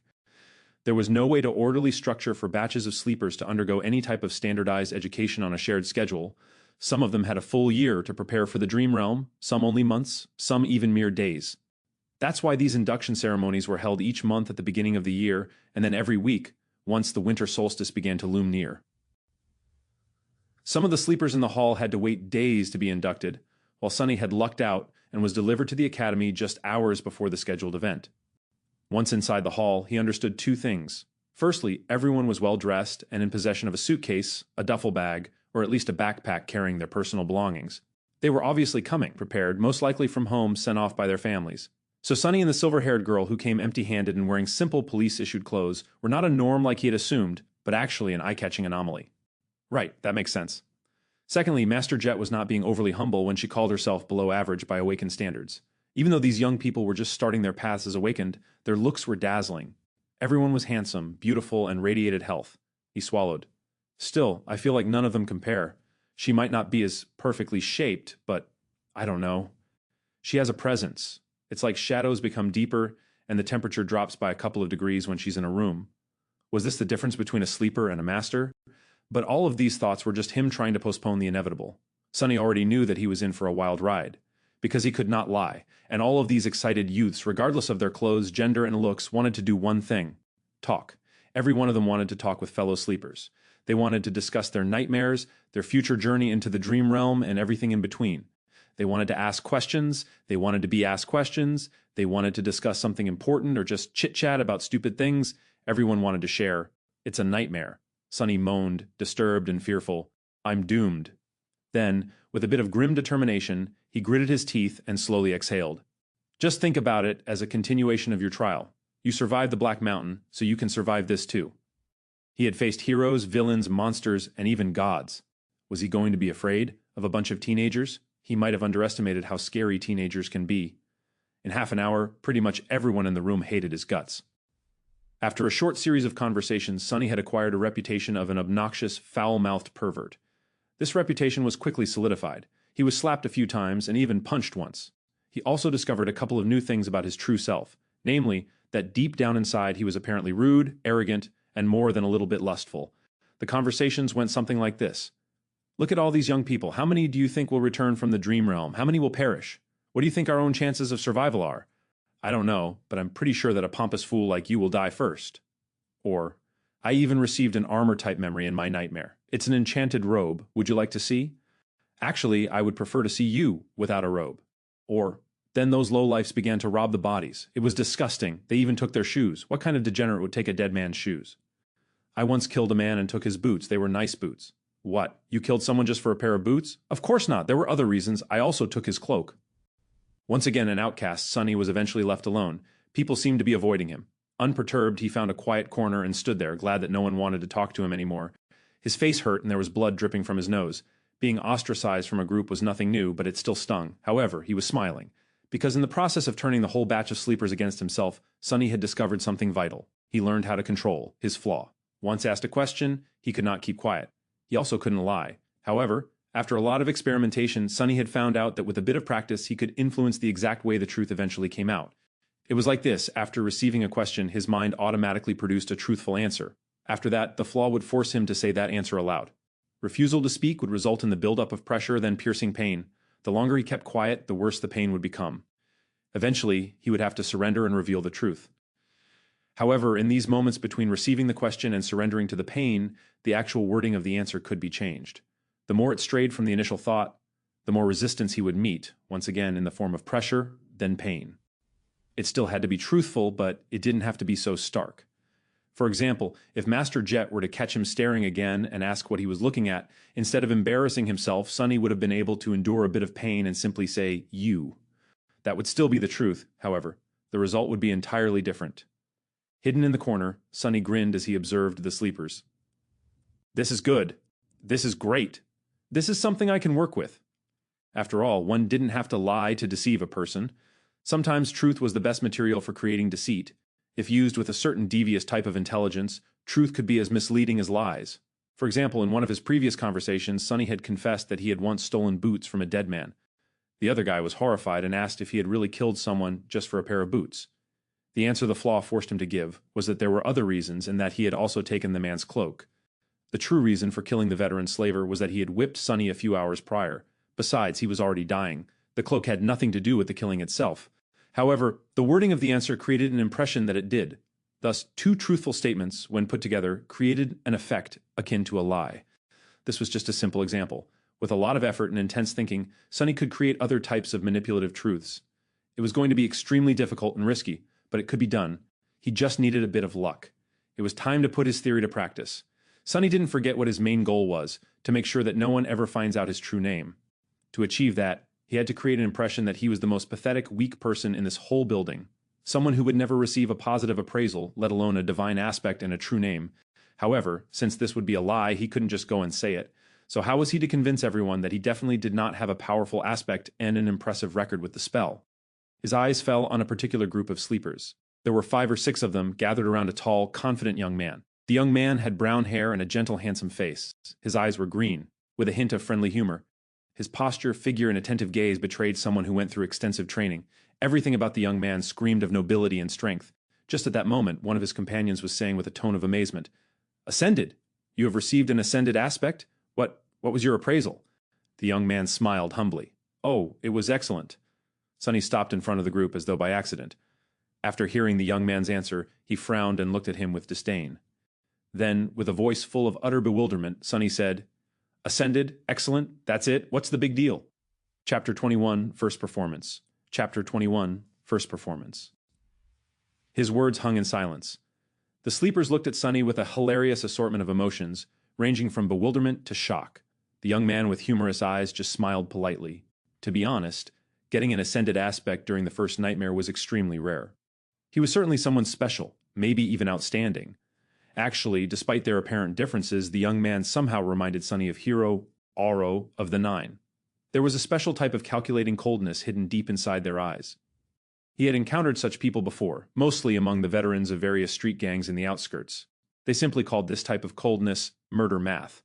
Basically, it was a habit experienced fighters developed. No matter where they were and what mood they were in, there was always a sober part of their minds constantly calculating the most efficient way of killing the person in front of them, just in case such need arises. Why do I have to antagonize someone like that of all people? But Sunny really had no grounds to complain. After all, he brought this on himself. After a few seconds, one of the young man's companions finally blinked and said, Friend, you must not know a lot about the spell. Caster's results are truly remarkable. Then, with a furtive glance at the remarkable caster, he added, He is a legacy, after all. An actual living and breathing descendant of an awakened clan? Sunny reevaluated his opinion of the humorous young man. Legacies were known to be trained for their eventual entrance into the spell from the moment they could walk. For them, being infected was a certainty instead of a possibility. They were extremely formidable people. Just great, he thought bitterly, and made his frown deepen. Are you trying to pull a prank on me? You call this remarkable? The bewilderment in the eyes of these sleepers was slowly being replaced by hostility. Listen, friend, if you don't think that an ascended aspect is remarkable, then please share with us your own amazing results. What, pray tell, was your appraisal? Caster himself was still keeping quiet and smiling. However, his defenders were growing restless. This was exactly what Sunny wanted to happen. He smiled with utter contempt. I would let you know. My appraisal was, it was glorious. Yes, glorious. And the aspect I acquired was of the divine rank. After that, he received a number of strange looks. No one had ever received a divine aspect before, so of course they were starting to think that he was a lunatic, but there was still a sliver of doubt. Maybe that strange guy was a descendant of a powerful clan, a peerless prodigy. Maybe his appraisal was indeed glorious. Sunny had to dispel that tiny bit of doubt. Mind you, I'm not some lofty legacy. Pfft. I'm from the outskirts. I've never even received combat training. All that training and he only got an excellent? What did he do during the nightmare? Pick his nose the whole time? The expressions of all the sleepers that were listening to his bragging instantly changed. An outskirt rat with no training. Yeah, sure. Who was he trying to fool? Finally, with the same polite smile, Caster spoke. Glorious? That is interesting. Would you mind telling us what were your achievements in the nightmare? Sunny grinned. Sure, no problem. First of all, I killed an awakened tyrant. Every cost him a couple of moments of intense pain, but he didn't let it show on his face. His expression was nothing but smug and confrontational. The mere mention of a tyrant, let alone an awakened one, made a couple of sleepers smile with ridicule. Oh, really? How did you kill it? An arrogant look appeared on Sunny's face. How? Let me tell you, I didn't even have to lift a finger. I just spat and it was torn to pieces. Which was true. Sunny had spat a mouthful of blood on the altar, and as the result, Mountain King was ruthlessly dismembered by Shadow God. Someone openly laughed. This guy is either insane or purposefully messing with us. Listen here, Shorty. Have some decency, okay? Who would believe such a lie? Sunny was genuinely angry. He wanted to retort, saying that he wasn't short, but he couldn't. Because that would be a lie, damn it. So instead, he just gritted his teeth and said with a voice full of outrage, I can't answer that because it's not a lie. Are you really insisting that you had killed an awakened tyrant? A tyrant, and with a bit of spit, no less? Sunny knitted his brows. That's the truth. More laughter followed. Crazy bastard. He actually believes in his own crap. Insane, he's insane. Unexpectedly, Caster stopped his companions. Guys! After the laughter quieted down, he asked in a friendly manner, What else did you achieve? What? That wasn't enough? Sunny raised his chin. Let me think. Oh, I also killed an awakened swordsman. Really? How did you do that? Acting as though he was a little bit embarrassed, Sunny looked down. Actually, that time I had to lift a finger. I even had to shake it a couple of times. That was enough to kill him, though. He was holding the silver bell between his fingers, which led to Hero being attacked and eventually killed by the tyrant. So technically, all his statements were true. What a crackpot. Ha! Can you believe this idiot? Poor bastard. Not only is he weak, he's also lost it. Caster gave his companions a long look and then turned to Sunny. Anything else? Sunny blinked. Time for the finishing touch. Something else? Oh, right. I communicated with a bunch of gods, even though they were all dead. I made one of them wake up. He gave me a blessing. I was blessed by a god. Do you all understand? The sleepers were silently shaking their heads or looking at him with pity. Caster sighed. I see. Well, in comparison to your achievements, mine do look rather average. Thank you for sharing with us. I hope you'll be as successful once we enter the dream realm. Sunny smiled with a look of smug superiority on his face. You better believe it. With that, he turned around and walked away. Ah, that's a job well done. He was pretty sure that after this performance, no one would ever believe that he actually had some kind of a powerful aspect or did anything worthy of notice during the nightmare. He only told them the truth, and yet managed to make everyone believe in the opposite of the truth. Such an incredible feeling. What did they think of him now? They thought that he was weak, grew up without any education in the outskirts, and had no training. More than that, he was apparently either insane or incredibly stupid. His temper was terrible, truly pathetic and pitiful fellow. Now, whenever he was asked about his aspect, he could just honestly say that it was of the divine rank and be laughed at. People would rather believe that the spell had ceased to exist than that he was someone noteworthy. He could even scream about his accomplishments from the roof, and no one would believe him. Subsequently, no one would ever suspect that he had a true name. Just you wait, fools. One day I'll be the one laughing. As Sunny was walking away, he heard one of the sleepers talking to Castor. Why didn't you put that lunatic in his place? He has belittled you. After a short pause, Castor answered. His voice sounded low and mellow. Poor kid must have lost his mind in the nightmare. It often happens. He'll most likely die soon, so being kind is the least I can do. The corner of Sunny's mouth twitched. What a nice guy. He knew that Castor's words were based on a false assumption, but for some reason still felt a cold chill running up his spine. Chapter 22, Corpse Corner. Chapter 22, Corpse Corner. Satisfied with his performance, Sunny walked back to the deserted corner of the hall. He felt people looking at him with mockery, contempt, and pity. No one seemed to be willing to stay close to him. It was just as well he didn't want to be bothered anyway. Still, weren't their reactions a bit exaggerated? It's not like he was carrying an infectious disease. Well, except for the spell. But it wasn't really a disease, which everyone here should have known already. Finally, he extricated himself from the crowd and reached the corner. For some reason, sleepers were unwilling to approach it. Currently, there was only one girl sitting quietly on the bench. Sunny gave her a look. The quiet girl was delicate, demure, and very pretty. Her clothes were tidy and neat. They weren't very expensive, but still rather tasteful. With her pale blonde hair, big blue eyes, and exquisite face, she looked like a beautiful porcelain doll. She was subtly breathtaking. However, there was something wrong with her. Sunny frowned, trying to understand what exactly about the girl made him uncomfortable. After a while, he realized that her empty, expressionless stare was reminding him of Mountain King. Startled, Sunny understood that the girl was blind. It took him a couple of seconds to compose himself. What a shame. A bit disheartened, he carefully sat on the opposite end of the bench. The girl wouldn't have survived the first nightmare if she'd been blind prior to entering the spell, which meant that she lost her sight as the result of the appraisal. It was her flaw. Suddenly, Sunny felt very apprehensive. A cold sensation spread through his chest. And I thought my flaw was bad. No matter what aspect ability the blind girl had received in exchange for her sight, it was effectively a death sentence. A blind person had no chances of surviving in the dream realm, at least not with a dormant core. In some sense, the girl was already dead. She was effectively a walking corpse. Feeling extremely disturbed, Sunny turned away and studied the crowd of sleepers. Now he understood why people were trying to avoid this corner. The girl was surrounded by an invisible but almost palpable aura of death. Sleepers usually weren't very superstitious, but anyone would feel uncomfortable in her company. Armed with this knowledge, Sunny suddenly saw a pattern in how the young people in the hall were grouped. Instinctively, they all tried to stand close to those of their own circumstance. At the far end of the hall, closest to the stage, were one or two small groups.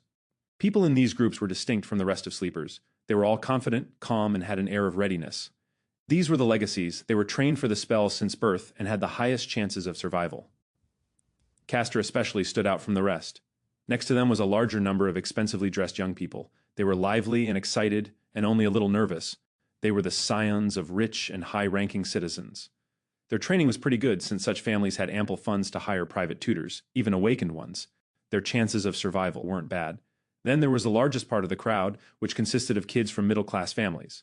They might not have had the privilege of training under awakened tutors, but their education wasn't bad. The government spent a lot of effort to put all the necessary knowledge and skills into the school curriculum, preparing potential sleepers in advance. Some of them might have received additional training in private. To survive, these sleepers would need to put in a valiant effort and also have a bit of luck. But it wasn't improbable. Consequently, they were tense and nervous. And lastly, there was Sunny and the blind girl, the corpses. From the point of view of other sleepers in the hall, their chances of survival were close to zero. How charming. This was how the young sleepers had subconsciously divided themselves. The only exception from this rule was the silver-haired girl, who stood alone and apart from everyone, seemingly indifferent to tension and nervousness that permeated the air. She was leaning against a wall with her eyes closed, still listening to music. But regardless of their group and level of training, everyone was already tired of waiting. When will the damn induction ceremony start? Sonny thought, irritated. As though answering his thoughts, a tall man in a dark blue uniform appeared on the stage. Not only was he tall, he was actually almost a giant. Sonny even wondered if the man's mother had sinned with a bear. Of course, it was impossible. Bears had gone extinct long before the spell even appeared. But he once saw pictures in a book, and they looked sort of similar. A bear-like nightmare creature, then. The giant man had wide shoulders, an athletic build, and a gorgeous brown beard. His eyes were calm and serious. After reaching the center of the stage, he gave sleepers a long look. When his gaze reached the deserted corner, Sonny suddenly felt nervous. I sure hope he doesn't have a telepathic ability. Otherwise, he might separate me from a limb or two on behalf of his mother. The man didn't pay Sonny a lot of attention and returned his gaze to the front rows of the crowd. Finally, he said in a deep, reverberating voice, "I am Awakened Rock. Sleepers, welcome to the Academy." Everyone listened without making a sound. "In less than a month, you will be summoned to the Dream Realm. Some of you might think that. You are well prepared. You're wrong. The spell is merciless and cunning. The moment awakened begin to think too much of themselves, they die. I've seen countless sleepers like you lose their lives. I've also seen experienced masters lose theirs. Even saints are not assured to survive." "Thanks for the encouragement," Sonny thought sarcastically. "In the following 4 weeks, we will do everything in our power to increase your chances of survival. You will receive training from the best instructors in the world. However, don't be misled by their fame. In the end, whether you return from the dream realm alive depends only on one person, you. The responsibility to survive is yours, and yours alone." Except for the legacies, sleepers were looking at each other with growing fear in their eyes. Awakened Rock continued. "You are not children anymore. It's a shame, because you ought to be. But the spell has decided otherwise. You have been to the first nightmare, so you already know what it's like. Your parents, your teachers, and your friends can't help you anymore." "Haven't had any of those in a long time." While listening to Rock's speech, Sonny couldn't help but feel a little excluded. It was all old news to him. However, he understood the instructor's purpose. He had to make young sleepers afraid, because fear was the only thing that would keep them alive. Finally, the speech got to the important part. Awakened Rock paused, giving kids listening to him a few moments to digest his words. Then, with a short nod, he continued, "Now we will talk about the difference between nightmares and the dream realm." Chapter 23, Dreams and Nightmares. Chapter 23, Dreams and Nightmares. That was something Sonny was keenly interested in. Of course, he had a general knowledge of how things were set inside the spell, but the first nightmare had already shown him that reality was different from how it was portrayed in popular culture in a number of small but infinitely important ways. He needed to separate truth from the myths, and of course, it was very advantageous to hear it from the mouth of someone who had actually been to the dream realm. So Sonny was all ears. Awakened Rock began to speak. "Most people are aware of what nightmares are, because they have an impact on the real world in their lives. All of you have been warned before entering the first nightmare that, should you perish there, a nightmare creature would be allowed to cross the threshold and enter reality. Yep. That was the reason why Master Jet had to wait patiently by his side, prepared to deal with the monster if it appears. First nightmares are unique, because each of them is individual. That's why only a single creature can appear. However, starting from the second nightmare, things become much more dangerous. These nightmares are not tied to an infected person. Instead, they are born in the dream realm. While the seed of the nightmare is growing, any number of awakened can attempt to conquer it. Hunting down nightmares was the main responsibility of the awakened. Sonny knew that much. Should they all die or fail to find the seed before it matures, a gate will open in the real world, letting through countless monsters. You all know the consequences. Other awakened will be forced to withstand the onslaught on this side, but then there can be massive destruction or losses among the civilian population. Opening gates were something that every person on the planet feared. It was also the second disaster brought upon by the spell after the initial appearance of the nightmare creatures. The main difference was that, in that initial wave, there were only dormant beasts. However, gates had ranks of their own, and any type of creature could potentially step through. Not long before Sonny was born, a rank 5 gate opening left a whole continent uninhabitable. Luckily, high-rank gates were very rare. Awakened Rock's voice grew solemn. So it is not wrong to say that the purpose of the awakened is to enter the dream realm, seek out maturing nightmares, and close them before any harm could befall the real world.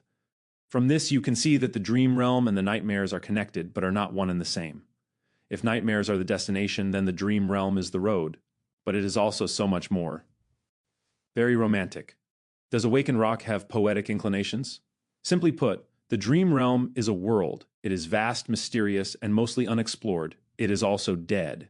There is no life out there except for the nightmare creatures, corrupted ecosystems, and now us. But it wasn't always dead. We can tell that once, a long time ago, the Dream Realm was home to several primitive civilizations.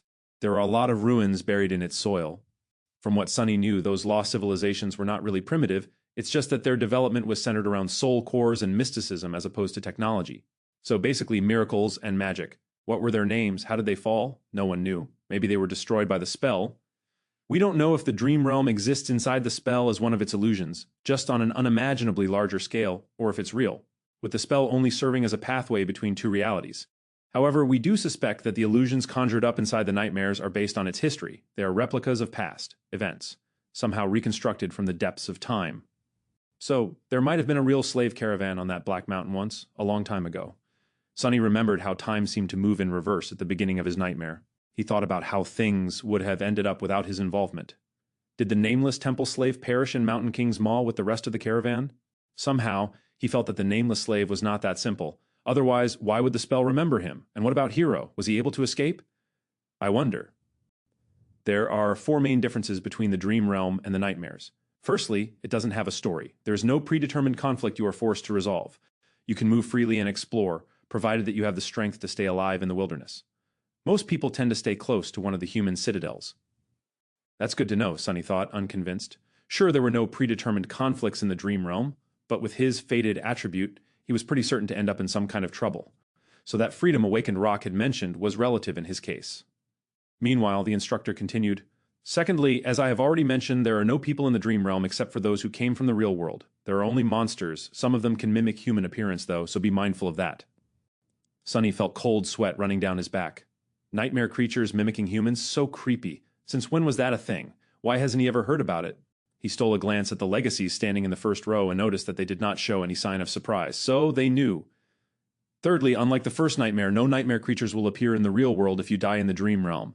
It may sound cruel, but that's a good thing. Awakened forces are already spread thin. If we had to monitor every sleeper, we wouldn't have resources to handle more important matters. Considering that each sleeper could spend weeks, sometimes even months in the Dream Realm, there was ruthless logic in that statement. And lastly, and most importantly, unlike nightmares, which are bound by the rules of fairness, there is no limit to what kind of creature you can meet in the Dream Realm. During its trials, the spell won't pit a dormant human against an opponent many ranks above them. Oh, really? Sunny sneered. However, he was forced to agree with Awakened Rock. Even though both Hero and Mountain King were way out of his league, they were still just one rank above him. But in the Dream Realm, no such restrictions exist. Theoretically, you can stumble upon an unholy titan and die before even realizing what happened. So be careful and stick to the regions with enemies on par with your own rank. It's not an ironclad guarantee, but at least there will be less of a chance of you biting off more than you can chew. Sticking to a region populated by nightmare creatures below his rank was even better. That was exactly what Sunny was planning to do. Awakened Rock paused for a few moments, studying the faces of sleepers in front of him. Then he added, When the solstice comes, you will be drawn into the Dream Realm. The exact location of where you will appear can't be predicted in advance, but there is a high chance that many of you will find yourselves in close proximity to each other, band together and proceed to the nearest human citadel. Each citadel is built around a gateway. Once you reach it, you will be able to return. Gateways were special portals that served as exit points from the Dream Realm. Once sleepers reached such a portal, they would be able to escape back to reality and become awakened. Their core would evolve, and they would also receive a second aspect ability. After that, they would return to the Dream Realm each time they fall asleep. If you can't locate or are unable to reach the nearest human citadel, search for an unclaimed gateway. It will usually be inside or near the most prominent landmark of the region. Work together to defeat its guardians and come back alive. He gave them a heavy look. That is all for today. Next, follow the instructions sent to your communicators to find your assigned dormitory. Once settled, you may proceed to the cafeteria for some late supper.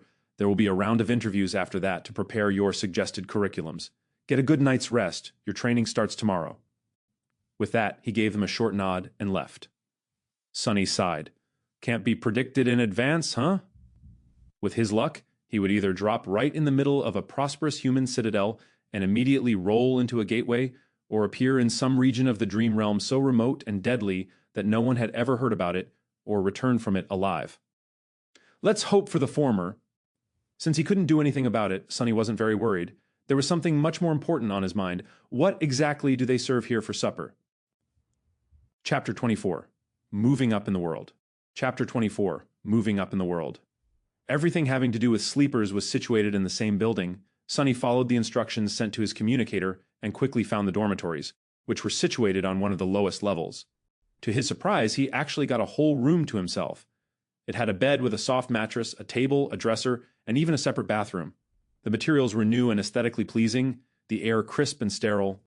It was warm inside, and the outer wall was equipped with a hidden screen that seamlessly imitated a wide window, opening to a picturesque vista of a snowy park. There were even several sets of clothes with the Academy emblem provided to him for free. How extravagant, Sonny thought, a little stunned. Rationally, he understood that such an arrangement was not really luxurious. However, to him, who grew up wandering the outskirts, this room was like a palace. He scratched his head. Looks like... I've made it? Sonny glanced around, then winked at his shadow and smiled. I guess we're moving up in the world, huh? The shadow didn't respond, apparently not very impressed. Perhaps it didn't care about such things. Right, what would a stupid shadow know? Sonny changed into new clothes and studied himself in the mirror. Then, remembering something, he summoned the runes. He finally had time to study the puppeteer's shroud. Memory, puppeteer's shroud, memory rank, awakened, memory type armor, memory description, a worm of doubt once found its way into a righteous king's heart. With time, the king was devoured from inside and became its puppet. A lifetime later, the puppeteer worm escaped from the king's dead body, leaving behind a cocoon of black silk. No one knows where it went, however. Once people dared to approach the silent castle, they found the silk among the mountains of gnawed bones and fashioned it into an armor. Sonny made a sour face. That is not that terrifying. Yeah, I'm not creeped out at all. Come to think of it, the first creature he killed was called a larva. If he were to assume that Mountain King was a mature puppeteer worm, and already a tyrant, then what the hell would it transform into after becoming a moth? No, it's better not to think about it. With a sigh, he summoned the puppeteer's shroud. Thin black threads immediately appeared around his body and wrapped it into a set of armor. It was made of dark gray, soft fabric with several elements such as bracers and shoulder guards fashioned out of black lusterless leather. The armor was light, understated, and did not restrain his movements at all. It also made no sound when he moved. Perfect equipment for someone who likes to lurk in the shadows. Sonny smiled. He knew that this armor would be tough to pierce for any creature below the awakened rank, which gave him a great advantage in dealing with all dormant monsters. He also felt a sort of strange, faint calmness while wearing it. A worm of doubt. Does it have enhanced protection against mental attacks? Somehow, he was sure of it. A great trophy. He wouldn't expect anything less from the memory of a powerful tyrant. The only problem was that the puppeteer's shroud was obviously not meant to be worn on top of a full set of clothes. Quite satisfied, Sonny dismissed it and left his room, heading for the cafeteria. Not bad, he thought, recalling all the rewards he had received during and after the first nightmare.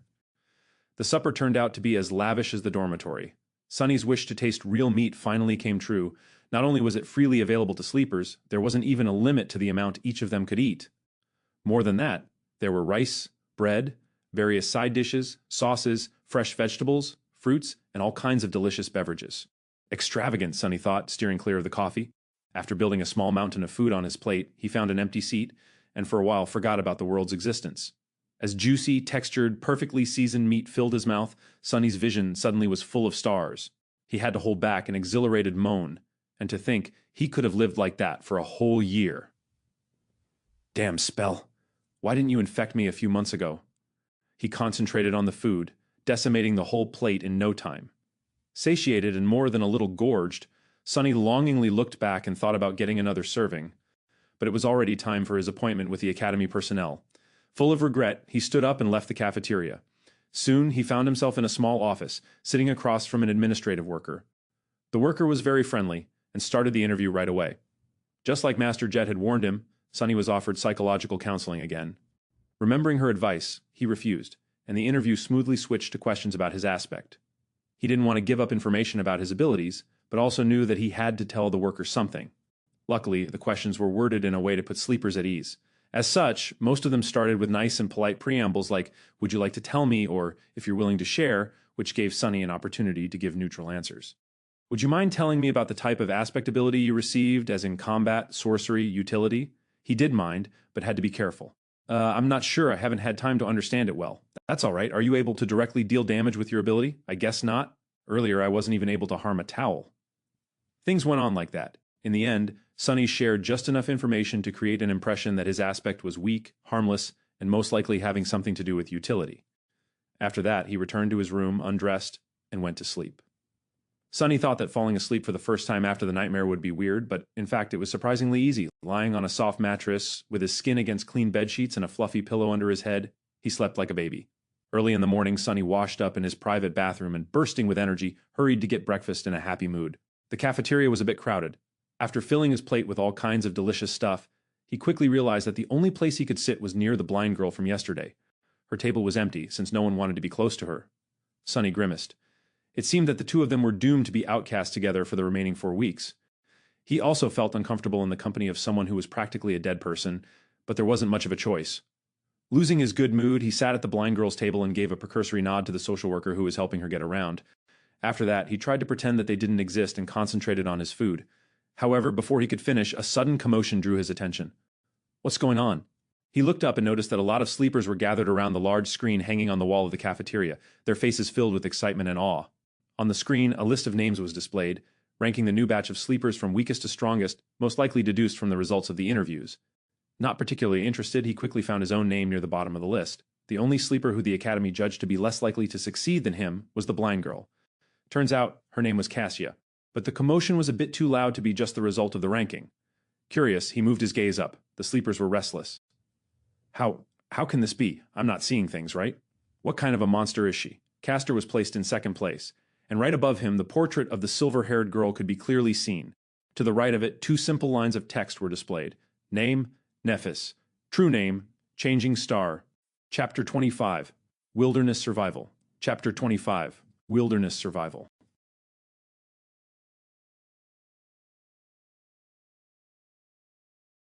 Had to deal with Hero and Mountain King while possessing a completely useless aspect.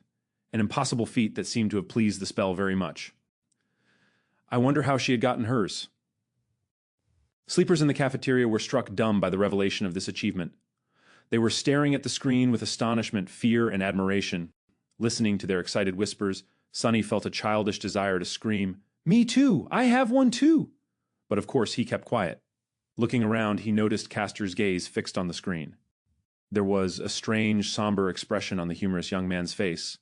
But the weird thing about it was that, as far as Sunny could tell, Castor wasn't looking at the line of text containing the true name. Instead, he was staring at the line of text that read, Nephis, as though the girl's actual name held more meaning to him than the one given by the spell. Interesting. Do they know each other? Why would a lofty legacy know someone who came to the Academy in a police-issued tracksuit? And speaking of Nephis, where was she? Sunny glanced around the cafeteria and quickly noticed the silver-haired girl, who was sitting quietly in a corner with a cup of coffee in her hands. She wasn't paying a lot of attention to the commotion, seemingly immersed in her thoughts. Her gray eyes were serious and distant. A sleeper with a true name? That's impossible. It's technically possible. Smile of Heaven received her true name in the first nightmare, I think. But yeah, I'm doubtful. Maybe she lied in the interview? Are you stupid? If it was that easy to deceive the administrators, the crazy pervert from yesterday would have been in the first place instead. Sunny's face twitched. Crazy pervert, huh? Well, why don't we just ask her? Suddenly there was a deafening silence in the cafeteria. Following the suggestion, sleepers stopped talking and turned around, staring at Nephis. However, no one seemed to have the courage to approach her first. Finally sensing something, she raised her eyes and looked at them with surprise. What? Even the blind girl, Cassia, turned in the direction of her voice. After a couple of moments, Castor suddenly walked over and made a small bow. Lady Nephis, I am Castor from the Han Li clan. I see that your trial went well. Lady? Why is he addressing her that way? And he had to introduce himself, so they don't know each other? Interesting. Nephis seemed to be a little bit perplexed by the question. After thinking for a while, she smiled brightly and shrugged. It is what it is. Castor awkwardly returned the smile. I see. I am very glad that you returned unharmed. Not that I doubted your abilities. Nephis nodded. Thank you. After that, she returned to her coffee, indicating that the conversation was over or simply oblivious to everyone's attention. Sunny sighed. How mysterious. There were a lot of thoughts on his mind. However, none of them could distract him from the most important thing, breakfast. A few seconds later, he had forgotten all about the awkward dynamic between Castor and Nephis and was happily shoveling down his food. The wilderness survival classroom was spacious, tastily decorated, and completely empty. Sunny even thought that he was mistaken, but then spotted a gloomy instructor sitting behind a wide wooden desk. Noticing him, the instructor perked up. Come in, young man. He was a lively old man with messy gray hair, absent-minded eyes, and a pair of bushy eyebrows that seemed to jump around on their own. I'm awakened, Julius. You can call me Teacher Julius. Sit down, sit down. What's your name? Sunny obediently sat down. It's Sunless. Julius raised his eyebrows. Ah, what an ominous name, but that is good, very good. After all, we have to deal with a lot of ominous things. Sunny carefully looked around. I'm sorry, teacher, did I come too early? No, you're right on time. Are other students late? The instructor grunted with incredible contempt. No one else is coming. Those brutes are only interested in swinging their fists and swords around. Very few are smart like you and know the true value of knowledge. Oh, so it was that unpopular. Sunny inwardly sighed, hoping that he won't regret the decision to abandon combat training in favor of this course. Say, young man, why did you choose wilderness survival of all things? There was no point in hiding the true reason. Not that Sunny would have been able to anyway. The awakened that monitored me during the first nightmare, Master Jet, had advised me to study it above all things. A very wise advice, that Master truly knows what's important. Wait, did you say Jet? His eyes widened. Soul Reaper Jet, that murderous savage? Who would have thought that a barbarian like her would know the value of intricate knowledge? Soul Reaper? Sunny's curiosity was piqued. Teacher, do you know Master Jet? Julius carefully looked behind his back before answering. Who doesn't know the Soul Reaper? She might not be the most powerful awakened out there, but she is certainly one of the most feared. That's because her aspect abilities disregard flesh and target soul cores directly, which means that no amount of armor, damage resistance, and physical protection can stop them. He leaned forward. The only good thing is that she's young and not likely to become a saint anytime soon, or even ever. Yes, luckily there's a very low probability that she'll ever advance. Sunny blinked. Why? Julius looked at him as though trying to comprehend how someone could be so ignorant. Because of her problematic personality, of course. Who would want to help a psychopathic killer become a saint? You need a team of outstanding companions and a lot of support to attempt conquering the third nightmare. Soul Reaper Jet isn't... Wait! Suddenly Julius frowned and leaned back. Why am I gossiping with you? You're too young to know such things. More than that, it's not in my character to badmouth others behind their backs. I would beg to differ, Sunny thought sarcastically, but didn't say anything out loud. He already got a lot of juicy information out of Teacher Julius. Maybe choosing wilderness survival was the right choice after all. Let's get back to your curriculum. What other courses are you taking? Sunny sighed. None. For the next 4 weeks, I'll be fully concentrated on wilderness survival. Julius stared at him for a whole minute, an expression of utter astonishment written clearly on his face. Then, slowly, an excited gleam appeared in his eyes. Finally, he grinned. Wonderful, this is wonderful. You're such an astute young man. Don't you worry. In 4 whole weeks, I will make you immortal. Sunny's lessons with Teacher Julius started pleasantly and without much tension, but just an hour later, he felt like his head was ready to explode. There was so much new information, and all of it was so strange and counterintuitive for someone who had never left the walled-off, sheltered confines of the city. From time to time, Julius gaped at Sunny's lack of knowledge and relevant experience. However, he had a good attitude and an endless enthusiasm for teaching. Whenever Sunny stumbled, he would patiently slow down and allow his student to catch up. The curriculum that Julius planned out was practically insane. There was an endless amount of theoretical knowledge to learn, practical lessons both in virtual reality and the real world, numerous subjects and weird things to study. There were even several lessons dedicated exclusively to learning the basics of several dead languages of the dream realm. Why would I need to learn new languages? Sunny thought with self-pity. The spell automatically translates everything. But Julius was uncompromising. The spell is not a translator. Do you think it has the time to express the intricacies of human speech? Let's say you're seeking shelter in a ruin and find an inscription that reads, "Certain death ahead." There are 30 words for death in the rune language. Just by knowing the runes, you'll be able to deduce what kind of danger there is. On the first day, they studied until the sun was about to set. Only then did Julius decide to let Sunny go. Mentally exhausted and lamenting the fact that he had to miss lunch and dinner, Sunny decided to gently remind his teacher about the importance of food for maintaining high levels of concentration tomorrow. After returning to his room, he fell on a chair and stared blankly into the distance for a while. Then, as though remembering something, Sunny turned to his shadow. Right, he had a lot to accomplish before supper. He observed the shadow for a few seconds and then grinned. Let's see what you can really do. Changing star. Changing star. Sunny was pretty sure that his shadow was capable of much more than just being a silent follower. After all, the spell had described it as being an invaluable helper. It was now up to him to find out how exactly shadow control could be of help. As in many other matters having to do with aspects, there was a certain level of instinctual understanding buried deep inside his subconscious. This understanding was either given to him by the spell or was something innate to every awakened. Sunny just had to sense the subconscious knowledge and learn how to put it into practice. Once again, he concentrated on sensing his body and spirit, then commanded the shadow to perform a series of simple motions. With each of them, he was growing more and more familiar with the feeling of controlling the shadow. Pretty soon, it was as natural to him as breathing and walking. The shadow felt like a part of his body. Satisfied with this initial result, Sunny carefully gave it a new command.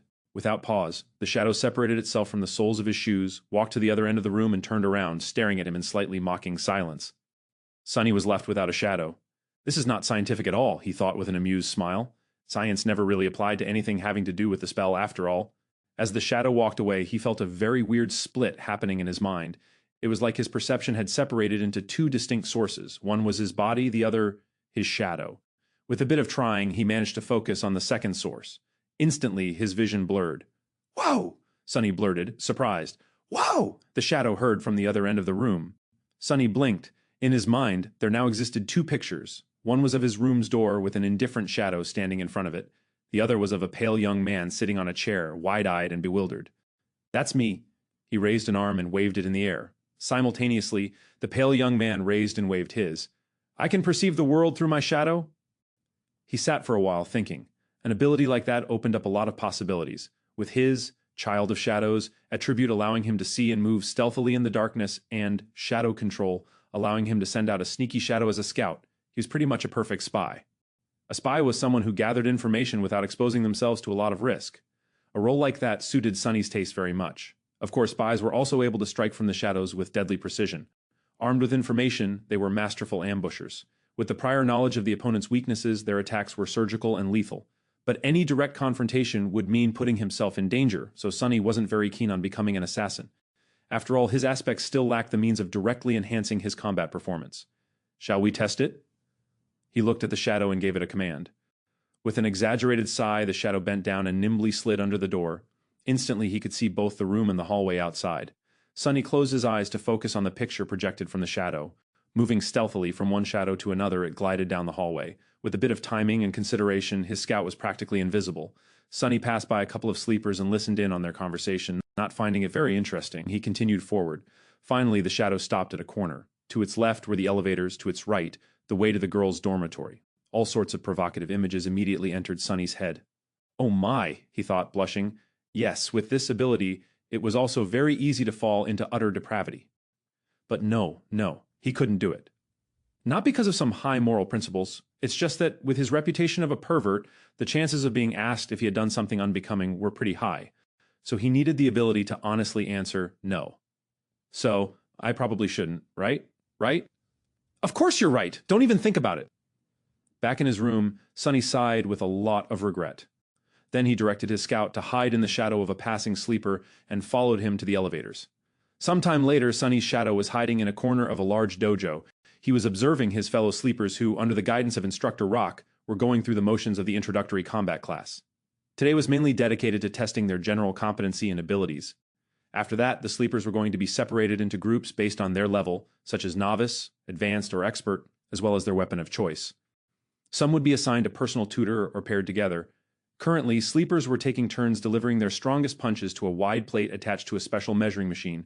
After each strike, the machine would display a number corresponding to the sleeper's physical strength. In theory, a machine like that was not hard to build. However, considering that many of sleepers had combat-oriented aspects that enhanced their might in a variety of ways, it was actually a marvel of engineering and durability. Their technique and training also affected the final result. Most people were getting numbers ranging from 10 to 14. It was considered a good result, something that only the most athletic people could reach. However, a lot of sleepers, obviously those with enhancing aspects, were able to achieve a score of 15 or even 16. I would probably get 10 or 11, Sunny thought, feeling a little bored. Then he suddenly perked up, noticing that it was turn for Nephis, the highest-rated sleeper of their batch, to strike the plate. The slender girl approached the machine and, without much preparation, delivered a sudden, crushing blow. Sunny wasn't very well versed in martial arts, but even he was impressed by the flawless economy and speed of her execution. She had a lot of training. Nephis was becoming more and more intriguing. What's her actual background? After a short pause, the machine displayed the result. 16. Sunny felt a bit disappointed. Not that impressive. I was expecting more. She was the proud bearer of a true name, after all. After that, only Castor remained. This time, Sunny couldn't even see the flying fist. It was just too fast. The machine trembled and took more time calculating. Finally, 2 numbers appeared. 21. Everyone gaped at the display, stunned. More than a few admiring looks were thrown at Castor, who simply bowed and took a step back. Instructor Rock smiled. Not bad. Now, we will move to sparring and evaluate your general level of training. I need 2 volunteers to begin. Nephis was the first to step forward and walk to the center of the ring. A couple of seconds later, a tall and extremely muscular sleeper followed and faced her. The rules are simple. Make your opponent's back touch the floor or throw them out of the ring. Use whatever abilities and techniques you find appropriate. Oh, the show is starting. Watching sleepers fight each other was not only entertaining but could also provide Sunny with knowledge of their powers. Back in the room, he leaned forward and rested his chin on his palms. Go, Nephis! The tall guy attacked without wasting any time. His muscles bulged, threatening to tear the soft fabric of his white dobok. He advanced like an unstoppable mountain, sending a vicious kick flying. A second later, he was lying on the floor with a dumbstruck look on his face. Nephis didn't even change her stance. Instructor Rock gave her a cheerful look and grinned. Next. What followed could only be described as a massacre. One after another, Nephis managed to defeat almost every single sleeper present in the dojo. She didn't seem to be faster or stronger than them, but each time someone entered the ring to fight her, they would inevitably end up beaten and thrown to the ground. Sunny watched the process with a growing sense of amusement. However, at some point, even he felt a bit of unease. Nephis moved with the calm precision of a battle machine. Her technique was clean, graceful, and ruthless. No matter what type of attack was thrown at her, she was able to either predict or instantly react to it, then deflect and turn it against the attacker with the minimum amount of effort. It didn't matter whether her opponent was poor, rich, or a legacy. Everyone would end up dealt with in a matter of seconds. What's more, through the whole process, the composed expression on her face didn't even change once. It was like Nephis was made out of metal. Is she even human? Sunny thought, suddenly apprehensive. What was he going to do if this changing star were to end up as his enemy? The best course of action would be to run away, or better yet, try not to antagonize her to begin with. After all, the sun was also a star, and shadows didn't mix well with sunlight. Finally, Castor was the last one remaining, once again. However, he didn't seem to be perturbed by the miserable failure of every other sleeper. With a soft smile on his lips, the young man stepped into the ring. Castor and Nephis faced each other. Their eyes locked for a few seconds, and then Castor slightly bowed. Lady Nephis, please excuse me in advance. What is he going to? A moment later, Sunny opened his eyes in shock. Chapter 27, Measure of Power. Chapter 27, Measure of Power. It seemed like Castor suddenly ceased to exist. However, it was only an illusion. The truth was that he was just moving so fast that the human eye wasn't able to keep up with his movements. If it wasn't for the special properties of shadow sight, Sunny wouldn't have been able to perceive anything either. Even then, he only noticed a hazy blur streaking through the air. In a fraction of a second, Castor covered the distance between him and Nephis and delivered a devastating blow. However, despite his astonishing speed, she somehow managed to react in time, slightly turning her body to deflect the strike. But it still wasn't enough. Although Nephis had managed to avoid being hit squarely in her center of gravity, Castor's fist ended up connecting with her shoulder, sending the girl into a spin. Not wasting any time, Castor disappeared again. His plan was very simple. While Nephis was still under the impression that the enemy was in front of her, he was going to use his unnatural swiftness to circle around and attack from the back. The young man appeared behind the oblivious girl, ready to finish the fight with one decisive strike. Just as he planned, she seemed to be preparing to attack in the direction he had been seen just a split second ago. Gratified, Castor shifted his weight, putting it all into his fist.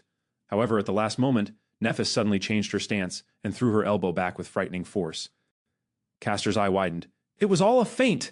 And now that he had committed to a strike, there was no simple way to stop. No matter how fast he was still subject to the laws of inertia. The elbow was approaching his face with a profound feeling of inevitability. And yet, Castor still managed to avoid it, even if it was just by a hair's breadth. His speed advantage was just too big. He then proceeded to trip and push Nephis, sending her flying to the ground. However, just before she was about to hiss the mats, the young man carefully grabbed the collar of her dobok and gently pulled, slowing down the fall and allowing Nephis to land on the floor without any impact. Lying on her back, the girl blinked a couple of times and looked up at him. The whole altercation lasted no more than 2 seconds. Back in his room, Sunny opened his eyes in shock. So that's an ascended aspect? That's cheating. A sleeper had no business being that fast. The powers bestowed upon them by the spell were supposed to be in their infancy. But Castor was a legacy after all. Who knew how many soul shards were fed to him prior to enrolling into the academy? Back in the dojo, Instructor Rock grunted and gave Castor a nod. Nephis slowly rose to her feet. The rest of the sleepers were gawking at the young man with reverence, whispering among each other in hushed tones. It seemed that his performance left them with a deep impression. However, Castor himself wasn't very elated. He glanced at Nephis with an unreadable expression. That was because, unlike the rest of them, he came to a certain realization. The truth of the matter was known only to him, Nephis, Instructor Rock, and Sunny, who was very observant and quickly picked up on such things. The thing that sleepers failed to notice was that Nephis did not use her aspect ability when facing Castor. In fact, she had not used it at any point during today's testing. No one even knew what her ability was. And yet, despite his powerful aspect, Castor barely managed to clutch a victory against her. What a monster, Sunny thought, full of unease. The shadow hiding in the corner of the dojo seemed to agree with him wholeheartedly. After that, the introductory combat class was over. Sore from the beating they received, sleepers headed for the showers. Sunny waited for a bit and then directed his shadow to sneak into the boys' locker room. He wasn't very interested in watching a bunch of teenagers changing clothes, but there was a slight possibility that Castor would either comment on his duel with Nephis or answer some questions about his incredible aspect ability. Just as he had expected, the young man was surrounded by a group of newly converted fans. They were congratulating him on his victory, full of adoration and excitement. However, Castor himself seemed to be in a bad mood. His expression was somber, and there was a grim heaviness in his eyes. In fact, his face grew darker with each praise he received. Castor, that was incredible. You aspect is overpowered, am I right? That Nephis girl stood no chance at all. True name? Who needs that? She's just a wannabe. Finally, Castor raised his head and pierced the last boy who had spoken with a cold look. That boy, just like him, was one of the few legacies in their batch of sleepers. He frowned, surprised by Castor's reaction. What is it? Castor gritted his teeth. I might have expected such behavior from them, but you should know better. The other legacy raised an eyebrow. Why? Is there something special about that peasant girl? Castor's eyes widened. Peasant girl. Do you really not know who she is? No, Sunny thought impatiently, so just get to it and say it out loud. Luckily, the arrogant sleeper had the same sentiment. Castor opened his mouth several times, as though not sure what to say. Finally, he shook his head and answered, She is Nephis of the Immortal Flame Clan. As soon as he said that, the arrogant legacy became deathly pale, not paying him any attention. Castor continued. I trust that I don't need to tell you about her grandfather. Her parents were Smile of Heaven and Broken Sword. In his room, Sunny almost fell from the chair. Even he knew who Immortal Flame and Broken Sword were. The former was the first human to conquer the second nightmare and become a master. The latter, the first one to conquer the third nightmare and become a saint. They, as well as their companions, were among the most famous heroes of the human race, someone who had managed to change history with their own two hands. If what Castor said was true, then Nephis wasn't just an aristocrat. She was royalty. No wonder he addressed her as lady. Why didn't he just call her princess instead? But that didn't make any sense. Echoing his thoughts, the pale-faced sleeper asked in trembling voice, Then why is she so... Castor sighed. Because they're all dead. The Immortal Flame Clan is long gone. Completely silent. Castor looked down. She's the only one left. Late at night, when everyone was already asleep, Sunny furtively entered the dojo. Looking around, he made sure that no one was there and then curiously approached the ring where Nephis and others had been tested earlier. He stopped at the center of the ring and stood there for a while, remembering how she had dealt with dozens of sleepers of their batch before being defeated by Castor. Monsters, both of them are monsters, he mumbled, bitter and disheartened. Shaking his head, Sunny left the ring and then he looked at his shadow. Do you agree? The shadow hesitated for a few seconds, then stuck out its chest and crossed its arms, trying to appear cocky, disdainful, and unperturbed. However, its act wasn't very convincing. Yeah, you're right, exactly. What's the big deal anyway? Both Immortal Flame and Broken Sword, Nephis's father and grandfather, were as monstrous in terms of power as one can get. But they still failed to protect their family from being eviscerated. So power wasn't that important in the end. Even royalty was not safe from the cruelty of the world. Sunny sighed and proceeded to the measuring machine. Making a fist, he swung it and delivered his best punch. The machine hummed for a few seconds and then displayed a single number. 9. Oh, come on, I deserve a 10 at least. Feeling very indignant, he struck the plate again, almost hurting his fingers. However, the result was the same. Damn it! Sunny paced for a bit, trying to control his anger. It seems he was destined to be a weakling. After all, the force of the strike depended on mass and acceleration. Acceleration could be improved with technique and exercise, but mass was something he had little control of. He was already done growing, and his height was not going to drastically increase in the future. No matter how hard Sunny trained, he was always going to be a lightweight. How is this fair? Suddenly filled with resentment, he punched the plate again, putting all of his frustration into this one strike. At that moment, a strange instinct suddenly awakened in Sunny's mind. Following the command of this instinct, his shadow flowed up and wrapped itself around his hand, sticking to it like a black glove. In the next moment, the punch connected. The machine trembled from the force of the strike. Sunny's yelped in pain and took a step back, cradling his bruised fist. After a while, the result was displayed. However, it wasn't a 9 anymore. It wasn't even a 10. It was 18. He looked at the displayed number for a long time, expressionless. Then a wide grin slowly appeared on Sunny's face. I see. So that why. Of course.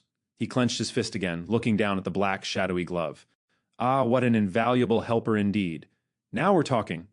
Chapter 28, Training Montage. Chapter 28, Training Montage. Days flew by. Sunny only had 4 weeks to prepare himself for the journey into the dream realm, so there wasn't even a minute to spare.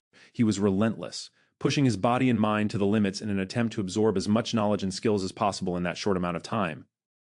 In the day, he studied with teacher Julius, slowly learning how to survive and take care of himself in the absence of civilization. Their lessons ranged from comparatively simple, like various ways to produce fire, to much more obscure and esoteric, like celestial navigation. What was so hard about celestial navigation? Well, as it turned out, the dream realm was not consistent in terms of star geography. Different regions had different stars and constellations, as well as a different number of moons. While the sun seemed to be the same, its behavior was highly unpredictable. Still, with sufficient knowledge, one could find ways to study the skies and subsequently navigate themselves. Most of these lessons were supposedly already included in the various school curriculums and known to the majority of sleepers. However, learning something from a textbook and learning the same thing from an actual awakened were two completely different matters. Teacher Julius had a habit of going much more in-depth when explaining his subject. Thanks to this time-consuming habit of his, Sunny not only learned about the what, but also often gained glimpses into the why. This nascent understanding of the underlying principles of the dream realm environments gave him the ability to face any situation with at least some measure of readiness. Even the lessons in dead languages, which Sunny had initially judged to be useless, turned out to be much more interesting than he could ever imagine. This was, in large part, because it concerned the spell itself. After all, the spell communicated with humans in one of those dead languages. By knowing the language, he was able to understand its various remarks and descriptions better. The simplest example of this was Nephis and her true name, Changing Star. While technically correct, this translation failed to properly convey the exact meaning. By understanding the grammatical structure of the rune language, it was easy to extrapolate and see that the more correct translation would have been Star of Change. More than that, there were different runes for change, each with its own connotation. Depending on what exact rune was used to relay the meaning of the name, it could also mean ruinous star or star of misfortune. A small change in wording and connotation could mean a world of difference in real life. Sunny, who had never seriously studied before, found the process of acquiring vast amounts of theoretical knowledge strange, numbing, and exhausting. However, in a sense, it was also exhilarating. After all, knowledge was something that only the privileged had access to. It was also this authority over knowledge that kept them in the position of power, creating a vicious circle of inequality. The poor had no opportunity to study, and without the advantage of good education, they had no way to stop being poor. The weirdest part about all of this was that Sunny was now one of those privileged people. More than that, he was at the pinnacle of social hierarchy. Not only had he gained access to an unlimited amount of knowledge, but even his basic needs like food and shelter were also taken care of by the government, allowing him to fully focus on the single goal of developing himself as an awakened. This sudden transformation would have sent him into a whirlpool of philosophical reflection if he had any time to spare. But he didn't, because teacher Julius also insisted on holding practical lessons every other day. Even if some of them had to be done in virtual reality simulations, he insisted on using the full immersion stations with enhanced physical feedback. As a result, Sunny was bone-tired and utterly exhausted. The good thing was that with such amount of exercise coupled with his newly reforged body, Sunny had never been in better shape. Even without combat training, he could feel his strength, stamina, and agility improving by leaps and bounds. Basically, the peculiar rebirth he had experienced after completing the first nightmare had enhanced the innate potential of his body, bringing it to the peak of the human condition. However, it was up to him to realize that potential with sweat, effort, and a lot of hard work. Practical application of wilderness survival techniques provided him with the opportunity to do so. And as though this wasn't enough, Sunny secretly collected information about other sleepers and practiced shadow control every night. His shadow was independent enough to be sent on scouting missions without his direct control. It would sneak here and there, listening in on the conversations and observing different classes where sleepers had to demonstrate their aspect abilities. Then, after Sunny had finished his supper and returned to his room, it would come back and share everything it had heard and seen during the day. The only problem with this arrangement was that the shadow, despite its outward snarkiness, turned out to be rather naive. It didn't quite understand how the human world worked, and as such, often failed to distinguish between useful information and meaningless chatter. So, most of the time, Sunny would receive nothing of value or juicy gossip instead of important secrets. This is how he learned that. In the sleeper center, romance was in the air. After all, there were 100 beautiful young people locked underground in close proximity to each other, with the added spice of a deathly threat hanging above their heads. Many felt that life was short, and it was their time to seize the day. Passion bloomed in the shadow of approaching danger. Sunny was excluded from this whole side of the thing, of course. Firstly, he had already positioned himself to be perceived as an unlikable lunatic. Secondly, he simply had no time for anything except for his lessons and training. And lastly, He was wary of getting too close to anybody, afraid that a situation would arise where he would have no choice but to divulge his true name. Apart from gathering information and slowly learning about the scope and details of various aspect abilities, and, to a lesser extent, flaws, he was also experimenting with shadow control. The results were very promising. He quickly found out that his shadow was able to enhance various objects and not only his body. If it wrapped itself around a weapon, the weapon strike harder and deliver more damage. If it was applied to an armor, the armor would become sturdier and harder to break. The enhancement was rather substantial too. It was roughly twice as much as the initial value. All in all, this ability, if used correctly, could make him a powerhouse among the sleepers. Many combat aspects could deliver more speed or damage, many could provide more defense and protection, but none were as well-rounded and versatile as Shadow Slave. With the added utility of Shadow Sight, Shadow Step, and Shadow Scout, it was truly incredible. Just like that, day after day passed, slowly turning into weeks. Before Sunny even knew it, the winter solstice was already here. Chapter 29, The Last Day on Earth. Chapter 29, The Last Day on Earth. On the day of the winter solstice, Sunny woke up feeling tired and drowsy. No matter how much he tried to shake off this listlessness, it wouldn't go away. In the end, he just stayed in the bed for a while, wrapping himself in a blanket. He was already familiar with this feeling of never-ending, ensnaring sleepiness. It was the same in the days before his first nightmare. It was also quite similar to what he had experienced while slowly dying of hypothermia on the slopes of the Black Mountain. Remembering the cold embrace of approaching death, Sunny couldn't help but shiver. This was his last day on Earth. At least for a while. By nightfall, the spell was going to take him away once again, this time to challenge the vast expanse of the dream realm. What was he going to face in that ruined magical world? Would luck be on his side this time, or would there be another disaster? Ugh. There was no point in guessing. He had already done everything in his power to prepare for the inevitable. He studied hard, trained hard, and kept his secret safe. His aspect was better than most, and his will to survive was long tempered by the harsh reality of the outskirts and the even harsher ordeal of the first nightmare. All in all, he was ready. With a sigh, Sunny got out of bed and went along with his morning routine. If this was going to be his last hot shower in a long while, he was going to really enjoy it. If it was going to be his last scrumptious breakfast for the time being. Actually, he had no appetite. The cafeteria was full of sleepers, but no one was talking. Everybody was in low spirits and seemed to be uncharacteristically introspective. There was no usual laughter or boisterous conversations, only the legacies remained calm and collected. However, even they kept to themselves. Sunny thought about the last time he was preparing to enter the spell and, with a bit of trepidation, approached the coffee machine. During his stay in the academy, he had long discovered that a lot of people were in a habit of adding sugar and milk to their coffee. So, on this auspicious day, he decided to give it another try. After all, it was nice to have a tradition. A few minutes later, he had taken his usual seat near Cassia, the blind girl. Despite their compulsory closeness, they had not talked to each other even once, just like two strangers forced to share the same space by circumstances beyond their control. Sunny did not see a reason for anything to change today. However, as soon as he took the first sip of coffee, Cassia suddenly turned her head and stared at him with her beautiful blind blue eyes. Unnerved, Sunny looked around, checking if someone else had attracted her attention, and, after making sure that there wasn't anyone standing behind him, asked, "What?" Cassia was silent, as though hesitating if she should reply, and then suddenly said, "Happy birthday." "What?" Sunny frowned, trying to comprehend the meaning behind her words. Then, a flash of surprise appeared on his face. "Oh, right, it's my birthday today." He had completely forgotten about it. He was turning 17 today. Wait, how did she know about this? Sunny gave the blind girl a strange look, opened his mouth, and then decided to let the issue go. She was just too creepy. Thanks." With a nod, Cassia turned away and seemingly lost interest in having a conversation once again, which was for the better. Sunny returned to his coffee, finding it not too bad this time. Of course, sugar and cream were making most of the work. However, he did feel a little bit more awake after drinking it. 17, huh? Sunny was never sure that he would make it to this age alive.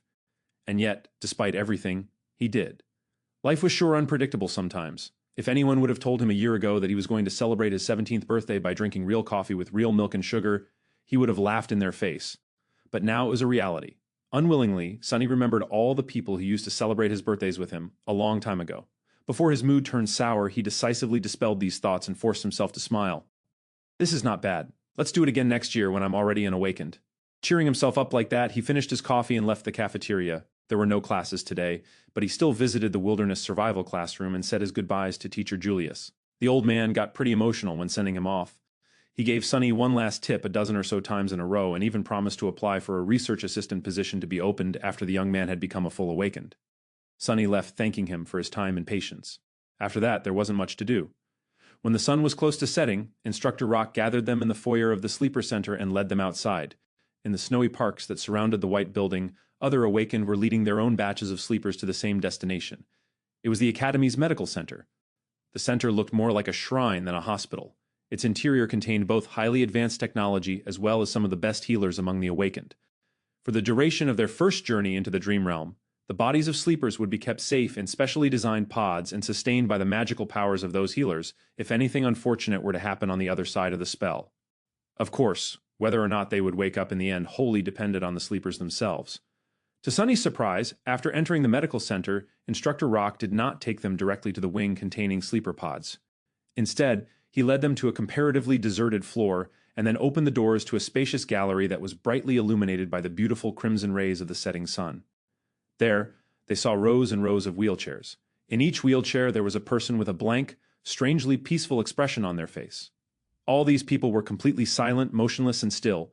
They did not show any reaction to the appearance of guests. They all seemed to be empty.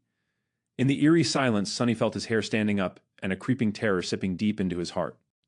Instructor Rock looked at the empty people with solemn eyes. "There is a reason I brought you all here. Look well and remember. Some of you may know who these people are. For those of you who don't, they are called Hollow." He gritted his teeth. Each one of them was once either a sleeper or an awakened. Some of them were weak, some of them were strong, some were even incredibly powerful. All of them have perished in the dream realm. Their souls are gone, Sunny realized, horrified. If you're lucky, once your spirit is destroyed, your body dies with it. But if not, you'll become just like them. Hollow. Instructor Rock glanced in the direction where Castor and Nephis stood, and then added, "So don't die out there." Half an hour later, sleepers had been led to their personal rooms and were preparing to enter the pods. In one of the rooms, the blind girl, Cassia, was helplessly trying to orient herself in the unfamiliar space, touching the walls and strange pieces of machinery with her hands. Tears were streaming down her beautiful, doll-like face. In the other room, proud Legacy Castor was staring listlessly at the floor. His lips were moving, repeating one strange phrase over and over again. He was trembling. Somewhere else, changing star Nephis, the last daughter of the immortal Flame Clan, was looking down at her hands. Underneath her skin, soft white radiance was slowly growing brighter and brighter. Her face was contorted in a grimace of harrowing agony. And finally, there was a room where Shadow Slave Sunless, lost from light, turned away from the sleeping pod and glanced down at his shadow.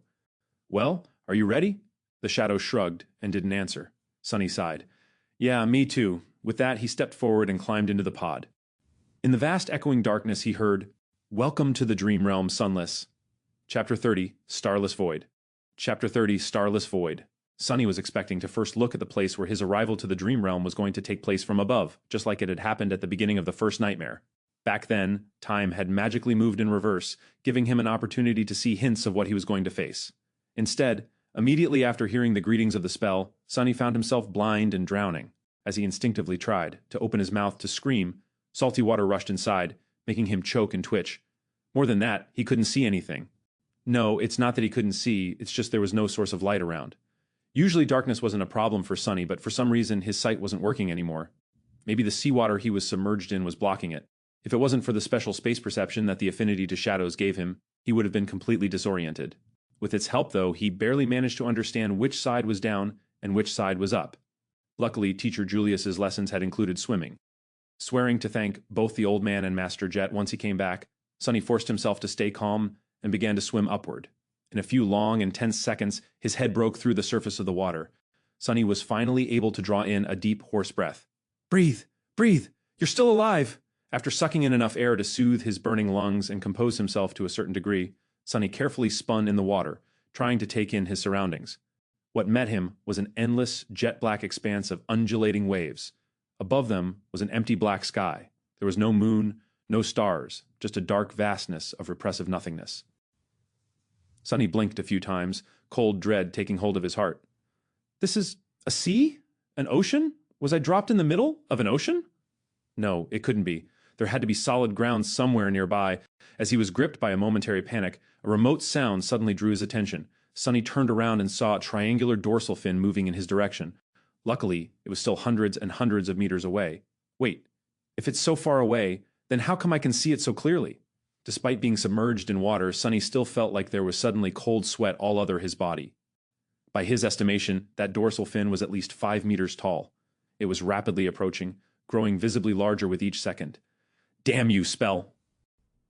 With eyes full of horror, Sunny spun again, desperately trying to find something, anything, to save him. And there, a short distance away, he finally noticed a black mass protruding slightly above the water.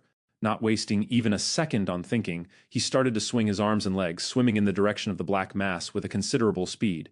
However, no matter how fast he swam, the giant shadow of the unknown creature was closing the distance between them much faster. A small part of Sunny's mind managed to preserve its rationality even when faced with this boundless primal fear. Not allowing himself to slip entirely into panic, Sunny tried to think, and then silently commanded his own shadow to wrap itself around his body. Instantly, his speed increased twofold.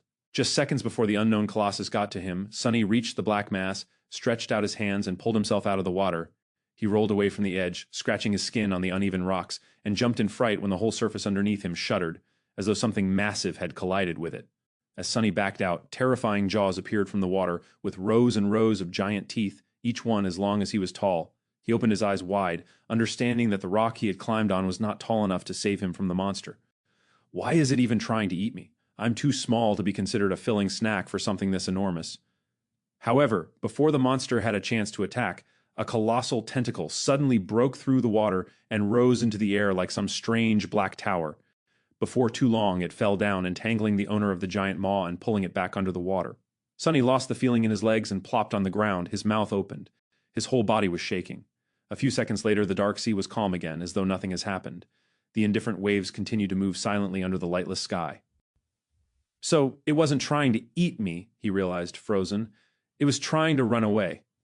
A few minutes later, Sunny was pretty sure that nothing was going to devour him, at least not immediately. With that certainty, he was finally in a state of mind to stop trembling and explore his surroundings a little. The black mass he climbed onto turned out to be a single stone platform of around 12 meters in diameter. Its surface was mostly flat, covered with grooves and somewhat dry. Due to the regular shape of its edges, it seemed more like something man-made than a natural formation. But then again, here in the dream realm, it was hard to be sure that something man-made was actually made by humans, as opposed to, better not to think about it. The platform wasn't connected to anything, existing as a tiny island in the sea of darkness.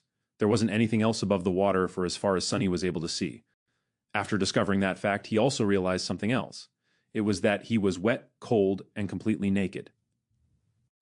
In his defense, the clothing situation was the last thing one would think about when trying to save themselves from abyssal monsters. Also, it's not like someone was here to witness his stark paleness in private bits. Still, it was sort of cold. Sunny summoned the puppeteer's shroud and watched as dark gray garments covered his body. It even came with a pair of high, soft-soled leather boots. Clad in gray fabric and lusterless leather, he suddenly felt much safer. Not to mention, warm. After that, Sunny sat down in the middle of the platform, as far away from water as he could, and tried to remember the unique characteristic of every explored region of the dream realm he could think of. Unfortunately, none of them matched this starless, dark void. Of course not, he thought with a bit of resentment. Even if some unlucky humans had ever come here, I doubt that they were able to return to the real world alive. Not with those things hiding underwater. Not yet desperate enough to leave the platform and try to swim away in search of land, Sunny decided to wait and see. Maybe something was going to change as time went by. With a soft sigh, he habitually looked for his shadow. However, due to the total darkness that surrounded him, it couldn't really be seen. He just barely felt its presence. This must be a paradise for you, right? All this gloom and not a star in sight. The shadow, of course, did not answer. Anyway, good job earlier. With a nod, Sunny lay down, using his hands as a pillow. Not thinking about much, he stared into the black sky and waited. The sound of the undulating waves was actually quite relaxing. After a while, he closed his eyes and listened. Minutes merged together, growing into hours. Suddenly, Sunny caught a slight change in the sound of the sea. It was as though something was shifting. He opened his eyes and noticed that one corner of the sky was slowly turning gray. Soon, a glimpse of a pale sun could be seen rising above the horizon. A new day had come to the starless void, and with it, the dark sea suddenly surged. Chapter 31, Low Tide. Chapter 31, Low Tide. The black, opaque water suddenly surged and seethed, as though a living creature desperately trying to avoid the pale light of the coming dawn. Sunny slowly rose and, after some thought, carefully approached the edge of the stone platform. Looking down, he blinked, and then kneeled, to make sure that what he saw wasn't an illusion. The sea seemed to be receding. Slowly at first, and then faster and faster, the water level was dropping. The circular stone formation he had been taking shelter on used to barely protrude out of the waves, but now there were meters and meters of wet rock between him and the restless surface of the sea. As the sun climbed up, the monstrous ebb tide continued. Soon Sonny found himself standing on the edge of a tall cliff, with a 100-meter drop separating him from the churning waters. Beneath him, the rock formation broadened and changed shape. However, from his vantage point, it was hard to determine what that shape was exactly. At that time, the dark surface of the water began to be punctured here and there by sharp crimson blades. As it dropped even further, it was as though a crimson forest was slowly rising from the black depths. The trees were made of something resembling coral, growing chaotically into each other and stretching toward the sky. They were colossal in size, with irregular protrusions entwining and merging together, looking monumental and eerie in the black and red reality of the sunlit void. The labyrinth formed by this strange reef stretched as far as Sonny could see, broken here and there by protruding cliffs, sudden chasms, and distant natural features. Half an hour later, utterly shocked, Sonny stared down and realized that the sea was completely gone. If not for the black seaweed left hanging on wet rocks and scarlet pillars of coral, he would even doubt if it was ever there. His small circular island had turned into the peak of a strange, towering, irregularly shaped cliff. Looking down, he felt his head spinning. By then, the night had already fully retreated, letting morning finally take its place. "I'm not seeing things, am I?" Sonny thought, pinching himself. What the spell was that? Despite the sudden disappearance of the dark sea and its hidden monsters, Sonny was in no rush to climb down from his circular stone platform. Firstly, he felt that if the sea was able to disappear, it was surely able to come back, perhaps at any moment. Secondly, he did not know what dangers the coral labyrinth was hiding. Perhaps there was something even scarier than the owner of the giant tentacle down there, but that did not mean that he wasn't going to explore. Coming back to his spot in the middle of the platform, Sonny sat down and commanded his shadow to separate itself from his body. Then, taking control of it, he approached the edge of the platform and nimbly slid down. Habitually moving from one shadow to another, he began the descent. At this moment, Sonny was glad that shadows had no weight and were not affected by gravity. While the shadow was busy climbing down, Sonny yawned. "Say, don't you think that you need a name?" Although his shadow was already too far away to hear him, they still could communicate through their shared connection. Of course, the fact that it could did not mean that it would. The shadow was sort of taciturn, mostly because it didn't have vocal cords and was unable to speak. Plus, its temper wasn't that great. How about shameless? No? What about shady? Also no? What about something simpler like what? Well, do you have suggestions then? All right, we'll shelve this conversation for later. By the time he was done with his short monologue, the shadow had already reached the bottom of the cliff. The range of shadow control was not limitless, but it was just barely enough to explore their nearest surroundings. Entering the labyrinth, Sonny found it to be extremely disorienting and convoluted. The paths between coral pillars were sometimes broad, sometimes narrow. They twisted and turned without any logic, often leading to dead ends or even back to where he started. More than that, some paths entered inside the coral mounds, turning into dark tunnels. The labyrinth was vast and multi-layered, making Sonny's head hurt after multiple fruitless attempts to memorize the layout of the nearest pathways. In the end, he sent the shadow up, forcing it to climb on top of the crimson forest and start jumping from one sharp coral blade to another, knowing full well that he himself would not be able to do the same. Soon, he circled the strange cliff and froze, scared by the sight of what was happening in its shadow. There, the corpse of the giant shark-like creature that had briefly pursued him the previous night was laying on the ground, the pillars of coral around it shattered and broken. More precisely, half of it was there, with grotesque innards spilling out of the terrible wound and stretching far away into the distance. The other half was gone, as though it had never existed. Around the corpse, hundreds of smaller monsters were scurrying, tearing away and devouring its flesh bit by bit. Each of them was about 2.5 meters tall, looking like a weird mix of a demonic crab, a centaur, and a nightmare. They had 4 pairs of long, segmented legs that ended in scythe-like protrusions. At the front, a human-like torso was protruding from the carapace, also clad in thick chitinous armor. The head, if it was even the appropriate word, was situated directly on top of the torso, with no neck in between. It had 2 narrow eye slits and a viscous-looking mouth with several slimy mandibles. Instead of hands, the monsters had 2 enormous pincers. Currently, they were all using those pincers to tear off chunks of meat off the desiccated corpse and stuff them into their mouths. From time to time, a fight for an especially juicy piece of meat would break out, ending up in a few monsters being torn apart and quickly devoured by the victors. Sonny swallowed, both because the sight of heavily armored, powerful monsters made him nervous, and because looking at them feasting, he suddenly felt very hungry. Each of them seems like trouble, and there are hundreds of them. His luck, like always, was awful. At least I don't have to wonder why the labyrinth feels so empty. All the inhabitants are having a party. Feeling a little bit comprehensive about turning his shadows back to the monsters, Sonny commanded it to look back and study the cliff he was taking shelter atop of. Something about it was making him feel uneasy. The shadow turned around and looked up, taking in the sight of the strangely shaped cliff. It took Sunny a few minutes to shift his perspective and recognize it for what it was. That's a finger. That's a hand. That is a sword? He blinked. It's a statue. Indeed, the cliff was man-made. It was an ancient, colossal statue, at least 200 meters tall. The scale of it was so massive that it boggled the mind. From what Sunny could see, it depicted a knight clad in an elaborate plate armor, with 7 shining stars carved into his breastplate. In his hands, he was holding a gargantuan sword, pointing it to the ground. However, the most striking thing about it was that the giant stone knight was missing his head. In fact, the roughly circular platform Sunny was standing on turned out to be the top of his neck, and by the looks of it, the head wasn't missing by design. It was as though something or someone had violently tore it off at some point in the distant past. Sunny walked around the platform, looking down from all sides, but didn't notice the head lying anywhere near. What on earth is this place? Without any hints to find the answer, he led his shadow back to the giant's neck and settled at the western edge of it, studying the feasting monsters. He didn't move until the sun was about to set. Just as Sunny expected, as soon as the sun touched the horizon, a deafening rumble could be heard coming from somewhere below. The monsters instantly stopped their feast and scurried away, some hiding inside the coral pillars, some simply burying themselves in the soft soil. A few minutes later, the first streams of black water appeared in the labyrinth. Their volume quickly grew, and soon an apocalyptic flood devoured everything around. The sea was returning with the approach of the night. Sunny stared at this unimaginable process, thoughts churning in his head.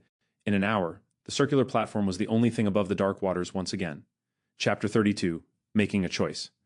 Chapter 32, Making a Choice. With an empty stomach and a head full of thoughts, Sunny returned to the center of the platform and sat down. After a while, he beckoned to his shadow and said, "Wake me up if anything happens." Then he closed his eyes and tried to fall asleep.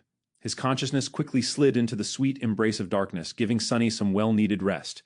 In the middle of the night, however, a sudden impulse stirred him awake. Sunny jumped to his feet, his groggy mind full of tense apprehension. He was afraid that the owner of the giant tentacle had come back to finish the job, or maybe some other horror from the depths had sensed him and decided to snack on human meat. However, the sea was quiet and calm. He didn't hear any abnormalities around the knight's statue. "What is it?" Sunny whispered, addressing the shadow. The shadow silently pointed him in a particular direction. Turning his head, Sunny squinted. He quickly understood why it was a good idea to wake up. Otherwise, he wouldn't have been able to see. Out there in the distance, a few kilometers away, a small orange light was shimmering in the darkness. Its reflections were rising and falling with the movement of waves. It was too far away to make out any details, so Sunny just stared at it for a while. Pretty soon, the light disappeared. Other sleepers, natural phenomenon, or some monster laying a trap? Memories of nightmarish deep-water creatures immediately came to his mind. Shaking his head, Sunny lay back down and attempted to return to his slumber. However, this time sleep was escaping him. Pangs of hunger were still not unbearable, but slowly becoming more and more intense. The thirst, however, was worse. In the end, he remained awake up until the sun rose again, sending the dark sea in retreat. As soon as the morning came, the pincer monsters crawled back from their hiding spots and rushed to the giant carcass to continue their feast. Sunny watched them for some time and then walked to the opposite side of the platform to take a look in the direction where he had seen the mysterious light the previous night. At a considerable distance from the headless statue, 5 or 6 kilometers away, the ground rose naturally and formed something akin to a hill. On top of that hill, an especially massive coral pillar rose to the sky. From the looks of it, its upper branches were just high enough to stay above water in the night. Various ideas stormed into Sunny's head, but at the end of it, only 2 questions were really important. First of all, would he be able to find the way through the labyrinth and cover that distance during the day? And more importantly, should he even attempt to do it? After all, there was no indication that the source of the mysterious light was something beneficial, as opposed to dreadful and deadly. Not having enough information to make a choice, Sunny settled back to study the monsters. He did, however, send the shadow to investigate as far into the labyrinth as the range of shadow control allowed, hoping to chart at least the beginning of the path that could potentially lead him to that hill.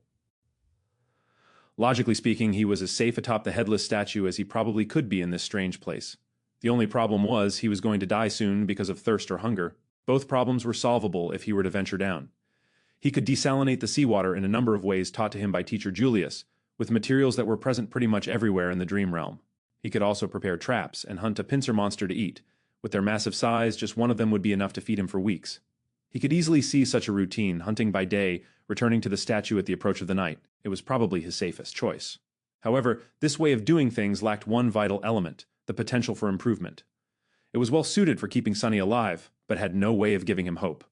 If he was destined to spend the rest of his life in the small area surrounding the headless statue, devouring monsters and trembling at night in fear of being devoured by something bigger in turn, well, he would rather just jump down and end it right now. That pretty much meant that the only choice left for him was to try and reach the source of the orange light. And if Sunny was really trying to attempt it, he had to do it before the pincer monsters were done consuming the giant carcass. That way, at least, the surrounding segment of the labyrinth was going to be free of them. Firm in his choice, Sunny decided to leave the headless statue the next morning. He would spend the rest of today exploring paths through the labyrinth and preparing himself mentally. With that, he closed his eyes and concentrated his perception on the moving shadow. In the night, a sudden storm descended upon the dark sea. Sunny was stirred awake by the shadow in time to prepare himself for the crushing winds and the pelting rain. Usually, rain always put him in a bad mood, but this time he was too thirsty to think about anything except for fresh water. Staying low so as to not be blown over the edge of the platform, Sunny cupped his hands and waited until they became filled with rainwater. Then he raised them to his mouth and greedily drank. Strikes of lightning illuminated everything above the churning sea. If anyone were to see Sunny now, they would have noticed a wide grin on his face. The storm continued to rampage for several hours. Sunny crouched in the middle of the platform, enduring its rage. More than once, a tall wave would crash into the headless knight's neck, threatening to wash him away. But Sunny held tight to the deep grooves in the stone surface of the platform, sticking to it like glue. By morning, when the storm finally dissipated, all of his muscles were sore. But there was no time to waste. As soon as the monsters came back to the carcass with a few stragglers quickly following behind, he slid over the edge of the platform and began to nimbly climb down. Sunny had to thank wilderness survival classes once again since he had been taught the basics of rock climbing as well. Teacher Julius was adamant about giving his student a crash course in all possible forms of traversal. Additionally, Sunny had already scouted the optimal way down and memorized the best holds and indentions to grab onto with the help of his shadow. Soon his feet finally touched the ground. Despite the fact that leaving the safety of the headless statue was going to put him in considerable danger, Sunny instantly felt his mood improving. Remaining passive for the last couple of days did not suit his character well. Now, even if his plan were to end in failure, at least he was going to go down doing something that he had decided to do. Trying and failing was better than not trying at all. The black mud was deep enough to slow him down, but not to the extent he had been afraid of. With some practice, Sunny was soon able to walk at an acceptable speed. What's more, as long as he stuck to the shadows, his steps were light and silent, producing no squelching noises from the mud. He headed for one of the paths that were supposed to lead him to the distant hill and entered the cool shade of the crimson labyrinth. Immediately, a strange feeling enveloped his mind. It was as though the world beyond the labyrinth did not exist anymore, and all that was left were its twisting, dark paths. This thing almost seems endless. Shaking his head, Sunny sent the shadow to scout ahead, hoping to be notified of any latent danger in advance, and began to move forward. His life now depended on whether or not he would reach the distant hill before the sun began to set. He didn't even want to think about what would happen if he were still inside the labyrinth once the dark sea came back in an unstoppable flood. The shadow moved ahead of him, not meeting any hurdles. Sometimes it would climb high to scout the direction of different paths, allowing Sunny to choose the optimal route most of the time. However, he still had to backtrack a considerable distance once or twice, ending up either in a dead end or on a path leading in the wrong direction. Despite that, everything seemed to be going smoothly. Sunny even had time to carefully study the interior of the labyrinth, noticing more details of its composition, as well as a frightening amount of unrecognizable bones hiding in the mud beneath his feet. Because of how well things were going, he lowered his guard a little. His arrogance was also to blame. With his extensive preparations and skillful control of the Shadow Scout, Sunny subconsciously patted himself on the shoulder and assumed that everything was going to be fine. That's why, when the mud directly in front of him started to move, he was a fraction of a second late to react. In the next moment, a massive pincer shot out of the ground and tore through the air, threatening to cut his body in half with one crushing strike. Chapter 33, Carapace Scavenger. Chapter 33, Carapace Scavenger. Crap! This was the only thought in Sunny's head as he awkwardly fell backward, allowing the pincer to close right, in front of his face with a loud clack. The jagged, chitinous blades were so close that he could clearly see bits of mud sticking to their surface. Sunny landed on his back, narrowly avoiding the unexpected strike. The good thing was that he managed to avoid being injured or even killed. The bad thing was that he was sprawled on the ground, unable to quickly create distance between him and the attacker. The massive pincer was still hovering above. Just as this realization dawned on Sunny, he desperately rolled to the side. In the next moment, the pincer lunged down, sending small tremors through the mud. If not for his quick reaction, Sunny's chest would have been caved in by that blow. He was just beginning to stand up when the pincer swiped sideways. Luckily, Sunny was ready. Instead of trying to dodge or block the attack, he went with it, letting the pincer collide with his outstretched hands and cushioning the blow. As his arms screamed in pain, Sunny used the force of the blow and allowed his body to be sent flying through the air. This way, at least, he would get out of the pincer's range. He might not have been taught how to fight, but one thing he knew very well was how to fall. Instead of breaking his neck or having the breath beaten out of him by the landing, He braced his body and nimbly rolled before stopping some distance away from the ambushing monster. "I take it back," Sunny, though, remembering his sarcastic critique of heroes' battle rolls. Rolling is an integral part of any respectable monster fighting technique. Then he looked up, trying to ascertain the situation.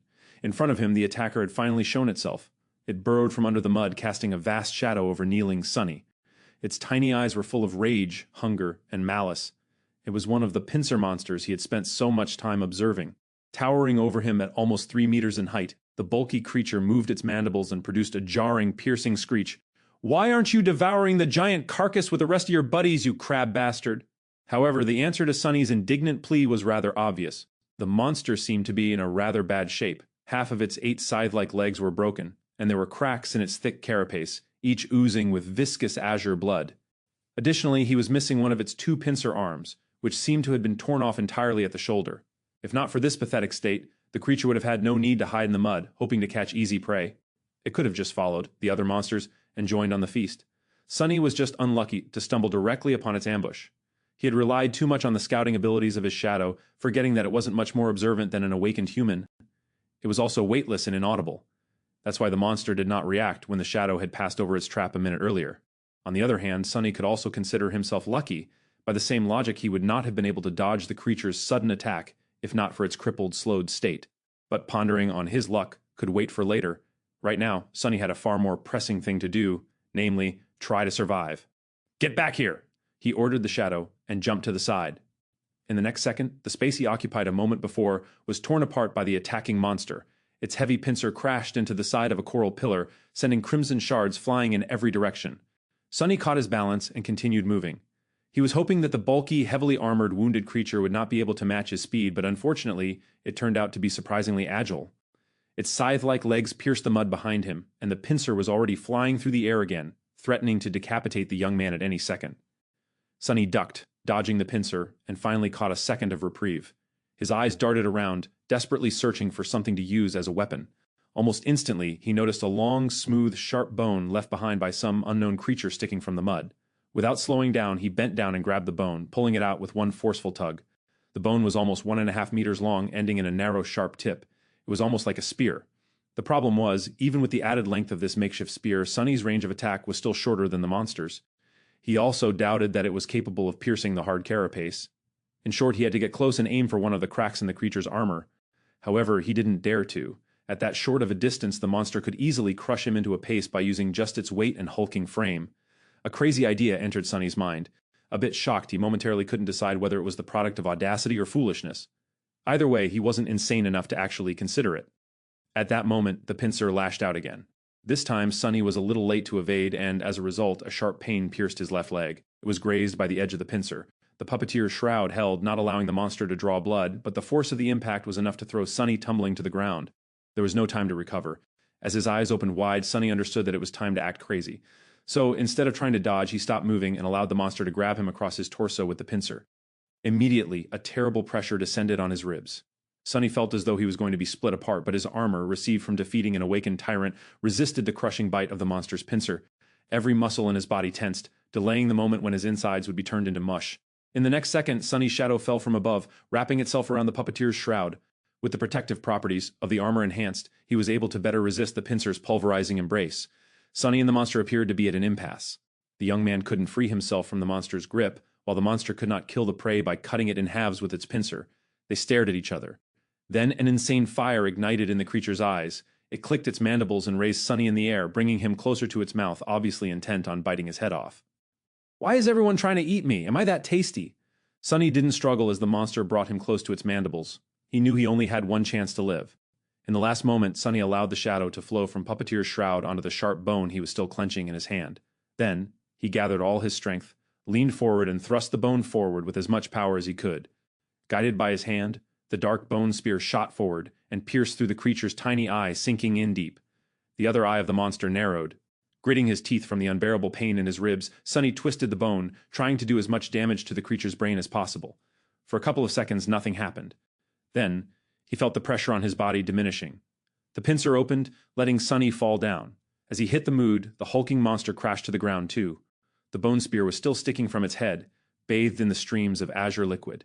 Sunny moaned and drew in a raspy, painful breath. You have slain an awakened beast, carapace scavenger. You have received a memory, azure blade. Your shadow grows stronger.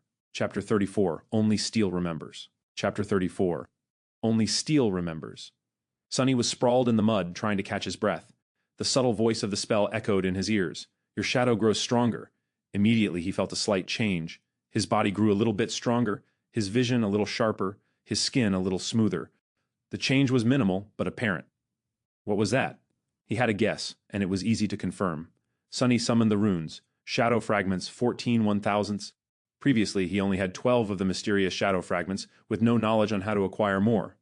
Now it seemed that the process was automatic. He only had to kill an enemy to absorb a part of their shadow and enhance his own core. More than that, the number of fragments he was able to receive wasn't directly correlated to the number of slain enemies. After a bit of thinking, Sunny came to a preliminary conclusion. Dormant soul cores gave him 1 fragment, while awakened ones gave 2. However, only enemies he defeated directly, more or less, counted. Killing the Mountain King's larva, a dormant beast, had given him 1 shadow fragment. Finishing off the veteran slaver, a dormant human, another. Mountain King itself was an awakened tyrant, which meant that it had 5 awakened cores. With each giving Sunny 2 shadow fragments, he ended up with a total of 12. And now, after killing the carapace scavenger, he had 14. Interestingly, he didn't receive any fragments from the deaths of Shifty, Scholar, and Hero, even though they perished as a result of his machinations. It seems he had to finish an enemy off with his own 2 hands to absorb a part of their shadow. Well, or at least by summoning an ancient dead god. The process was quite similar to how normal awakened increased their power, with the only difference being that the steps of extracting and consuming the corresponding material, soul shards, were skipped in favor of instant absorption. That meant that shadow fragments could not be stored, and subsequently could not be bought or traded. He won't have an opportunity to receive them as a reward for completing missions, providing services, or selling various spoils. If Sunny wanted to grow stronger, his only option was to fight and kill. No peaceful life for me, I guess. Previously, Sunny thought that he at least had the choice to choose a relatively safe path.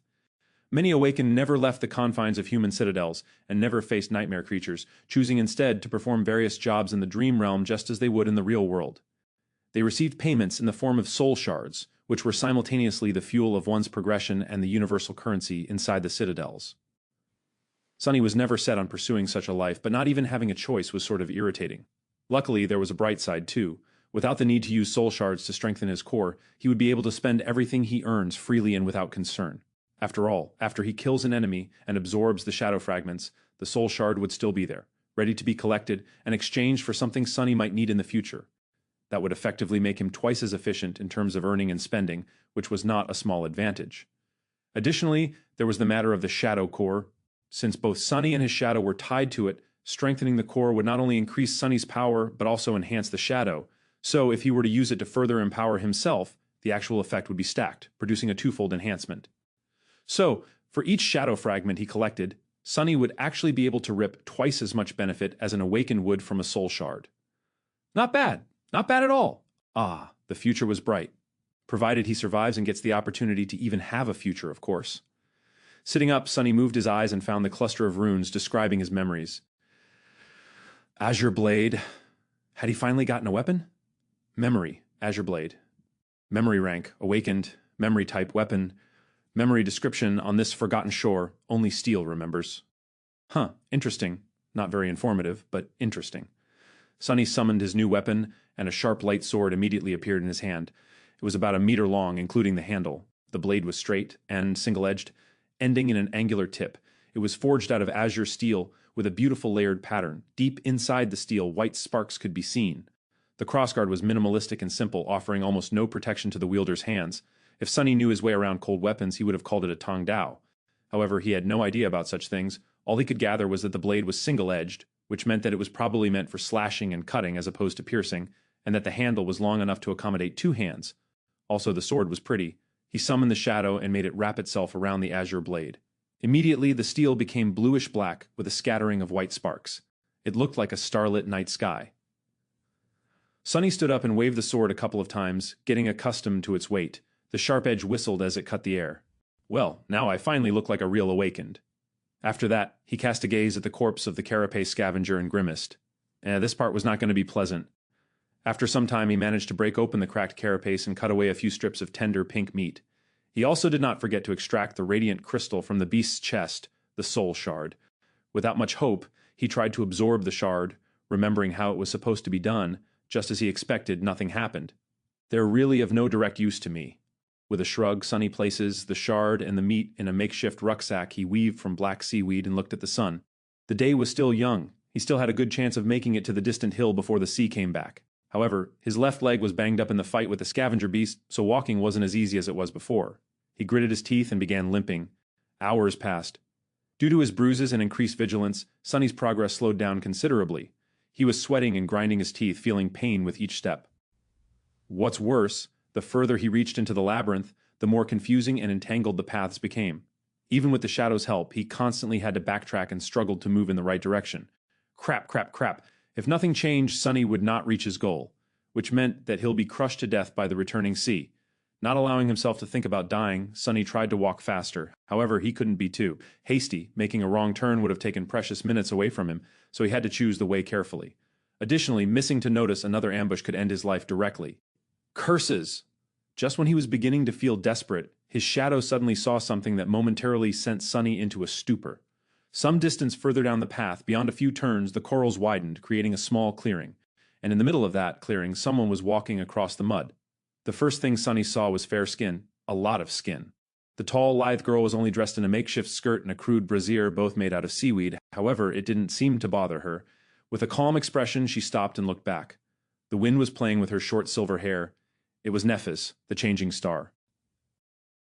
She was holding the end of a strange golden rope, and on the other end of the rope, Cassia, the blind girl, was carefully following behind. Chapter 35. A Shadow, a Star, and an Oracle. Chapter 35. A shadow, a star, and an oracle. Gray sky above, black mud below, an endless sea of crimson in between. On this dreamlike backdrop, two beautiful girls were walking across the labyrinth. One was delicate and fragile, with blonde hair and cerulean, aimless eyes. She was dressed in a simple tunic, with leather sandals on her feet and a cloak the color of sea waves draped around her shoulders. The other was tall and lithe. She had silky silver hair and clear gray eyes. Her revealing clothes were crudely made out of black seaweed, leaving her fair skin and athletic build exposed. She was poised, alert, and barefoot. A golden rope connected two girls together. Wow, what a sight, Sunny thought. He suddenly regretted that he was not an artist. The picture just begged to be made into a painting. Wait, why am I thinking about that? People! I found people! His heart skipped a bit.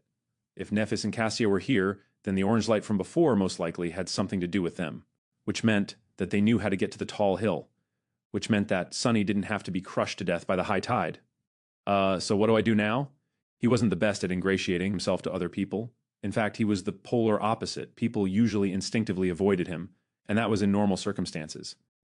This time, however, he had spent a whole of 4 weeks making sure that everyone in the academy hated his guts. Good job, Sunny! Still, he was at least useful. In this situation, an additional body was already a great boon when facing hungry monsters. And he wasn't just anyone. His ability to scout ahead alone was worth a lot. Surely they'll understand that, right? With a heavy sigh, Sunny stepped into shadows and hurried to the clearing. He reached it in a minute or so, hiding and observing the two girls before making a final decision. Helping herself with the wooden staff, blind Cassia slowly approached the middle of the clearing and extended her hand, finding Nephis and touching her on the shoulder. Why did you stop? Nephis supported the blind girl and glanced at the sky. It's getting late. An awkward pause hung between two girls. After some time, Cassia asked, So you think we should turn back? Nephis blinked and cleared her throat. Yes. Sunny was a bit amused by their exchange. What is she, a strong silent type? Then he returned to his dilemma and grimaced. How do I approach them? Damn, why is this so hard? It's not like I'm trying to ask them out on a date. I mean, one of them, both of them. What am I thinking about? Just go and say hi. But then, if he suddenly appeared out of the shadows, not at all like a creep, how high was the probability of them getting spooked and attacking him before noticing that he was not a monster? Wait, why would they... Arg! To hell with this! Deciding on the safest approach, Sunny commanded his shadow to abandon its hiding place and move to a spot where Nephis could clearly see it. He could clearly sense the shadow rolling its eyes as it obeyed the order. As soon as the shadow started to move, Nephis suddenly snapped her hand sideways. Immediately, a long sword appeared in it, cutting the air as it assumed a defensive position. Before the shadow could even take 2 steps out of its hiding spot, it was already pierced by Changing Star's gray eyes. The shadow froze. It seemed a bit startled. Cassia took a step back. Neph, what is it? Nephis didn't answer immediately, carefully observing the shadow. Then she simply said, There's a shadow. Cassia's doll-like face paled. A shadow. Scavengers. The tall girl tilted her head a little. No, it's a human shadow. This was clearly not what Cassia expected to hear. With an expression of surprise, she asked, "A human shadow? What is it doing?" Nephis hesitated. After a while, she answered in a flat tone, "It's waving at us." After a whole minute of silence, Cassia finally found the words to react. "What? I said it's waving." "Yes, I know. I mean, why is it doing that?" Nephis opened her mouth, then closed it again. "I don't know. Maybe it's a distraction to lure us into a trap." At this point, Sunny decided that it was time to talk. He inhaled deeply, then said in a friendly tone, "Actually, I just sent it ahead to make sure that you don't stab me with that sword before realizing that I'm human." Immediately, Nephis turned her head, pinpointing the exact location where Sunny was hiding in a blotch of shadows. Her sword slightly shifted, aiming at the new threat. "If you're human, why are hiding in the shadows like a creep?" "God damn it, I'm not a creep," Sunny choked. But his flaw was merciless. He had to provide an answer, and a truthful one at that. "I mean, you're changing star Nephis. To be honest, I'm a little afraid." Nephis did not answer. Because of her hard-to-read face, it was almost impossible to determine whether she believed him or not. However, he included her true name in his answer for a reason. If he was some monster pretending to be human, he wouldn't have known it. Luckily, Cassia was more expressive. "Are you the boy who sat with me in the cafeteria?" Sunny smiled. Meanwhile, Nephis glanced at the blind girl. "Do you know him?"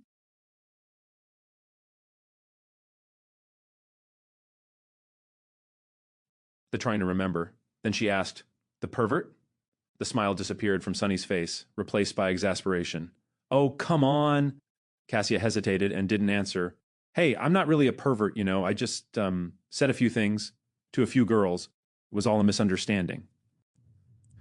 Nephis was silent for a few seconds, and then finally dismissed her sword. "Okay, you can come out." Sunny limped out of the shadows, summoning his own back. It flowed to his feet and reattached itself, visibly shaking. The bastard was laughing at him. Stopping a few meters away from Nephis, he raised his hands, showing that he didn't mean the girls any harm. Changing Star gave him an inquisitive look. "What happened to you?" She was referring to his limp, bruises, and overall banged-up look. Sunny sighed.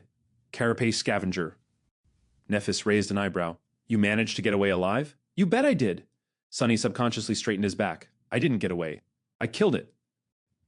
To prove his point, he gestured at his rucksack full of delicious monster meat. Nephis looked him over again, reevaluating her opinion of him. Now, there were hints of approval in her eyes. Carapace scavengers were only beasts, but they were still awakened. With the addition of their mighty physique and natural armor, defeating one was not an easy feat for any sleeper, who all had a dormant core, let alone someone from the very bottom of the ranking list. Come to think of it, it was even a bit too outstanding. Sunny lowered his eyes. It was already wounded," Nephis shrugged. "A kill is a kill. You did well." After that, she fell silent, as though not planning to say anything else. Sunny also wasn't sure what to say. Luckily, Cassia came to the rescue. "Are you seriously injured?" He shook his head. "No, it's just that my ribs and leg are bruised. I'll be fine in a day or two. My armor is pretty resilient." He wasn't worried that they might be tempted to kill him to get the puppeteer's shroud. That was because memories were destroyed at the moment of their owner's death, so they only could be transferred voluntarily by a living person. Well, there was always torture and blackmail, but he doubted that any one of the two beautiful girls would stoop to that. Sunny cleared his throat. "Before stumbling on the scavenger, I was heading for the tall hill with a massive coral pillar on top, but after the fight my speed decreased. Now I'm worried about not making it in time. Do you perhaps know the way?" Cassia smiled. "Actually, we spent the last days on that hill. We were just about to go back." Nephis didn't say anything, looking at the sky. Sunny licked his lips. "Well, can I come with you?" "They're not going to say no, right?" The blind girl turned her head to her companion, a clear question written on her face. "Neph?" Nephis lowered her eyes, staring at Sunny. After a while, she said, "No. What? Pete, blem. No problem. What's wrong with you, princess? Can't you speak faster?" Feeling his heart beating wildly in his chest, Sunny smiled. "Well, all right." Chapter 36, Bonfire. Chapter 36, Bonfire. The rest of the way to the tall hill did not take a lot of time. With Nephis leading the way, taking all the right turns at all the right places, there was no need to explore the labyrinth and backtrack after encountering a dead end. Additionally, there were no scavengers around.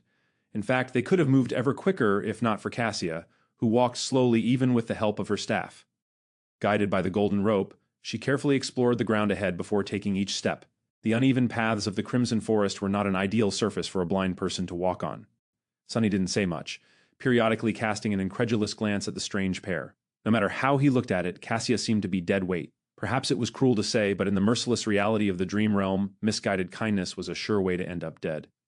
Before meeting and observing the girls, he still had hope that Cassia's terrible flaw hid an unexpected and powerful aspect. But from what he saw, it wasn't the case. If she couldn't even walk properly, what kind of power was there to hide? Nothing could outweigh the ruthless fact that the blind girl couldn't protect herself and thus would only drag her companions down. One had to be a fool or not fond of living to allow that to happen. So, which one of these descriptions suited Neffy's? Somehow, he felt that neither did. The sunset was not far off when they reached the hill. After climbing it and approaching the massive growth of coral, Nephis dismissed the golden rope and immediately summoned it again. This way, it was untied and appeared in her hands in a neat bundle. Ah, so it's a memory. Sunny wondered what qualities the magical rope had. Soon his curiosity was satisfied. Right in front of his surprised eyes, the length of the rope suddenly began to increase. Soon, it was thrice as long as it was before. Nephis calmly tied both ends of the rope into loops, and then threw one of them into the air, accurately coiling it around a prominent protrusion near the top of the coral pillar. Then, she tested if the rope would hold, swiftly climbed up and waved from above, giving Sunny the signal to follow. After hesitating for a second, Sunny approached the rope and grabbed it.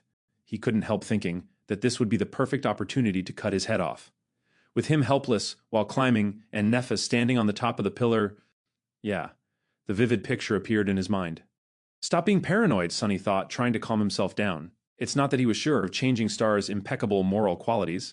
Instead, he was certain of one thing. If Nephis really wanted to kill him, she wouldn't have needed to wait for an opportunity. She could have just cut him into ribbons whenever. Simultaneously scared and reassured by this, though, Sunny nimbly climbed up and joined Nephis at the top of the coral mound. He then turned around and watched curiously, wondering how Cassia was going to get to them. The blind girl dismissed the wooden staff and approached the rope. Then she caught it in a hand, traced it down to the loop at the end, and placed her foot inside. As soon as she was done, Nephis grabbed the rope and started pulling, lifting Cassia little by little until she had reached the top. She only had to grab Nephis's hand and make a step to join them. Efficient. The coral mound was much larger than the circular stone platform of the giant knight's neck. In fact, it was almost like a small island. At the highest point of the island, hidden behind some coral blades, the girls had made a little camp. There were piles of seaweed to sleep on, strips of scavenger meat drying under the sun, and a fire pit. Sunny pointed to the makeshift fire pit. Was it you 2 nights ago? I've seen an orange light in the distance. Cassia's face darkened. Yes, this was the first time we made a fire, but it turned out to be a really bad mistake. Nephis sighed. Sunny raised an eyebrow, surprised. Why? The blind girl touched her hair and turned her head to Nephis. At night, any light will attract monsters. We were attacked by scavengers first. And then...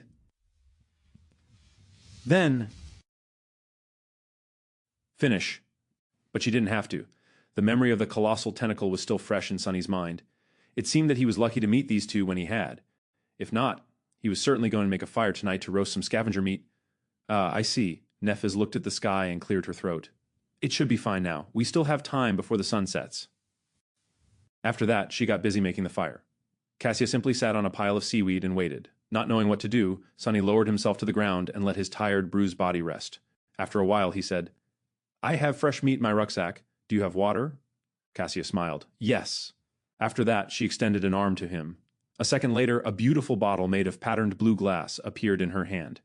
That's a memory I have. It's always full. Sunny took the glass bottle and looked at it with envy. An endless supply of water, huh? Sure beats my super loud bell. Thank you. He brought the bottle to his lips and greedily drank the cool, delicious water. Indeed, no matter how much he drank, the amount of water inside did not seem to decrease. Is it really endless? Cassia touched her hair again. Not really. If you turn it upside down and let the water flow, it will stop in half an hour or so. But then it will be full again pretty soon.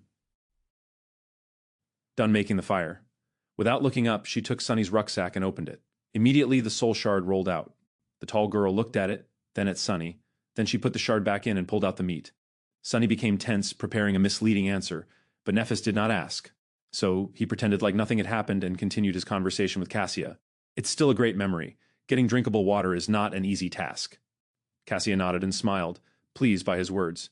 Soon, the rich smell of roasting meat permeated the air. At the same time, the sun was beginning to approach the horizon. A loud rumble came from somewhere beneath, and first traces of the black water began to appear between crimson walls of the labyrinth. Sunny looked east, where the skies were already growing dark. Then he uncomfortably shifted. Do scavengers come all the way up here? Nephis turned the meat and nodded. Yes, but only at night. In the day, most of them seem to disappear. Sunny grinned, having an idea of why there weren't a lot of monsters in the labyrinth in the day. That's because they all gather near the place I had been spending my time recently. You should have seen it. The tall cliff to the west of here. Well, it's actually a statue. Cassia opened her eyes wide. A statue? But for you to survive, it should be... Yes, it's a giant statue of a knight, at least 200 meters tall. He is missing his head, so I hit on top of the neck. Anyway, the day we were sent here, two sea creatures fought each other near that statue. When the water receded, I saw an enormous carcass lying there, with hundreds of scavengers slowly tearing it apart. Nephis nodded. That would explain the lack of nightmare creature in the day. How long? Sunny blinked. How long what? Changing Star stared at him for a few seconds, making everyone feel uncomfortable. How long? Until they are done devouring the carcass. Oh, 1 day more, 2 at most. Nephis turned away, took the meat away from the fire, and then quickly extinguished it. There's definitely something wrong with that girl. The three of them ate in the dimming light of the twilight. The meat was juicy, tender, and indescribably delicious. It was better than anything Sunny had ever tasted, even back in the Academy's cafeteria. Of course, his excruciating hunger played a part in that. From time to time, they would pass the glass bottle to each other. When they were finished with their meal, the dark sea was back, and the night was upon them. Everything was consumed by absolute darkness. Of course, Sunny could easily see both Nephis and Cassia. Under the cover of the night, Changing Star remained pretty much the same. The blind girl, however, allowed her true emotions to show, thinking that no one would see. She seemed much more lost, lonely and frightened than she did in the day. As if trying to resist these feelings, Cassia said in a bright voice, "How about we formally introduce ourselves? I'm Cassie." Nephis glanced in her direction and shrugged. Next, it was Sunny's turn. He exhaled, glad that they didn't ask his name directly. Most likely, he would still have been able to provide his human name. However, it also might have depended on the wording of the question. Relieved, he smiled and answered, "I'm Sunless, but you can call me Sunny." Chapter 37, Getting to Know Each Other. Chapter 37, Getting to Know Each Other. Sunny was slowly growing fond of having conversations in the dark. Without the burden of light, people were more relaxed and honest. It reminded him of the frequent blackouts that used to sweep through the city when he was a little kid. His family had no choice but to huddle together and spend a few hours doing nothing but talking to each other. Now, these dark hours had become some of his most precious memories. He was silent for a few moments and then said, "Since we're going to be depending on each other, should we share what abilities and memories we have at our disposal?" This was a logical suggestion. If they were going to fight side by side, knowing each other's strengths was more or less vital. Still, he noticed Nephis glancing in his direction with a guarded look on her face. Luckily, he was obscured by darkness. "I'll start," Sunny said, both to show his sincerity and to reveal information about himself in a controlled manner. If he took the initiative to talk, he still had to tell the truth, but how much and to what extent was still for him to decide. If they were to ask, and he had to answer, however, things would become unpredictable.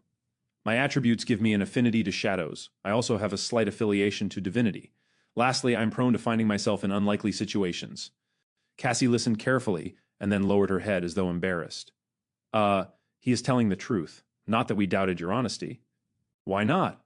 I spent so much time earning the reputation of a pathological liar." Sunny cleared his throat and smiled, hiding his nervousness. "Really? That's good to know, but why are you so sure that I am being honest?" "To see people's ability, I can see people's attributes. Sometimes I also receive visions. They can be about the future or the past. I mean, that's what I think. It only happened a couple of times." Sunny swallowed, but then relaxed. "So she is an oracle of sorts. Luckily, her insight is limited to attributes. Otherwise, I'd be in real trouble. Still, I'll have to be careful around her." He finally realized how the blind girl had known about his birthday. The question was whether she had seen it in a vision of the future or in a vision of the past. If it was the former, was it safe to assume that he would certainly be able to celebrate at least one more birthday? Or did knowing the future actually affect it and changed it? For example, after learning that he was definitely going to survive, Sunny might have naturally relaxed and lowered his guard. Then, he would die as the result of it. It surely seemed possible, right? That's assuming that the future could be changed, but maybe it wasn't? Then, feeling his head hurting, Sunny decided to avoid this line of thought for now. Instead, he hid his inner turmoil and said in a friendly tone, "That's a good ability. Speaking of abilities, you have already seen mine. My shadow can move independently and explore. It can't affect the material world, but we share sight and hearing. That way, I can spot danger before encountering it. The shadow is fast and stealthy. It can go anywhere, and is almost impossible to notice. Oh, I can also see in the dark." He smiled, expecting the girls to understand and appreciate the utility of his shadow scout. Their reaction, however, was a bit strange. Nephis slowly turned her head in his direction, while Cassie became a bit pale and raised her hands to cover her chest. Uh, what? Nephis frowned and said in a flat tone, "Have you ever used your ability in the academy?" Sunny blinked. What a strange question. In the academy? Sure, of course. Why? Oh, right. They think that I'm a pervert. Crap. Before the girls could say anything, he hurriedly raised his hand and blurted, "But I have never used it to do anything improper. You have to believe me." Fortunately, it was the honest truth. However, both Nephis and Cassie looked skeptical. Sunny gritted his teeth. "I had more important things to do than whatever you're thinking about. I spent almost every waking hour learning how to survive." Nephis raised an eyebrow. "I haven't seen you in class, even once." Sunny chuckled. "Of course you didn't. While you were busy wiping the floor with other sleepers, I was studying wilderness survival." It was Changing Star's turn to blink. "Wilderness, what? There is such a course?" Cassie seemed equally puzzled. "Yes, there is. It might seem like an afterthought for most people, but for an outskirts kid like me who never went to a fancy school or saw a private tutor, learning how to survive in the wilderness is the difference between life and death. Without it, I would have drowned the moment we were sent to the dream realm." On a rare occasion, Nephis looked completely bewildered. She rubbed her wrists and stared thoughtfully in his direction. "I see, I didn't know." Sunny grimaced and struggled to keep the venom from sipping into his voice. When he finally spoke, his tone was light and amiable. "That's okay. It's natural for someone of your status not to know." When he mentioned her status, a strange smile appeared on the Changing Star's face. But in the end, she didn't reply. Sunny continued, "Anyway, that's my ability. As for memories, I have 3. One is an armor, one is a sword, and the last one is a really loud bell." Now it was their turn to share. After a short pause, Nephis spoke. "My attributes give me an affinity to light and fire, as well as a strong affiliation to divinity. I have 2 memories, a rope." While she was speaking, Sunny was looking at Cassie, trying to read her expression. From what he saw, Nephis was telling the truth, but also not the whole truth. And judging by how hard the blind girl was trying to hide her true feelings, the secret hiding among Changing Star's attributes was not at all trivial. "Interesting. Now, a sword. The rope is very sturdy and can change its length. The sword is very sharp and can protect its wielder against soul's attacks to a certain extent. My ability can be used to heal." Sunny didn't miss the wording of the last part. Can be used to heal. Does this mean that its main purpose was something else? He was pretty sure that Nephis would not reveal all of her cards, just like him. However, healing abilities were extremely rare. Having one that could heal but was not limited to healing, that would be simply unheard of. But then again, she was Changing Star, one of the few people in history to receive a true name in the first nightmare. If Sunny were to consider his own aspect ability, nothing seemed impossible.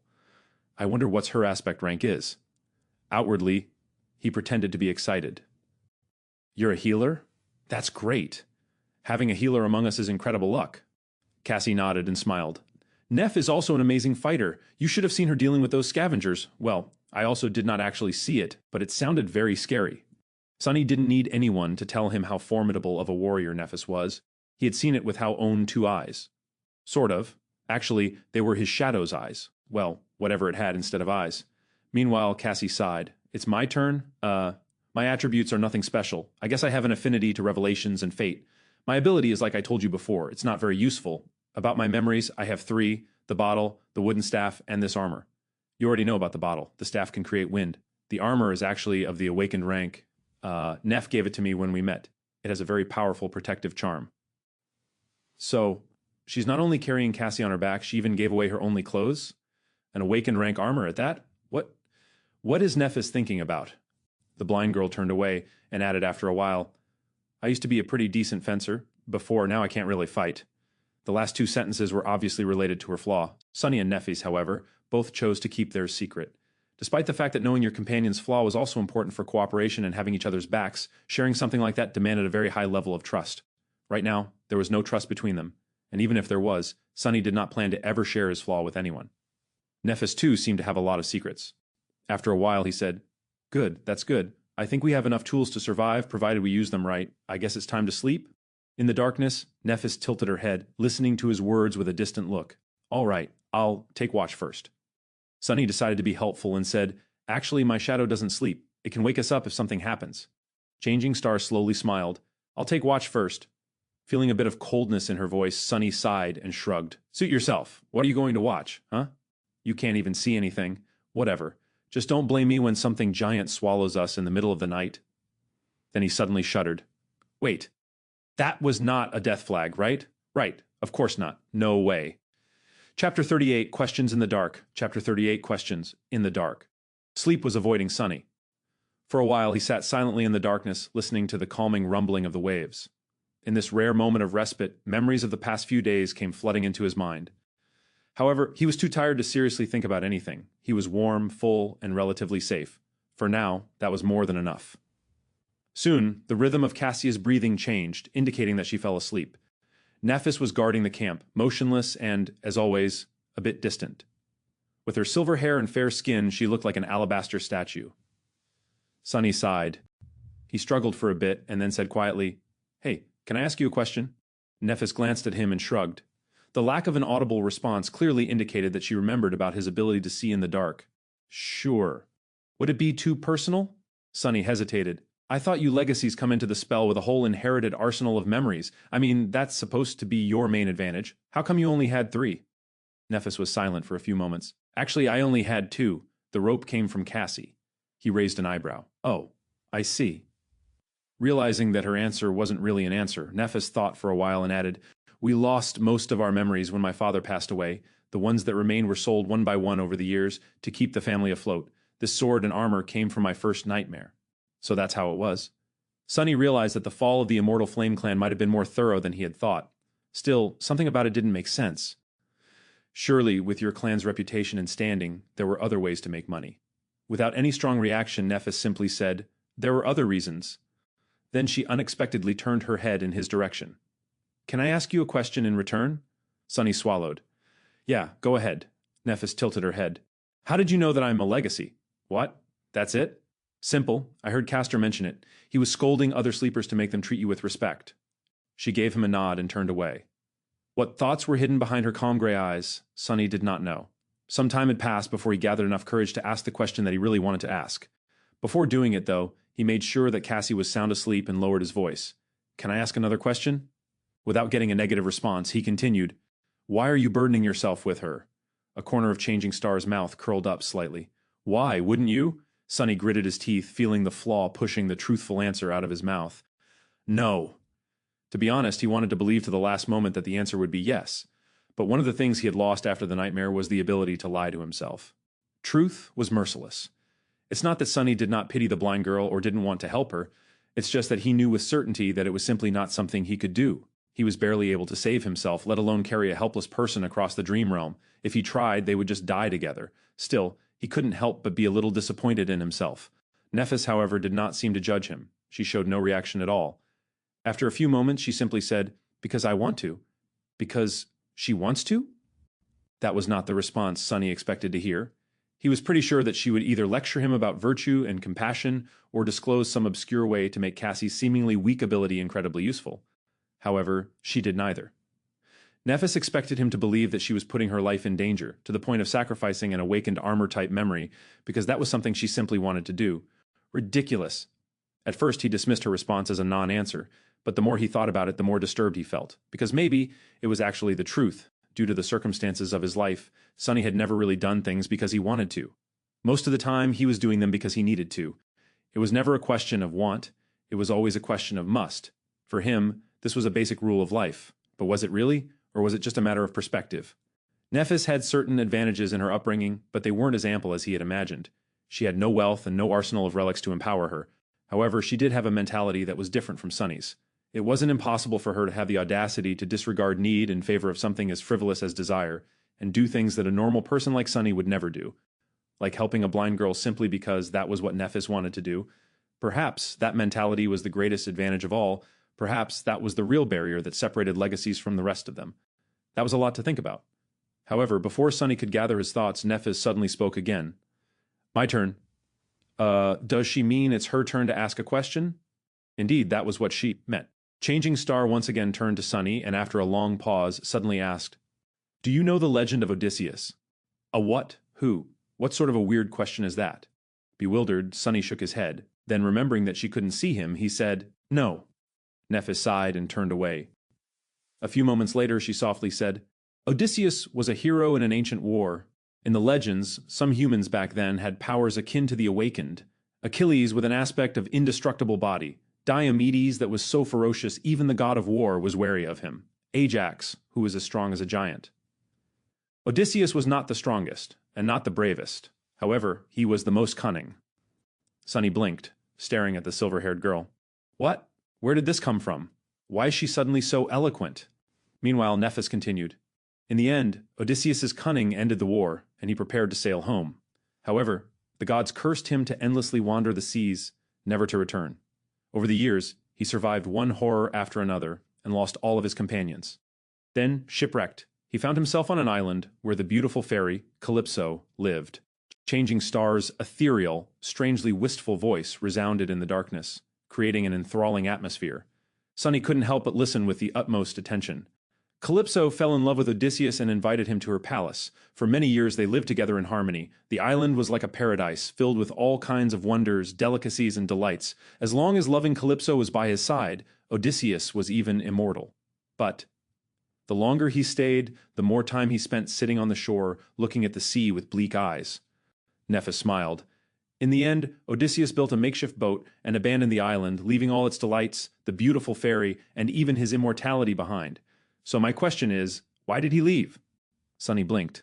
What? What kind of a mind game was that? He even considered that Nephis was mocking him, but it didn't seem to be the case. It looked like she was sincerely interested in the answer. Weirdo! He thought for a bit, and then said without too much conviction, maybe it was because he was far away from home? A fleeting smile appeared on Nephis's face. Far away, from home. All right. After that, she turned away and lowered her head, becoming like a statue again. It seemed like their conversation was over.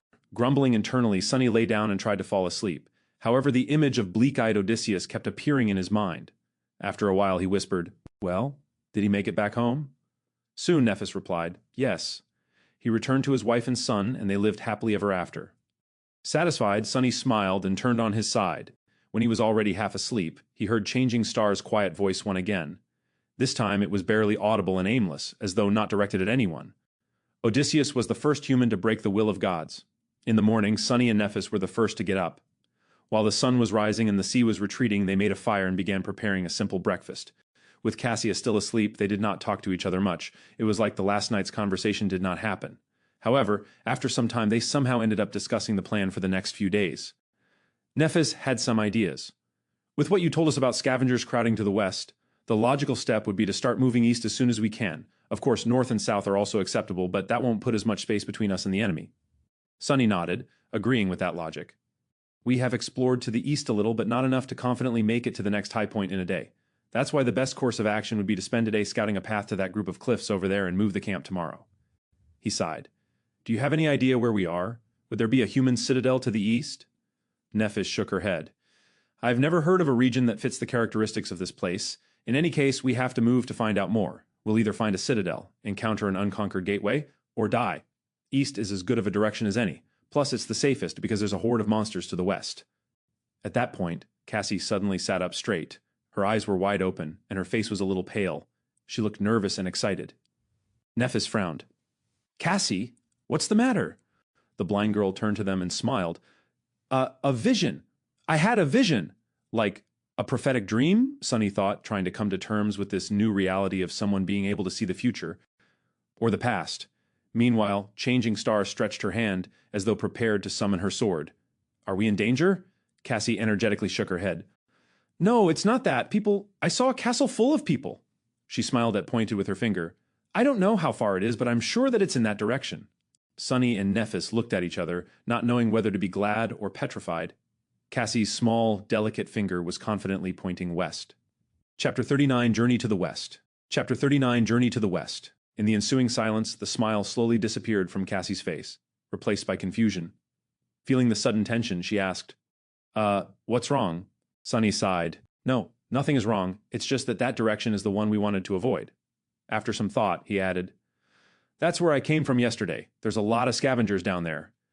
The blind girl's face fell. Oh. Nephis, who was quietly listening to them, gave him an indecipherable look and finally spoke. Tell us more about the castle. A shadow of the previous excitement returned to Cassie's eyes. With a serious nod, she began describing her vision.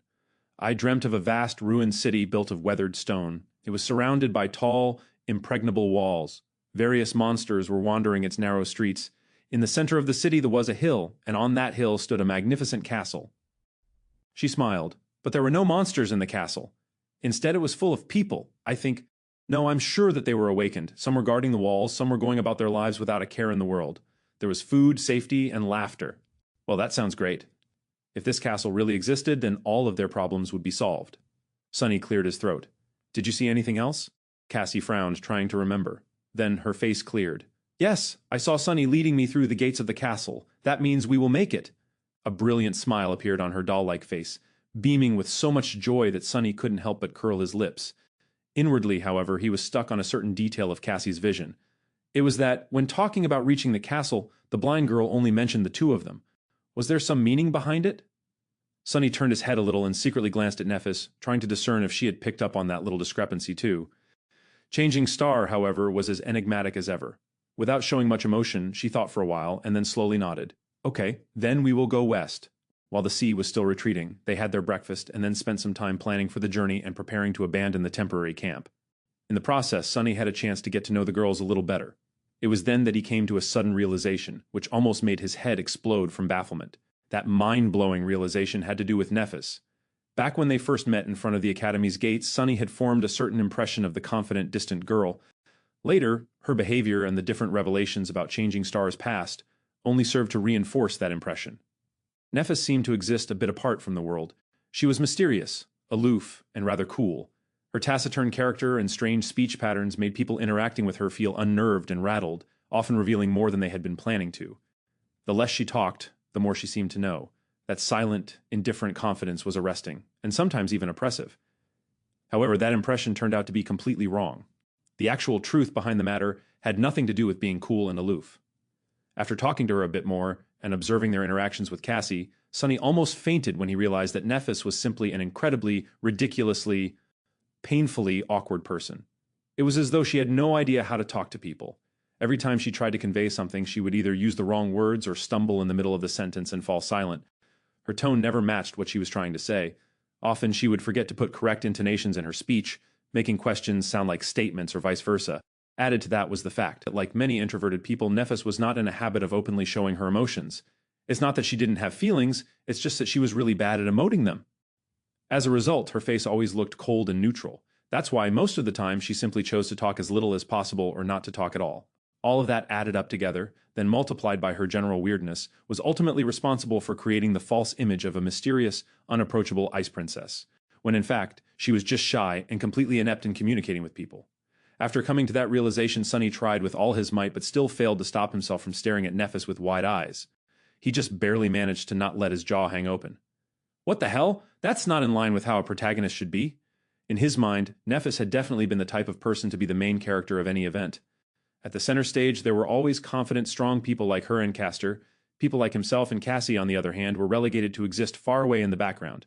Now, however, no, that line of thought was also wrong. The fact that Changing Star had problems with expressing herself and lacked social skills did not mean that she was not strong. In fact, it might have meant the opposite. She still achieved everything that she had achieved, but with the added layer of adversity. She was still dangerous. At that moment, Nephis finally noticed that Sunny was staring at her. She looked at him and, after a long pause, asked in an emotionless tone, "What?" He blinked, extricating himself from this sudden flood of thoughts, and cleared his throat. Nothing. I was just going to ask, when are we setting off?" Nephis appeared to be thinking. After a while, she turned away and said, "Soon. You really can't manage more than one word, can you?" Utterly bewildered, Sunny hid his emotions and smiled. "Ah, all right then." In the gray light of morning, they abandoned the tall hill and ventured west, retracing their steps from yesterday. Knowing the path, the small party made quick progress. Nephis was walking in front, her sword arm ready to strike at any moment. A bit behind her was Sunny. This time, the responsibility of holding the golden rope and guiding Cassie along was entrusted to him. Of course, the actual creature, leading them was his shadow. It scouted ahead, carefully observing the labyrinth for signs of danger. The labyrinth was just as it was before, confusing and seemingly endless. Crimson blades of coral protruded from the black mud, creating a vast, tangled forest. However, today something about it felt different. It wasn't long before the shadow stumbled onto a mass of hulking, hungry scavengers. Chapter 40, Weak Point. Chapter 40, Weak Point. "Halt," Sunny whispered, observing the group of scavengers through his shadow. As soon as the word left his lips, Nephis immediately summoned her sword. After studying the surroundings for a second, she turned her head and glanced at him with a question in her eyes. Cassia, meanwhile, froze in place and hesitantly raised her staff. Sunny counted the monsters. 1, 2, 3, 5. Curses! The hulking beasts seemed like the losers of the pack, similar to the one he had killed. However, their wounds were not as pronounced and terrible. Each of them was much more of a threat than the mangled one from before, and there were half a dozen of them at least. There are scavengers on the path ahead, 6 of them. They're slowly moving in our direction. Nephis cast a gaze forward. There was a calculating look on her face. They're done with the carcass? Sunny thought for a moment and then shook his head. No, I don't think so, but maybe there's not enough meat for everyone anymore, so some stragglers had no choice but to leave with an empty stomach. Nephis nodded and gestured to a nearby branching path. We'll circle around them. The 3 sleepers hastily moved forward and changed paths, giving a wide berth to the group of monsters. Tense and grim, they continued walking, trying to stay on course and not get lost in the labyrinth. However, in the next hour, they had to turn in a random direction again and again, avoiding other scavengers. The distance between them and the giant statue was not shortening at all. At some point, they were catching their breath near one of the numerous dead ends of the Crimson Labyrinth. They had no choice but to wait, since a large number of creatures was moving past their hiding spot, separated from them by a long length of a twisting coral passage. Sunny sighed and shook his head. We can't go on like that. At this rate, we'll never make it to safety before sunset. Cassie was the first one to react. Maybe we should turn back? That was a reasonable suggestion. However, Sunny felt reluctant to agree. Nephis shared his thoughts. With a blank expression, she said, It will only get harder tomorrow. She was right. By tomorrow, there would be even more scavengers flooding the labyrinth. Then what should we do? Changing Star tilted her head, thinking. After a while, she turned to Sunny. Fight. Fight? Fight against dozens of those monstrosities? Was she crazy? Sunny tried to hide his derision as he spoke. I know that you are skilled with the sword, but have you forgotten that each of those things is a whole rank above us? We won't survive in a fight against many. Nephis nodded. We avoid large groups, cut down smaller ones. After a moment, she added, If there's 1 or 2 of them, there's a chance. Sunny wanted to retort, but couldn't find a good reason. In the end, he gave up. Fine. Nephis stared at him for a while. Then she suddenly asked, Have you studied the corpse of the scavenger you had killed? What was that supposed to mean? A bit surprised, Sunny shook his head. No, he was too busy being in pain and trying to make it to safety before the sea returned. And why would he study a corpse?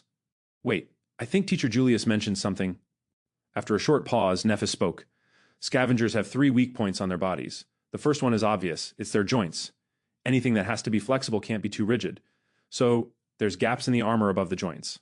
By targeting the joints, you can diminish their mobility and attack capacity. Oh, so by studying a dead monster, one could better understand their strengths and vulnerabilities. This idea was so obvious that Sunny admonished himself for not realizing sooner.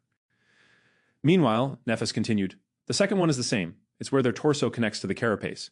If you manage to accurately hit that spot, you can heavily injure a scavenger and deal serious damage to its body. However, unless you succeed in severing its spine, the wound won't be fatal. It'll still be able to fight for a while. Sunny couldn't help but notice that Changing Star's awkwardness seemed to disappear whenever she talked about things that she felt confident about, like ancient heroes, or killing things. Curious. The last weak point is on their back, approximately at the level where the eyes are. There's a slightly concave, discolored cavity in their armor. It is where several armor plates connect. The chitin there is comparatively thin. If you can pierce through it, you can destroy the brain directly. That will be a killing blow. That is good to know. However, that weak point was too high to be hit by a human. After all, scavengers were more than 2 meters tall. As though reading his thoughts, Nephis added, That weak point is very hard to target. Circling around a scavenger is almost impossible due to their size, speed, and the attack range of their pincers. She looked at him and calmly said, If we stumble on a single scavenger, I'll be the bait. My task will be to make it turn around and then restrain it, exposing the 3rd weak point. Your task will be to kill it. Sunny gulped. What if there's 2 of them? As usual, Nephis paused before answering, Don't die. It wasn't long before they were left with no choice but to attempt a fight against a scavenger. Behind them there was a long stretch of the labyrinth with no suitable branching paths for them to turn onto. Ahead of them there was a small clearing with only one other passage leading out of it. Not far into that passage, a massive scavenger was moving slowly in their direction. Sunny quickly described the situation and waited for Changing Star's feedback. Without much delay, she gave him a nod. We fight in the clearing. After that, Nephis gently guided Cassie to the wall of the labyrinth and helped her find a place to sit. Wait here, we'll be back. After some thought, she added. Soon. As Nephis moved to walk away, Cassie grabbed her hand. Her face was pale and tense. Neph, you be careful, okay? Nephis blinked and tilted her head a little. Then she smiled. Sure. With that, she and Sunny hastily headed for the clearing. By the time they got there, the scavenger was seconds from appearing. Sunny's shadow flew out of the passage and reattached itself to his feet. Without having to discuss things with Nephis, he quickly hid in the shadows and waited there, hoping for a chance to attack. Nephis, on the other hand, strolled to the center of the clearing and calmly stood there, her shoulders relaxed and her back straight. An elegant longsword appeared in her hands, carelessly pointed to the ground. Not knowing what else to do, Sunny silently repeated her words. "Don't die." A second later, the scavenger walked into the clearing.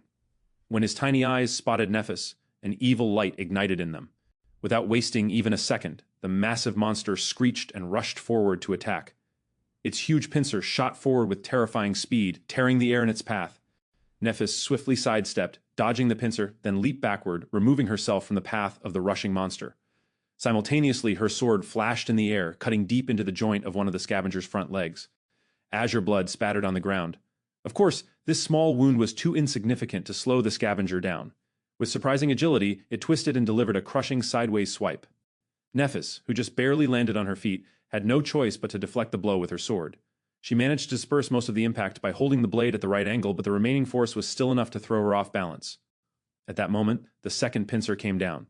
Instead of trying to regain her equilibrium, Changing Star went with the fall and somersaulted over one hand, ending up distancing herself from the monster a bit. Her sword lashed out again. The follow-up attack followed almost immediately. However, Sunny did not care about the details anymore. The only thing he cared about was that through this risky series of dodges and leaps, Nephis had managed to circle to the opposite side of the clearing, forcing the scavenger to turn its back to the shadow in which he hid. "It's now or never." Gritting his teeth, Sunny lunged forward. Before Changing Star finished her last dodge, before the scavenger's pincer crashed on her from above, before Sunny had time to become scared, he closed the distance between himself and the monster and jumped with all his might, landing on top of its carapace. Then he used all of his weight to thrust a hand forward. Azure blade shimmered into existence in his grip and was immediately swallowed by the shadow. A breath later, the dark blade hit precisely into the concave, discolorated cavity in the scavenger's armor. With a crack, the chitin broke, allowing the tip of the sword to sink deep into the scavenger's body. The monster shuddered, and then heavily fell to the ground. Sunny was thrown from its carapace, landing in the mud with a roll. That easy?" It was already over. As though to answer him, the spell's voice resounded in the air. "You have slain an awakened beast, carapace scavenger. Your shadow grows stronger." Chapter 41, Strength in Numbers. Chapter 41, Strength in Numbers. Sunny was sprawled in the mud, looking at the sky. He didn't even have to catch his breath since the whole fight took less than 10 seconds from start to finish. No one was dead, wounded, or even bruised. Well, with the exception of the scavenger, it was completely out of his expectations. He glanced at the monster's corpse to make sure that it was actually dead, then summoned the runes and took a look at the number of shadow fragments in his possession. Shadow fragments. 16 1,000ths. It was actually true. The mighty awakened beast perished just like that. And although Nephis did most of the work, he was the one to deal the killing blow. Why can't it always be so easy? Sunny got back on his feet and dismissed the azure blade. Then he remembered the words Master Jet had once told him, "No one can survive in the dream realm alone." Back then, he noted her advice, but didn't really believe it. After all, he had always strived to be self-sufficient, not allowing himself to depend on anyone. In Sunny's mind, this was the true meaning of strength. However, now he was beginning to suspect that this logic was flawed. Indeed, having someone to share your burdens meant the difference between heaven and hell here in the dream realm. If he was alone, fighting against a single scavenger might have been the end of him.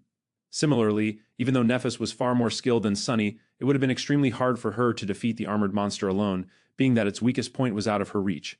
But together, they had accomplished it with relative ease. The whole was greater than the sum of the parts. In other words, there was strength in numbers that surpassed individual power. In that sense, being able to depend on a group was not a sign of weakness, but, on the contrary, an important facet of personal strength. Lone wolves would always be at a disadvantage. That was another lesson to learn. It's not like I had much of a choice. He walked over to Nephis and checked if she was okay. Apart from slight damage to her makeshift seaweed clothes, everything seemed to be all right. She glanced at Sunny. "Memory?" He shook his head. Nephis sighed. It seemed that she was a bit impatient to get herself a suit of armor of her own.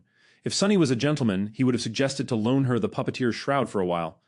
But alas, he wasn't. That armor was extremely valuable and had cost him a lot. Plus, unlike Changing Star, the picture of Sunny wearing nothing but a seaweed loincloth would have been more disturbing than aesthetically pleasing. So he said nothing. Meanwhile, Nephis headed for the dead scavenger and said without turning her head, "Bring Cassie." With a sigh, Sunny turned around and left the clearing.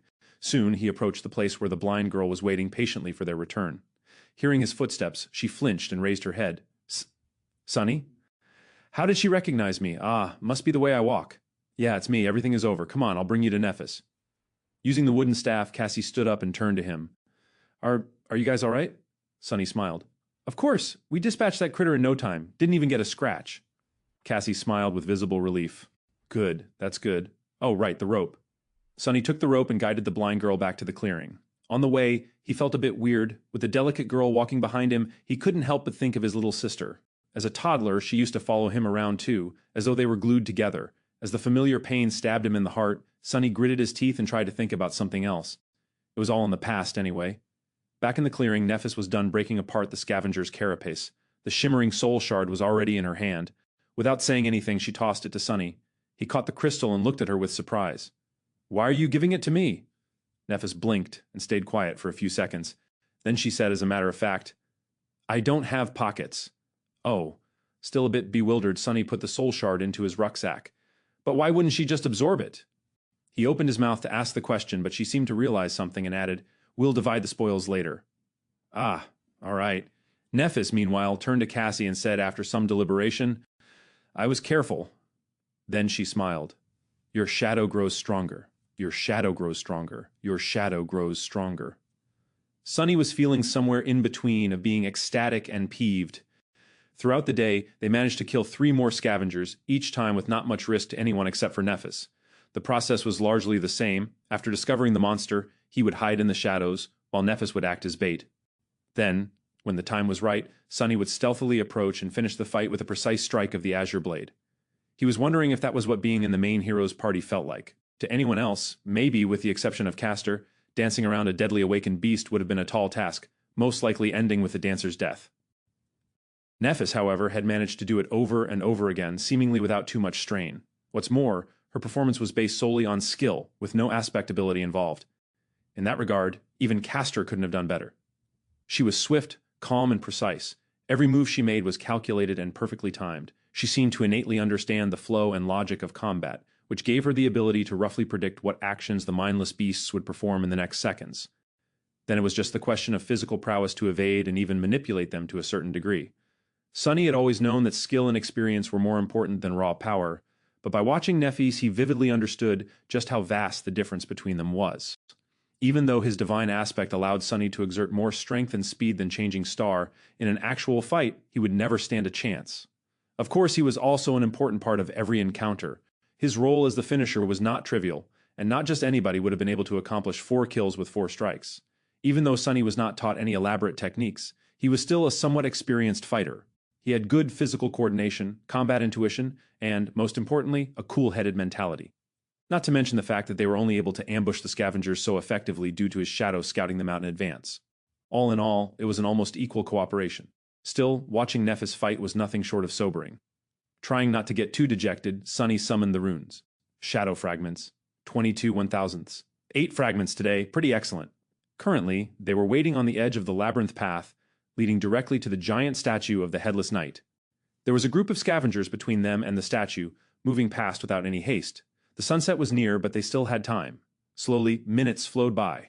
At some point, Nephis gave the command to move. Helping Cassie along, Sunny followed Changing Star and quickly traversed the open space between the labyrinth and the statue. Now, they only had to get on top of it. However, it wasn't that easy. Scaling the 200-meter-tall monument would have been hard in normal circumstances, but now they also had to somehow pull Cassie up. Leaving her behind until they were at the top would not have been safe. In the end, Nephis and Sunny took turns pulling the rope every 20 meters or so. Cassie would hold onto the rocks and wait until they climbed higher, and then the process would repeat. It was slow and torturous, and by the end, Sunny's muscles were sore and almost on fire, but they managed to get to safety before the dark waters washed them away. As the night began to descend, the 3 sleepers sat in the center of the circular stone platform and rested. As they did not bring any materials to make a fire, and it was already too late, there was no way to cook food. They ended up chewing on the strips of dried meat, passing the bottle of limitless water around. After some time, Nephis gave Sunny a sign to take out the spoils of today's journey. He took out the 4 shimmering soul shards and put them on the ground. Without any discussion, Changing Star moved 2 crystals in his direction and took 2 for herself. Then, she gave one of hers to Cassia. Sunny watched it in silence. By the time Nephis and Cassie had absorbed their soul shards, he still didn't make a move to take his. After a while, he took another crystal out of the rucksack and moved all three to Nephis. The silver-haired girl looked at him with surprise. "Don't you want to grow stronger?" Sunny grinned. "Of course I do, but these won't do me much good right now. It's no secret that you are the main fighting force of our group." He sighed. "The stronger you are, the better our chances of survival will get. Plus, it's not a gift, it's a trade." Nephis raised an eyebrow. Trade? What do you want?" Sunny deliberated for a few seconds before answering. "It's rather simple. I will give you these soul shards, and all other soul shards I earn on the way to that castle." Then he looked her in the eyes and said, "In return, you will teach me how to fight." Chapter 42, Essence of Combat. Chapter 42, Essence of Combat. Nephis looked at him and contemplated. This time, she remained silent longer than usual. Sunny felt a bit nervous under her gaze, knowing that he was being evaluated. With Changing Star's skill and insight, it wasn't hard to imagine just how much she had gleaned from his battle performance. Both his current level and future potential must have been pretty much laid bare in front of her. Were they enough to make teaching him worth her while? After some time, she took the soul shards and nodded. "Okay," Sunny smiled, congratulating himself on a successful deal. Not only did he receive a lot while not losing much, but he had also managed to create a bit of a favorable impression of himself in the eyes of Nephis and Cassie. As far as performances went, this was a great one. "So when do we start?" Nephis shrugged. Now. Now? Sunny glanced at the sun, which was already almost gone. Were they going to train in complete darkness? It wasn't really an obstacle for him. Changing Star, however. "We will start with some words. That will be enough for today." After hesitating a little, she added, "Cassie, you listen too." Sunny and Cassia turned to Nephis, listening to her like two obedient students. Despite the fact that their age was more or less similar, both knew that in terms of martial prowess, their companion had authority that was as beyond theirs as a dragon's might was beyond that of a worm. Nephis thought for a while and then said, "Mastery of combat can be divided into two aspects. One is body, and the other one is mind. Training the body is not easy, but it is rather simple. All you need is repetition and experience. In a fight, things happen too fast to consider every detail in the moment. That's why your technique must exist in your muscles and bones, so much so that it almost becomes an instinct." She paused. "You can achieve initial results through repetition. Then it must be cemented through experience. The more battle experience you have, the deeper a technique will be assimilated into your body. There is no other way. 1,000 hours of training won't be as impactful as one real fight. Only those who survive countless battles can be truly in command of the body." That simultaneously made a lot of sense and no sense at all. On the one hand, the principle of improving through practice was quite logical. On the other hand, Changing Star's statement made it seem like all those lofty legacies with their years of training were nothing but harmless children. After all, no matter how good their tutors were, they had no real battle experience. But then again, she did wipe the floor with every one of them, excluding Castor, with no apparent difficulty. So maybe her statement was true. That, however, posed a question of its own. Just what kind of life had Nephis led to possess rich battle experience at the tender age of 18? "Should I stop calling her princess?" Meanwhile, Nephis continued. "Training the mind, however, is not simple at all. That is because, once you reach a certain level of skill, the mind is where the true combat takes place. The outcome is often decided before your body begins to move. And to master the mind, the first step is to understand the essence of combat. However, very few people truly do." She looked at them and asked, "What do you think that essence is?" Sunny hesitated. The essence of combat, what might it be?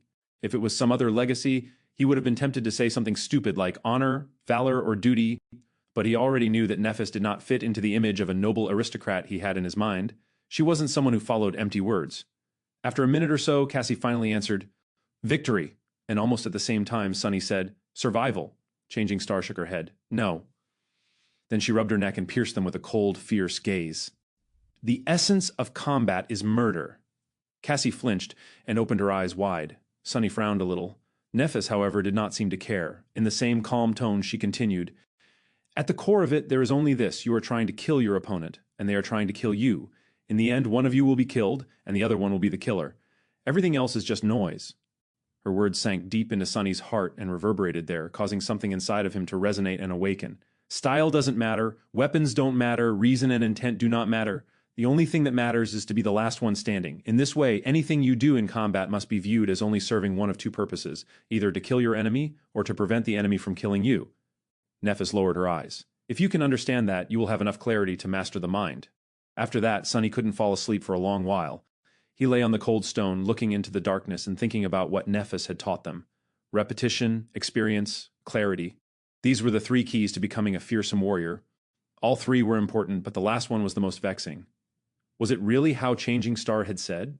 Was there nothing at the core of being a warrior than a cold will to kill? Intuitively, he felt that it was indeed so. This ruthless truth was, in a sense, an amalgamation of all his life experiences.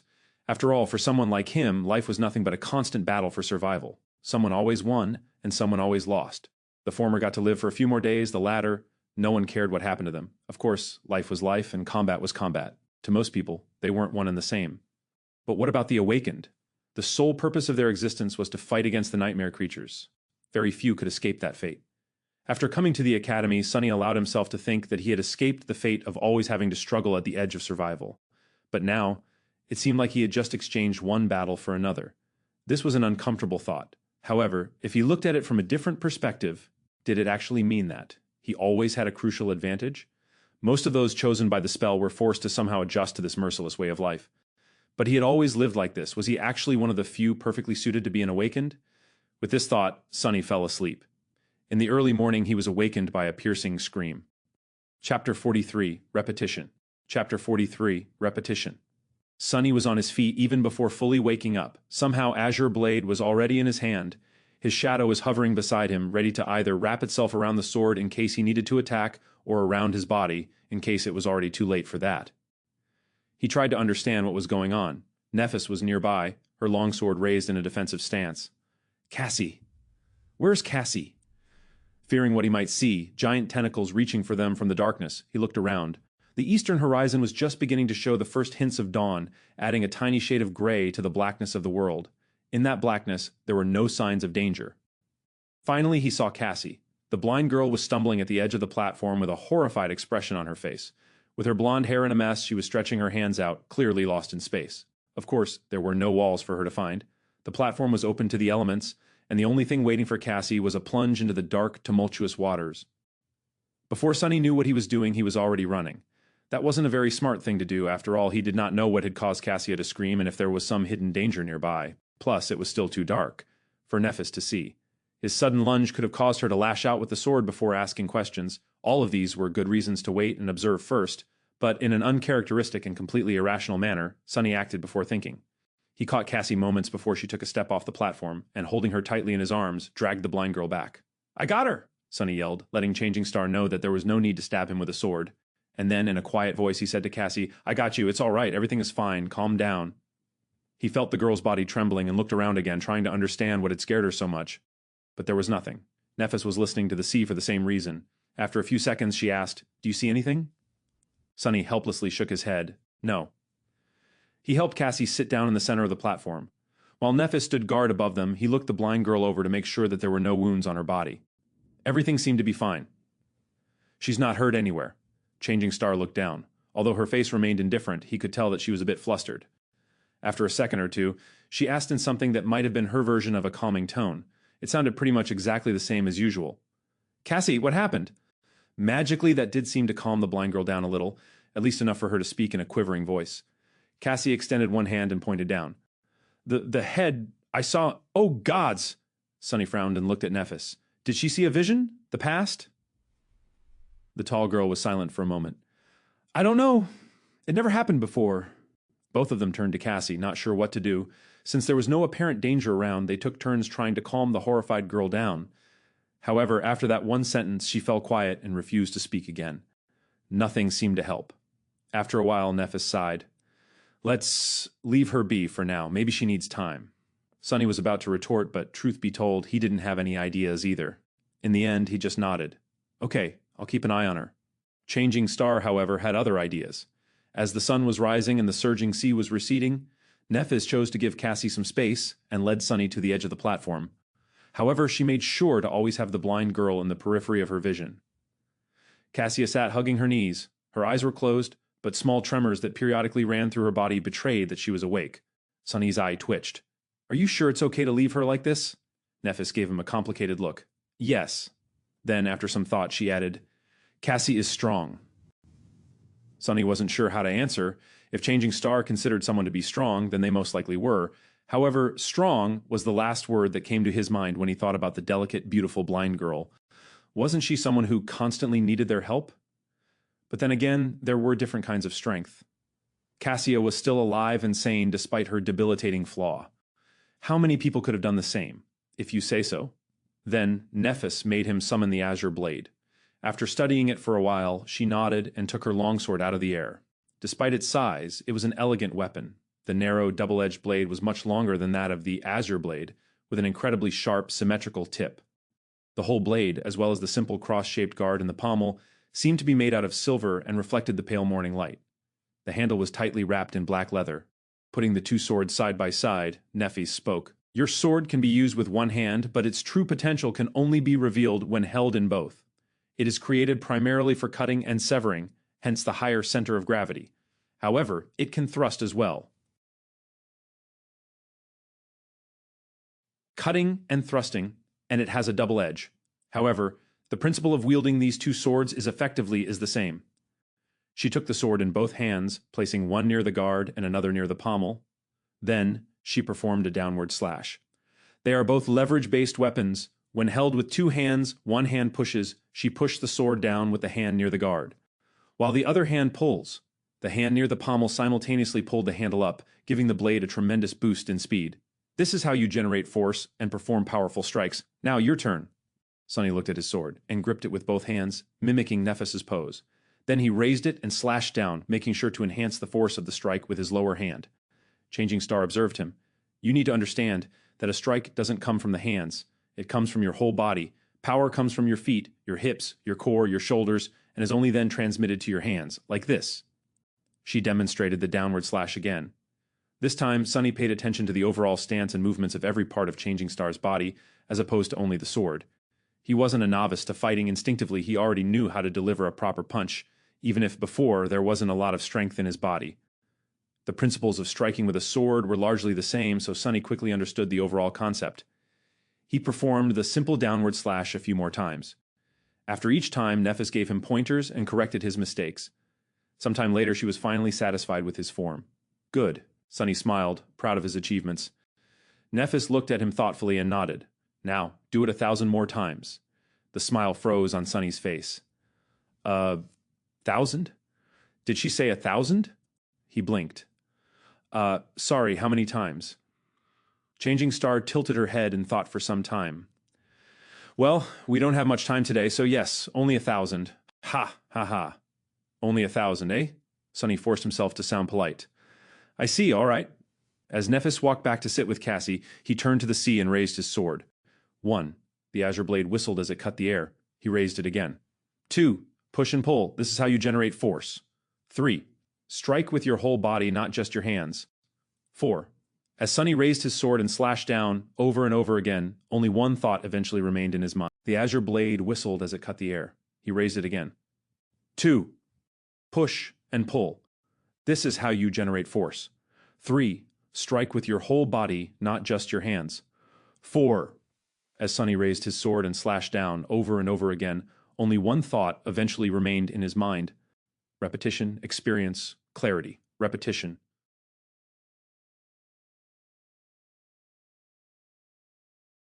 Repetition, experience, clarity. Repetition. The time he was done performing 1,000 strikes, Cassie was finally ready to speak. Chapter 44, Cassie's Dream. Chapter 44, Cassie's Dream. With pretty much every muscle in his body sore, Sunny walked over to the girls and fell on the ground. After catching his breath, he looked at Cassia. Cassie, do you feel better? Several seconds later, the blind girl slowly nodded. That's a relief. He shifted and hesitated for a bit. Cassia didn't look too well. Her face was still very pale, with a distant, dazed expression on it. Her body, at least, was no longer trembling. Sunny wasn't very good at talking to people, let alone placating them. He wasn't sure what to say. He cast a gaze at Nephis and sighed inwardly. Who knew that one day he would turn out to be the most sociable person for as far as the eye could see? What a joke! Can I have some water? Cassie turned to him and scowled, as though confused by the question. Then she suddenly gasped and opened her eyes wide. Oh, sorry, yes, of course. She summoned the limitless water bottle and offered it to Sunny. He took it with a grateful smile and greedily drank a few gulps before giving the bottle to Nephis. Eventually, it returned to Cassie. You drink some too. After she did, He awkwardly patted the blind girl on the shoulder. Everything seems to be fine now. Did you dream of another vision? You can tell us, if you want. Cassie hesitated for a bit before saying, I don't know. Maybe it was just a nightmare. Sunny and Nephis exchanged glances. They both doubted that what Cassie saw was a simple nightmare. After all, people usually did not dream in the dream realm. The blind girl, meanwhile, continued, I don't really remember. It's all in fragments. Sunny carefully considered his words, not wanting to pressure Cassie too much. You can just tell us what you remember. Maybe we'll be able to make sense of it together. Cassia sighed and tentatively nodded. After a long pause, she finally found the courage to speak. At first, I saw a boundless darkness locked behind 7 seals. Something vast was churning in the darkness. I felt like if I directly saw it, I would lose my mind.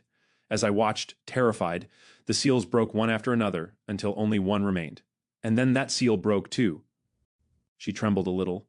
After that, I don't know. It was as though my mind shattered into 1,000 shards, each shard reflecting its own image. Most of them were dark and scary. Some I've already forgotten. The other... Cassie fell silent, remembering. I saw the human castle again. Only this time it was at night. There was a lonely star burning in the black skies, and under its light the castle was suddenly consumed by fire, with rivers of blood flowing down its halls. I saw a corpse in a golden armor sitting on a throne, a woman with a bronze spear drowning in a tide of monsters, an archer trying to pierce the falling sky with his arrows. Finally she looked up, her face full of horror. In the end, I saw a colossal, terrifying crimson spire. At its base, 7 severed heads were guarding 7 locks, and at the top, a dying angel was being consumed by hungry shadows. When I saw the angel bleed, I suddenly felt as though something so precious that it can't be described with words was taken from me. Her voice became quieter. Then I felt so much sorrow, pain, and rage that what little remained of my sanity seemed to disappear. That was when I woke up, I think. Nephis and Sunny remained silent for a while, trying to make sense of what Cassie had told them. Even if Nephis had an idea, she didn't show it. Sunny, however, was totally lost. He couldn't even begin to decipher the hidden meaning behind the vision, if it even was one.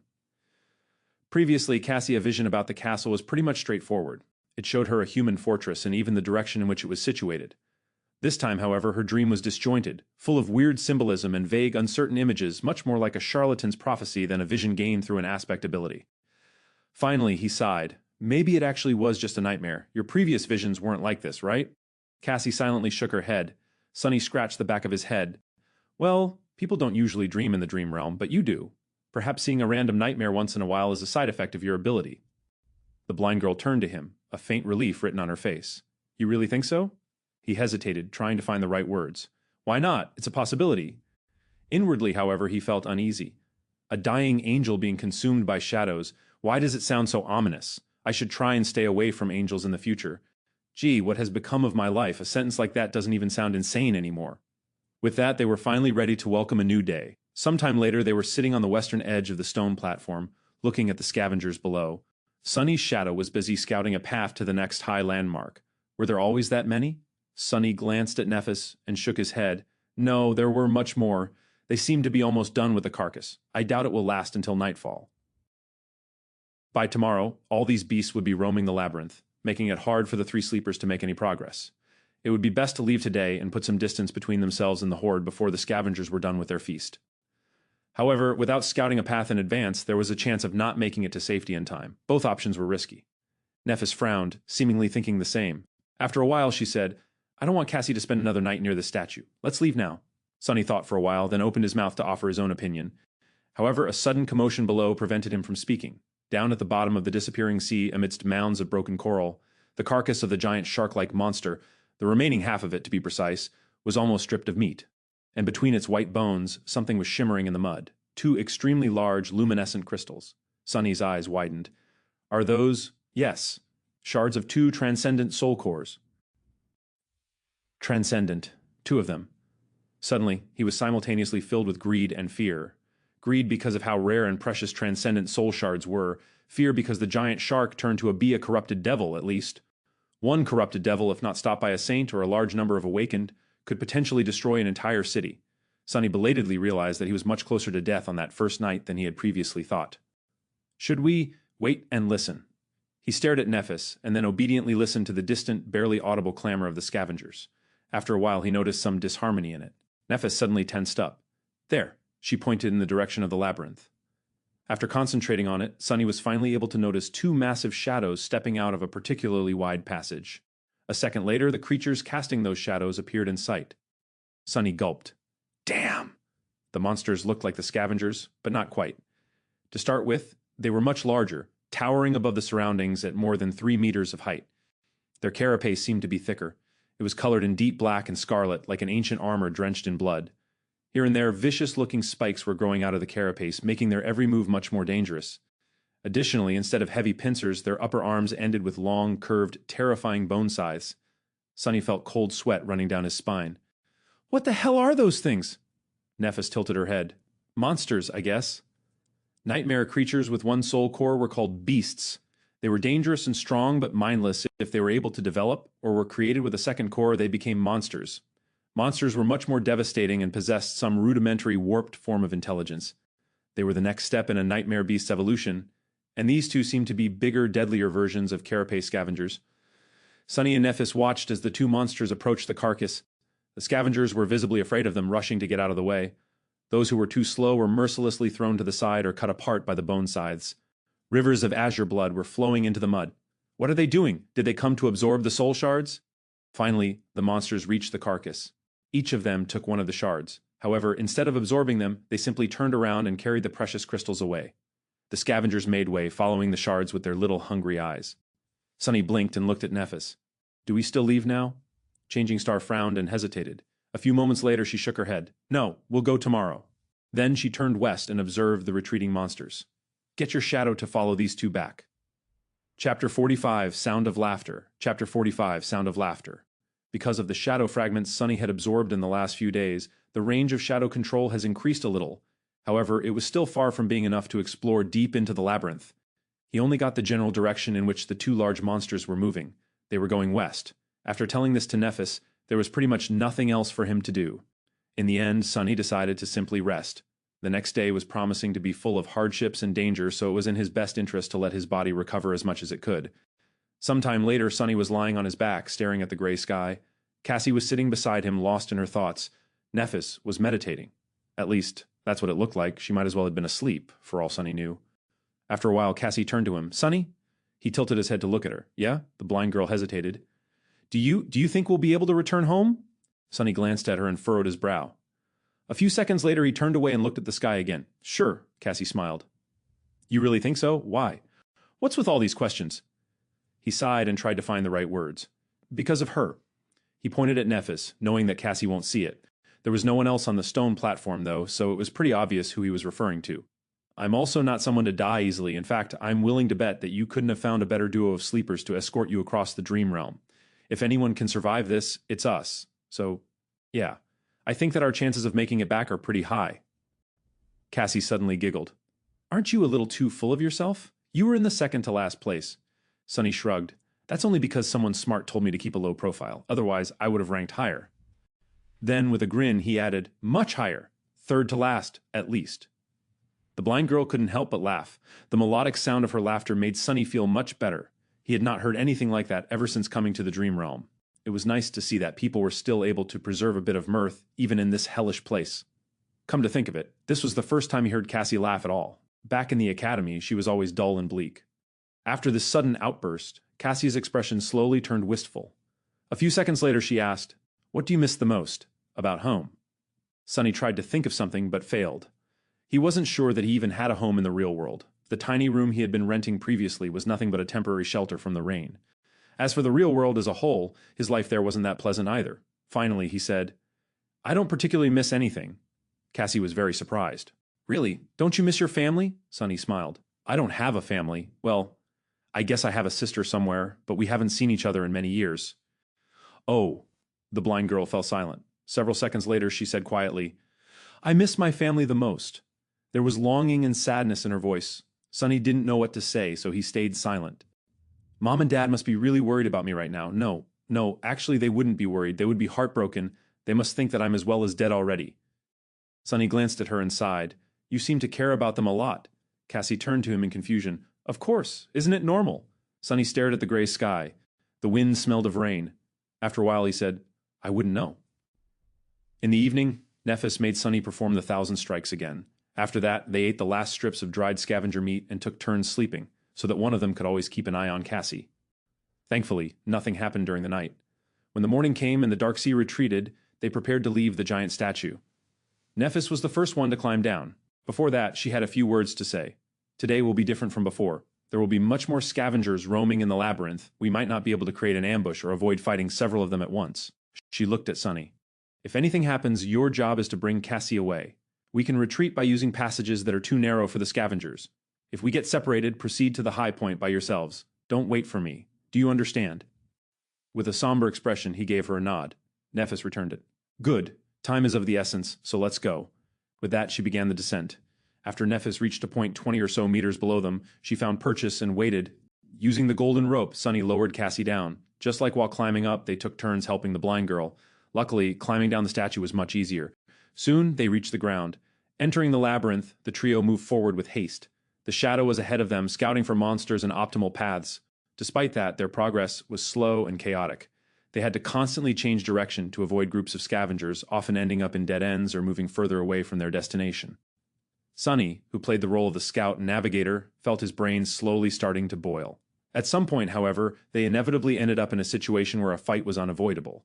There was a large group of scavengers at their heels, and a pair of them blocking the path ahead. Neither of the two groups had noticed the sleepers yet, however. Since there were no other passages to turn into, it was only a matter of time. Nephis considered their options for a few seconds. There was a scowl on her face. Finally, she said, "If there's only two, we can take them." Sunny looked at her with uncertainty in his eyes, but there's no time to set up an ambush. He wasn't quite sure how they could fight two scavengers at once. Despite how good of a teacher Nephis was, he only practiced with the sword for a day. Facing against a scavenger alone was risky. Changing Star shrugged. "It's almost the same. I'll attack first, you follow behind in the shadows and finish one off once they turn. Then we kill the second one together." The whole plan was based on the assumption that Nephis could survive under the onslaught of two scavengers, both attacking her simultaneously. Sunny was very impressed by her prowess, but he wasn't sure that it was possible. There was a large probability that Nephis would die. He still remembered that she wasn't present in Cassie's first vision. But what else could they do? A bit rattled, Sunny gritted his teeth. "All right." After a short pause, Nephis summoned her sword. Then she stepped forward. Chapter 46. Experience.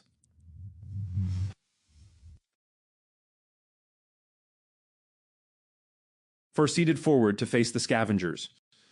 Soon, they saw two hulking silhouettes in the distance. With her lips pursed together, Nephis threw over her shoulder. "Keep up!" Then, like a runner preparing for a race, she got down on one knee, inhaled deeply, and lunged forward. "Damn!" Sunny dove into the deep shadow cast by the wall of the labyrinth and followed, running as fast as he could. However, the distance between them kept growing. Suddenly, he remembered walking behind Nephis as they crossed the bridge to the academy. Was it his fate to always follow behind her? Changing Star's running speed was incredibly fast. She was practically flying through the air like an arrow let loose from a bow. One of her arms was stretched backward, holding the sword with its point to the ground. The other was cutting the air with each stride.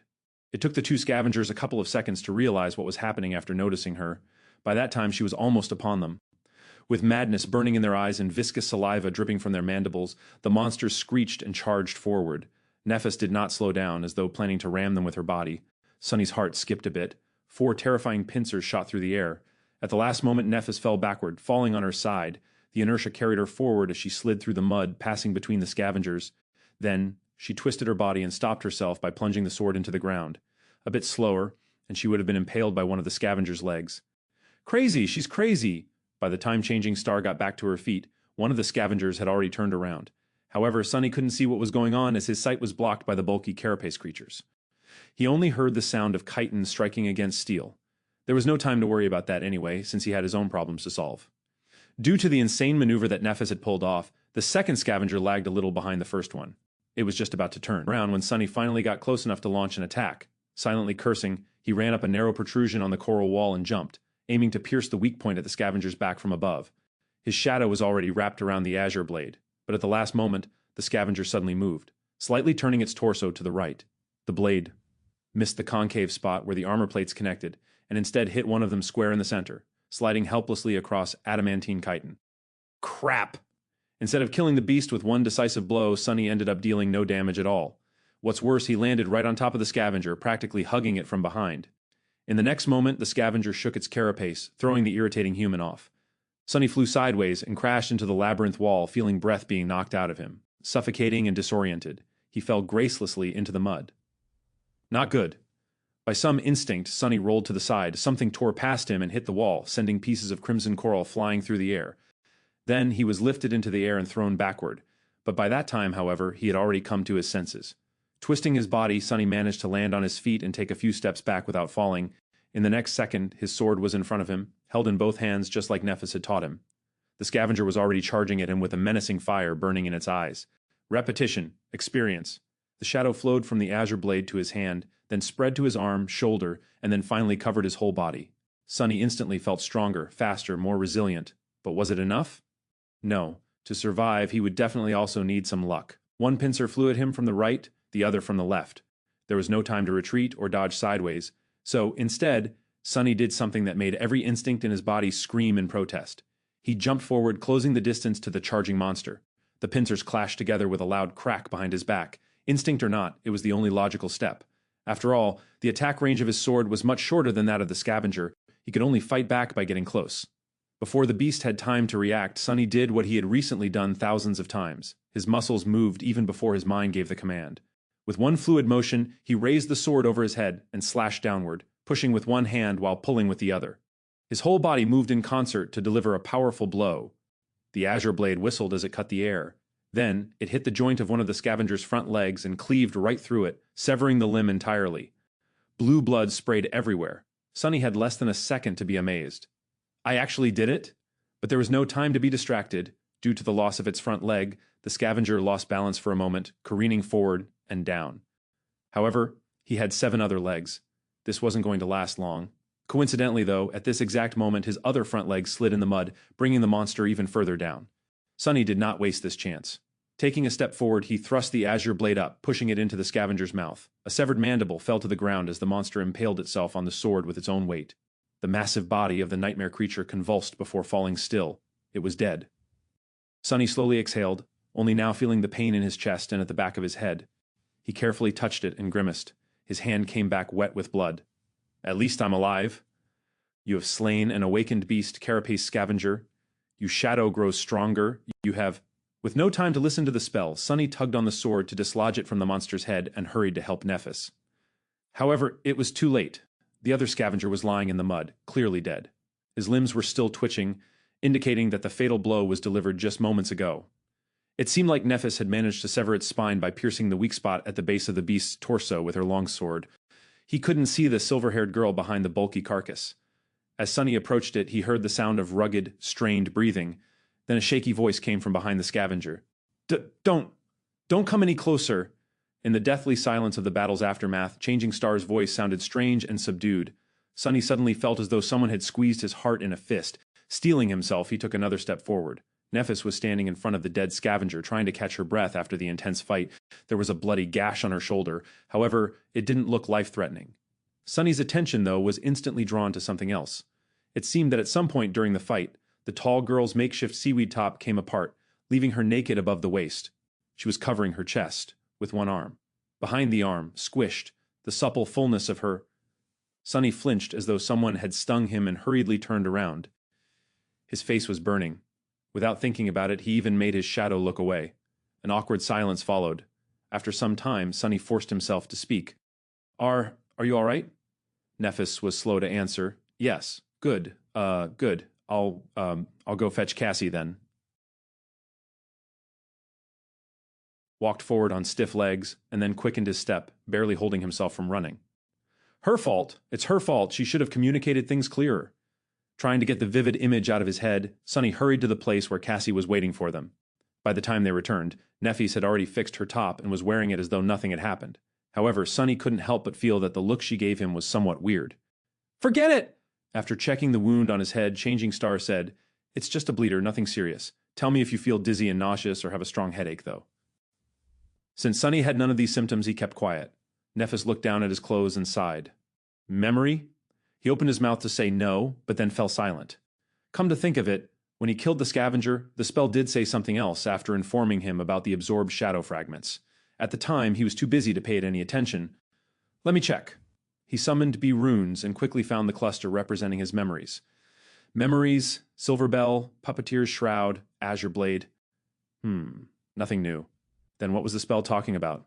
Suddenly he noticed a new set of runes in the neighboring cluster. His eyes widened. Echoes, Carapace Scavenger. Echo, Chapter 47. Echo. Echo! It's an echo! Sunny couldn't believe his eyes.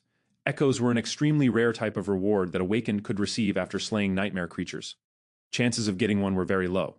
In the real world, an echo could be sold for an unimaginable amount of money. That's because they were much more precious than memories. Without delaying it much further, he dove into his sea of soul. There, very few things had changed. A lonely black sun was still hanging above the calm, silent waters. It was orbited by spheres of light that represented his memories. This time, there were 3 of them. Just like before, Sunny couldn't get rid of the feeling that something was stealthily moving just beyond the periphery of his vision. However, this time, he didn't pay it any attention. He wanted to see his echo. It, too, was represented by a sphere of light. However, this sphere was much larger and hovered further away from the shadow core. With a thought, he commanded it to descend. The sphere slowly floated down and touched the dark water. As Sunny came closer, walking on the surface of the sea, its radiance slowly faded away, revealing the monster contained within. A hulking, menacing carapace scavenger was calmly standing in front of him. There was no madness in its eyes, or any feeling at all for that matter. After all, it wasn't really alive, it was just an echo. Shining runes appeared in the air around the scavenger. Echo, carapace scavenger, echo type, beast, echo core, awakened, echo attributes, strong, armored, echo description, accursed soldier of the fallen legion. Before Sunny knew it, a wide grin appeared on his face. That scavenger was now his. It could be summoned and used to fight against his enemies, carry heavy cargo, or perform other tasks. What's more, it was a whole rank above its master, which meant that it was much stronger, more resilient and fearsome than a dreamer with a dormant core should normally possess. With this echo by their side, many things would become easier. Following an impulse, Sunny raised a hand and brushed it against cold black chitin. He just wanted to touch his new possession. However, the moment his palm touched the scavenger, a strange thing happened. The soul of sea suddenly surged a little, and a new set of runes appeared, transform Echo into a shadow. Sunny flinched and snatched his hand back. What the hell is that about? He had never heard anything about transforming echoes into something else, let alone shadows. Then again, he had never heard about shadow cores and fragments, too. It seems my aspect holds more secrets than I thought. Sunny licked his lips and hesitated. Then he cautiously said, "Yes." However, nothing happened. A moment later, the runes changed. Not enough shadow fragments to perform a transformation. Shadow fragments required. 24 100ths. He frowned, disappointed. I see. So there is another use for the fragments. They can either enhance my own core or do something weird to echoes. How do I know which use is more beneficial without knowing what a transformation actually does? An echo is plenty useful by itself. Sunny felt that it would be wiser to concentrate on strengthening himself, at least for now. Since he had spaced out for quite a bit, Nephis was looking at him with a silent question in her eyes. Sunny grinned. I got an echo. Her pupils slightly widened. Cassie, on the other hand, was more expressive. An echo? You actually got an echo? Yes. Since the larger group of monsters was now minutes away from catching up with them, Sunny didn't waste any time and summoned the scavenger. The hulking beast immediately appeared in front of him, seemingly sewn together from tiny sparks of light. Soon, its black chitin became fully corporeal. Following Sunny's command, it shifted a little and raised its mighty pincers. Nephis observed the echo with an unreadable expression. Then, a corner of her lip slightly curled up. Good. Sunny looked at her with a smile. I think we can task it with carrying Cassie. Outside of battle, it will help us the most. The blind girl's mouth fell open. Carry me? Like a mount? He chuckled and slapped the scavenger on its carapace. This bad boy can fit a petite girl like you with no problem at all. Trust me, I've been clambering these things a lot for the past few days. It's actually quite spacious on top of them, especially if they're not trying to kill you. Cassie hesitated. Well, okay, if you think it's for the best. Sunny and Nephis helped the blind girl to climb on top of the echo. Then they used the golden rope to create makeshift reins for Cassie to hold on to. After quickly retrieving soul shards from the dead scavengers, the sleepers hastily left the passage, narrowly avoiding another battle. With Cassie riding comfortably atop the scavenger, their overall speed dramatically increased. Sunny and Nephis were jogging in the front, hoping to recoup the time lost in the first half of the day and reach the high point with an hour or two to spare. From time to time, they had to take detours to avoid fighting groups of carapace monsters. However, with a monster of their own by their side, the mood and mental state of the 3 sleepers were much better. For the first time since coming to this place, Sunny felt somewhat calm. Of course, this calmness didn't last long. At some point, he noticed that the wind had picked up a bit. Almost simultaneously, Cassie asked them to stop. Nephis and Sunny looked at her with deep frowns. It seemed that they both had a bad premonition. What is it? The blind girl let go of the reins. Do you hear anything? They looked at each other, then shook their heads. No, why? Cassie scowled. Help me get off this thing. After they helped her, she stood motionless for a while, listening. Her scowl deepened. Then the blind girl cautiously kneeled and put her ear to the ground. What do you hear? Cassie licked her lips. It's murmuring. Suddenly a drop of water fell on Sunny's face. He raised his head and looked at the sky. There, dark, stormy clouds were gathering with unnatural speed. Pretty soon, they were bound to cover it completely, including the sun. And when that happened, his eyes widened. Chapter 48. The Storm.